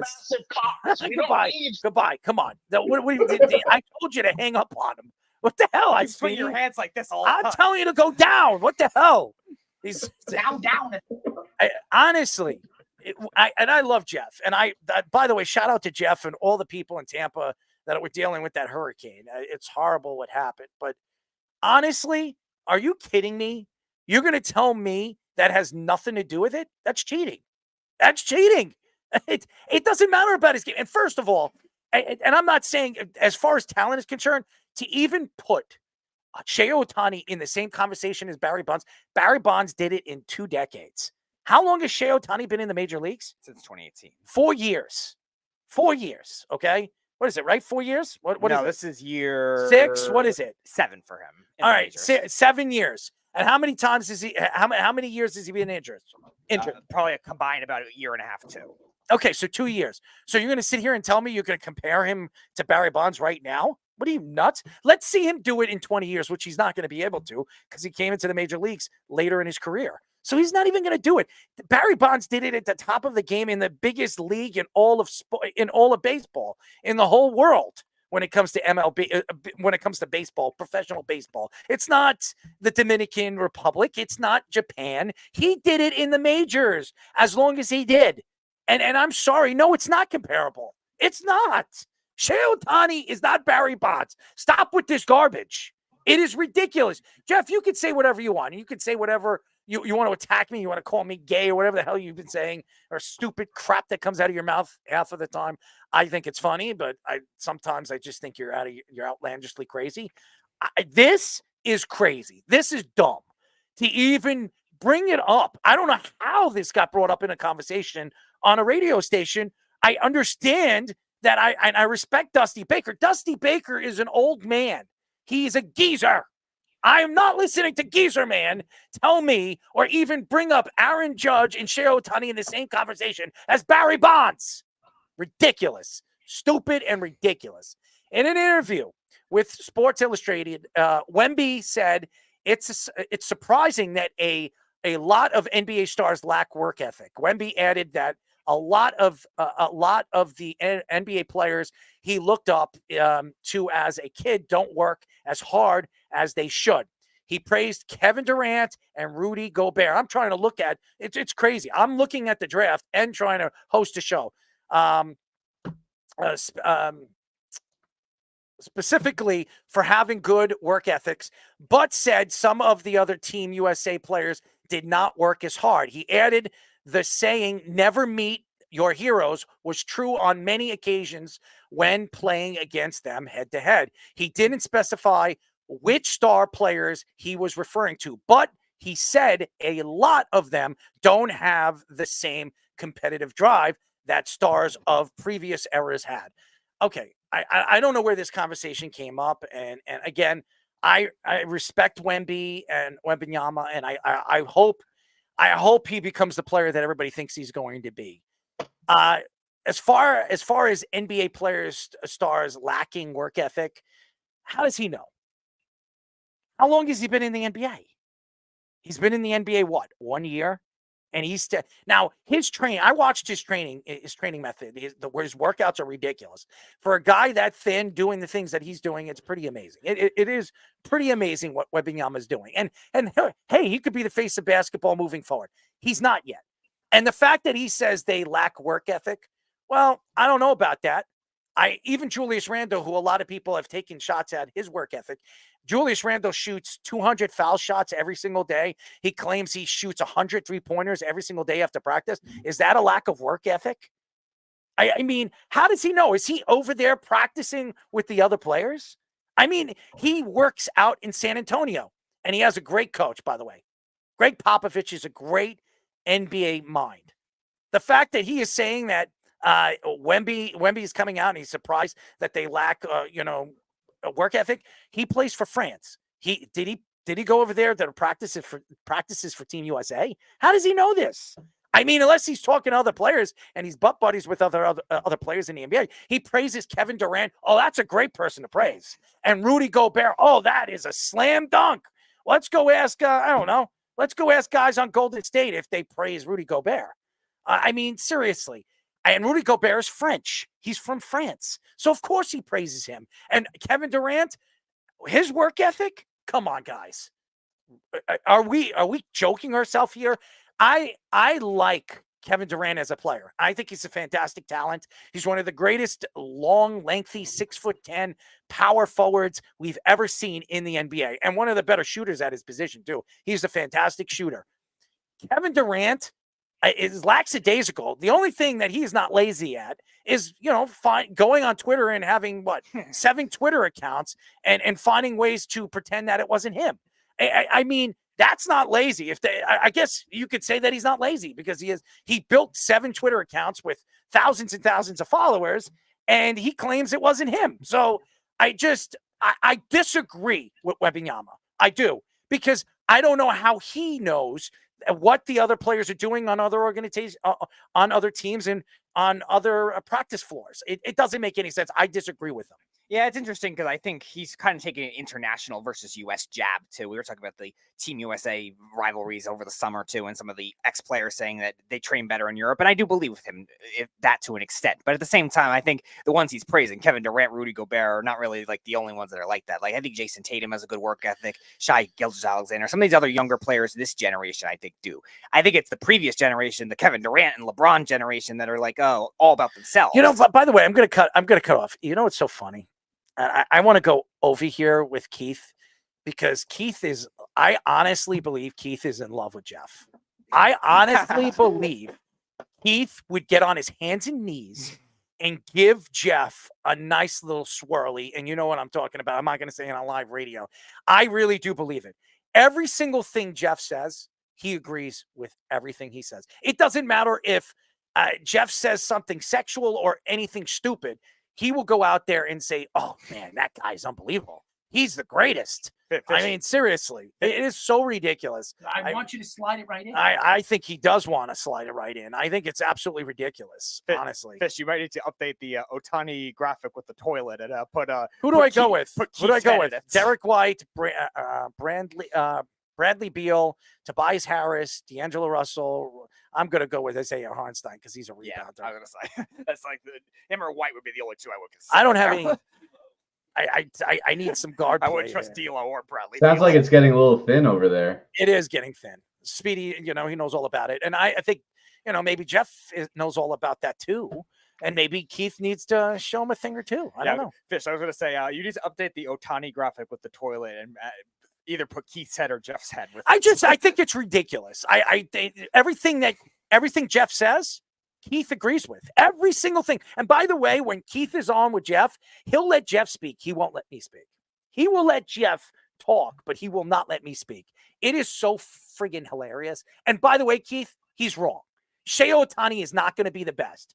He's not going to have enough time to be the best. For you to say that he's going to be the best shows you how stupid you really are. So if you want to go and kiss Jeff's little behind or whatever you want to kiss, get on your hands and knees. It probably is not going to be too tough for you. Get on your hands and knees and do it.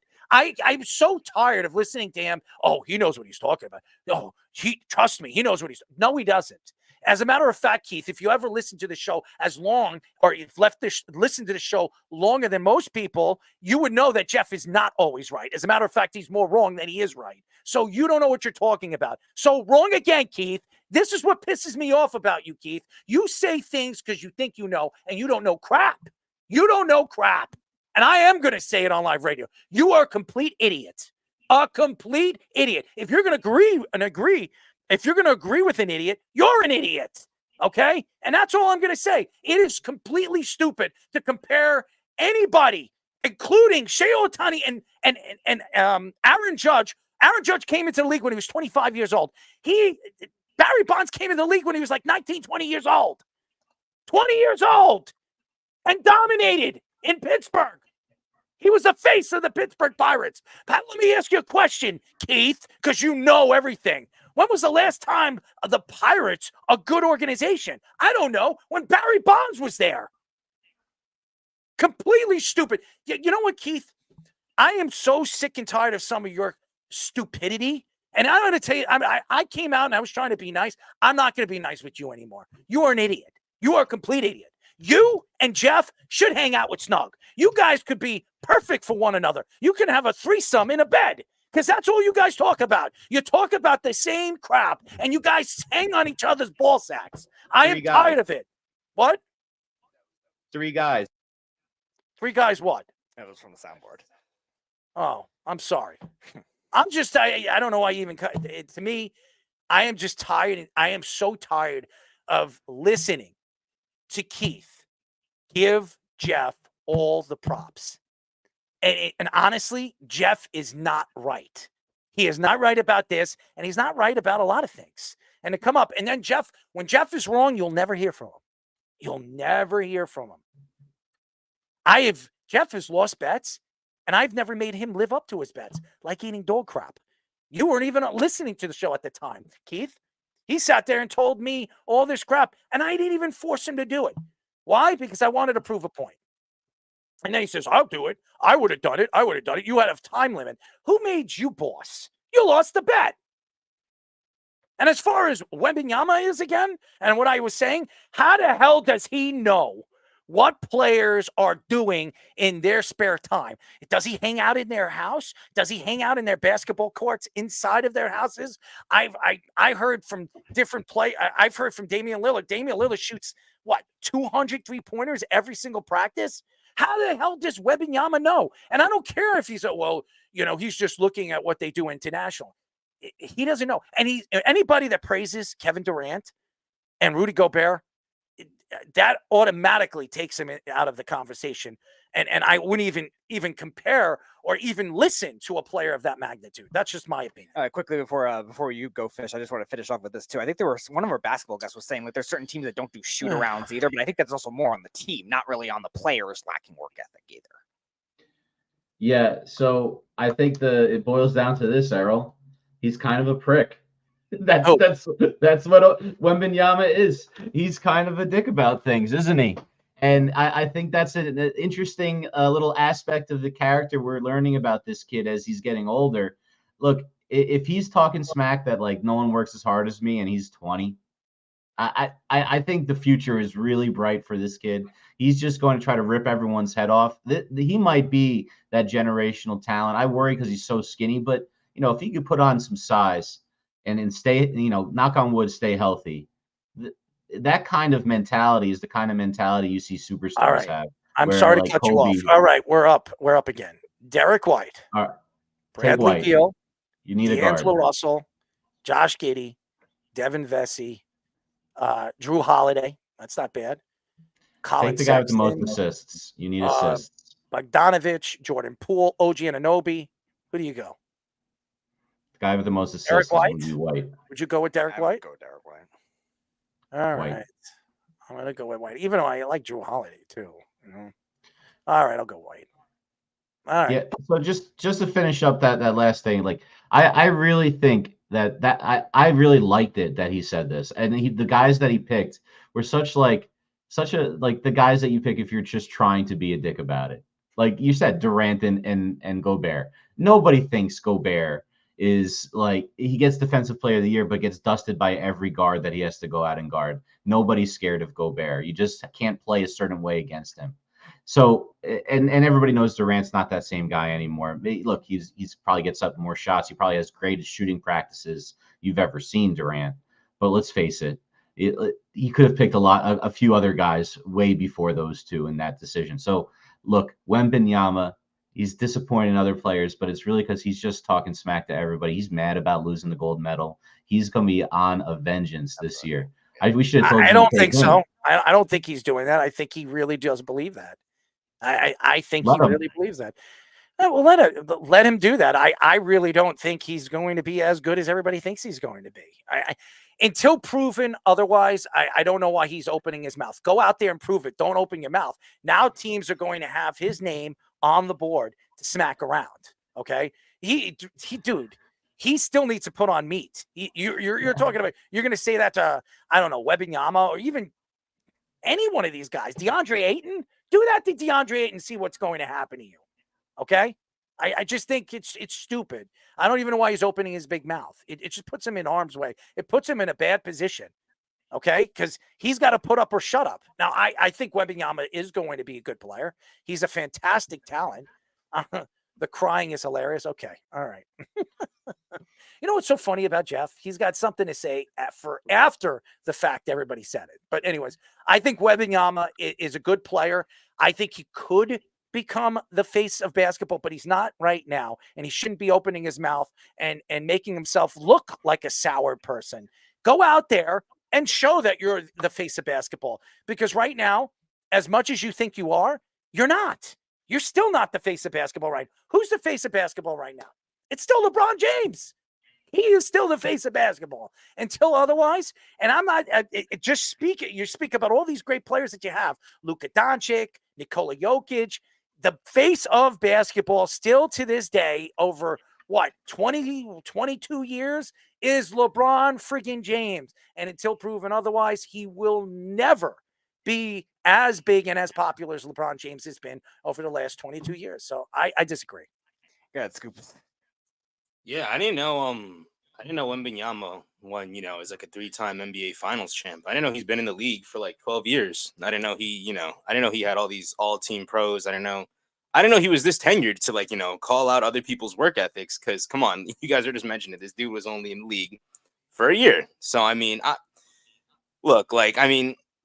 personally, I do want to bring up something that Fisher said too. I mean, I do think he's of course upset about the gold medal. So I think that personally, he's going to be carrying a chip going into the season, because that's pretty much like the farthest that a team that he's been on with the NBA, well, sort of in the NBA, that he's accomplished to winning something while in the NBA. So I think that he's carrying this chip, and he's kind of coming off a little bit aggressive with Greg Popovich, like you were mentioning, who you no doubt can't deny Greg Popovich's work ethic. I mean, his work ethic is amazing. And you know that the players that are on the court at all times, they're going to be working at their full work ethic if they're even on the court going on to your second year. It's just insane. So I think he just needs to keep his mouth shut. Until he proves that he is amongst the league's best. He's still not amongst the league's best. He had a good season last year as a rookie, and he won Rookie of the Year. But there were some arguments at some points of last year. What was it last year? He was rookie? Yeah, he was a rookie last year. Last year, at some points, he wasn't. Some people didn't even think he was the Rookie of the Year. So he still has a lot to prove. He shouldn't be opening his mouth going into his second year, because now you have these veteran players that are going to have his name on the board. And every night when they play San Antonio, what do you think they're going to do? They're going to slam him on the ground and beat the hell out of him.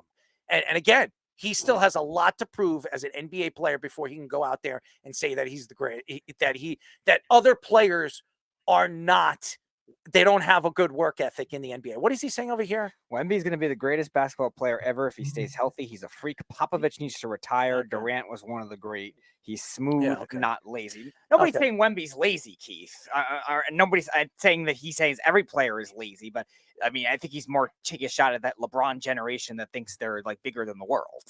First of all, and I'm going to say this before we go. Wemby is not going to be the greatest to ever play. You can bank that. Bank it. And I can't wait when he isn't. So I could stick it to Keith. I don't care what Keith knows about basketball, how much he thinks he knows about basketball, just as much as he thinks he knows about baseball. Wembanyama is not going to be the greatest basketball player of all time. And you can bank that. You can tie it up and do whatever you want with it, Keith. You can book it. Remember, I said that I will cut this out and put it on the top of my list to stick it to you 20 years from now. Wembanyama is not even going to play more than 14 years in the NBA because he's never going to stay healthy. Okay. Not with those stilt legs. Good luck on that. And by the way, for all the people out there that are on social media, when I was trying to compare and look at his size and his mobility and his lengthy legs and thin legs and stilts, and they tried to say that, well, Giannis was just like that. First of all, Giannis is not 7'5". Okay. Giannis is 7 foot. 5 inches is a lot. That's a lot. And by the way, I remember the last 7'5" guy that was in the NBA. You know who that was? That was Yao Ming. Remember that? It was Yao Ming. He was 7'4", 7'5". How many years did Yao Ming play in the NBA? How many? 10? 11? He couldn't stay healthy. He had foot problems. Okay? And what do you think is going to happen to a big man like this? He's going to have foot problems. He's going to have knee problems. He's going to have ankle problems. You watch. Mark my words. This guy will not stay healthy for his full career. And I'm going to be riding to the bank because I'm right about this. This guy is not as good as everybody says he is. He's going to be a great player. He's going to be a top 10 player, top 5 player at some points of his career. There's no question that he's going to be. To say that he's going to be the greatest player of all time, you can book that. That's not going to happen. That's all I'm going to say about that. Played 9 seasons. We're talking about Yao Ming. He played 9 seasons. How tall was he? And 7'6" or so? No. 7'4". Pretty sure he was 7'4", 7'5". 7'5" it shows right here. Yeah, but 7'5". He played 9 seasons. In the last 2 seasons, he didn't really play. The 2009, 2010, he didn't play at all. And then 10 and 11, he only played 5 games. So really just like 7 seasons he played. Yeah. What he said, Well, I Yao played a definitely long time would in look China. at the new listener. He agreed with Jeff. Good. Yeah. Listen, I don't care what the new listener says. Keith, listen to me. And I'm gonna be very, very nice about this with you. I don't know what this love fest is with Jeff. I'm going to tell you this right now. Jeff is wrong about 70% out of the 100 times that he speaks about whatever he says and whatever he argues with. So you can agree with him all you want, okay? When Wembanyama is not the greatest of all time, I will make sure to let you hear it. And as far as trying to compare Ohtani to Barry Bonds is such a ridiculous statement. If you told 10 baseball experts that, they look at you and think that you were on drugs. And that's all I'm going to say. I don't care if he did steroids. Honestly, before he did steroids, he's still one of the greatest baseball players of all time. Hitting 400 and 400 as quick as he did says a lot about the player that he was. And as far as Ohtani's concerned, we're not even going to. Ohtani's overpaid, and he's not an everyday player, and he's never going to win 7. You heard it. 7 Gold Gloves, even at his position. So already you can't even compare these guys. This guy was the greatest defensive player of all time, the greatest power hitter of all time, and one of the greatest power hitters of all time, and one of the greatest stealers of all time. Even in the beginning of a career, when when he was light and he was very fast and he was very limp. What do they call it? Limber? Nimble. No, nimble. Whatever. Nimble. As a player, he was fantastic. I'm sorry, I would not compare him to or Shea Ohtani or anybody to Barry Bonds in his greatness. So that's it. It's so ridiculous. I don't understand why I'm even arguing this. It's so stupid. It's so dumb. I don't care what the listener says. I really don't care. I don't care. And I'm tired of you agreeing. And I'm going to say something to you, Keith, because I'm going to do it off air because I think you need to hear this personally because I think you need to really start listening to other people instead of listening to people that really don't know what they're talking about. Okay. And if you think that he does, you're just as stupid as he is. So anyways, that's it for our show, ladies and gentlemen. I'd like to thank all the fans and the new fans. And by the way, Adrian, I don't know you personally. I'm sure you're a great person, and I'm happy that you're a listener to our show, first time listener. So we really appreciate it. Keep listening to us. We're on Mondays and Wednesdays at 7:30 p.m. A lot to get into next week. You can listen to the Weekend Crunch on 103.9 FM. After the Islander game, I think this week at 10:30. If you don't live here in Long Island, you can go to iHeartRadio and look us up, LI News Radio. You can listen to our show. It's going to be a great one. Great guest, great content always. And by the way, if you're a betting man, you definitely got to listen to it. 76% of the picks are right over the last couple of years. So they're really, really good. So, ladies and gentlemen, again, keep listening to us. We will be back next week. Thank you to Fish with his great graphics and his great content. Thank you, Scoops, for your Sports Minute and your content. Thank you, Speedy, for just being you. And by the way, next time, bring some water. It's just ridiculous. And thank you again. We'll be back next week. Good night, everybody. You're listening to the Worldwide Sports Radio Network.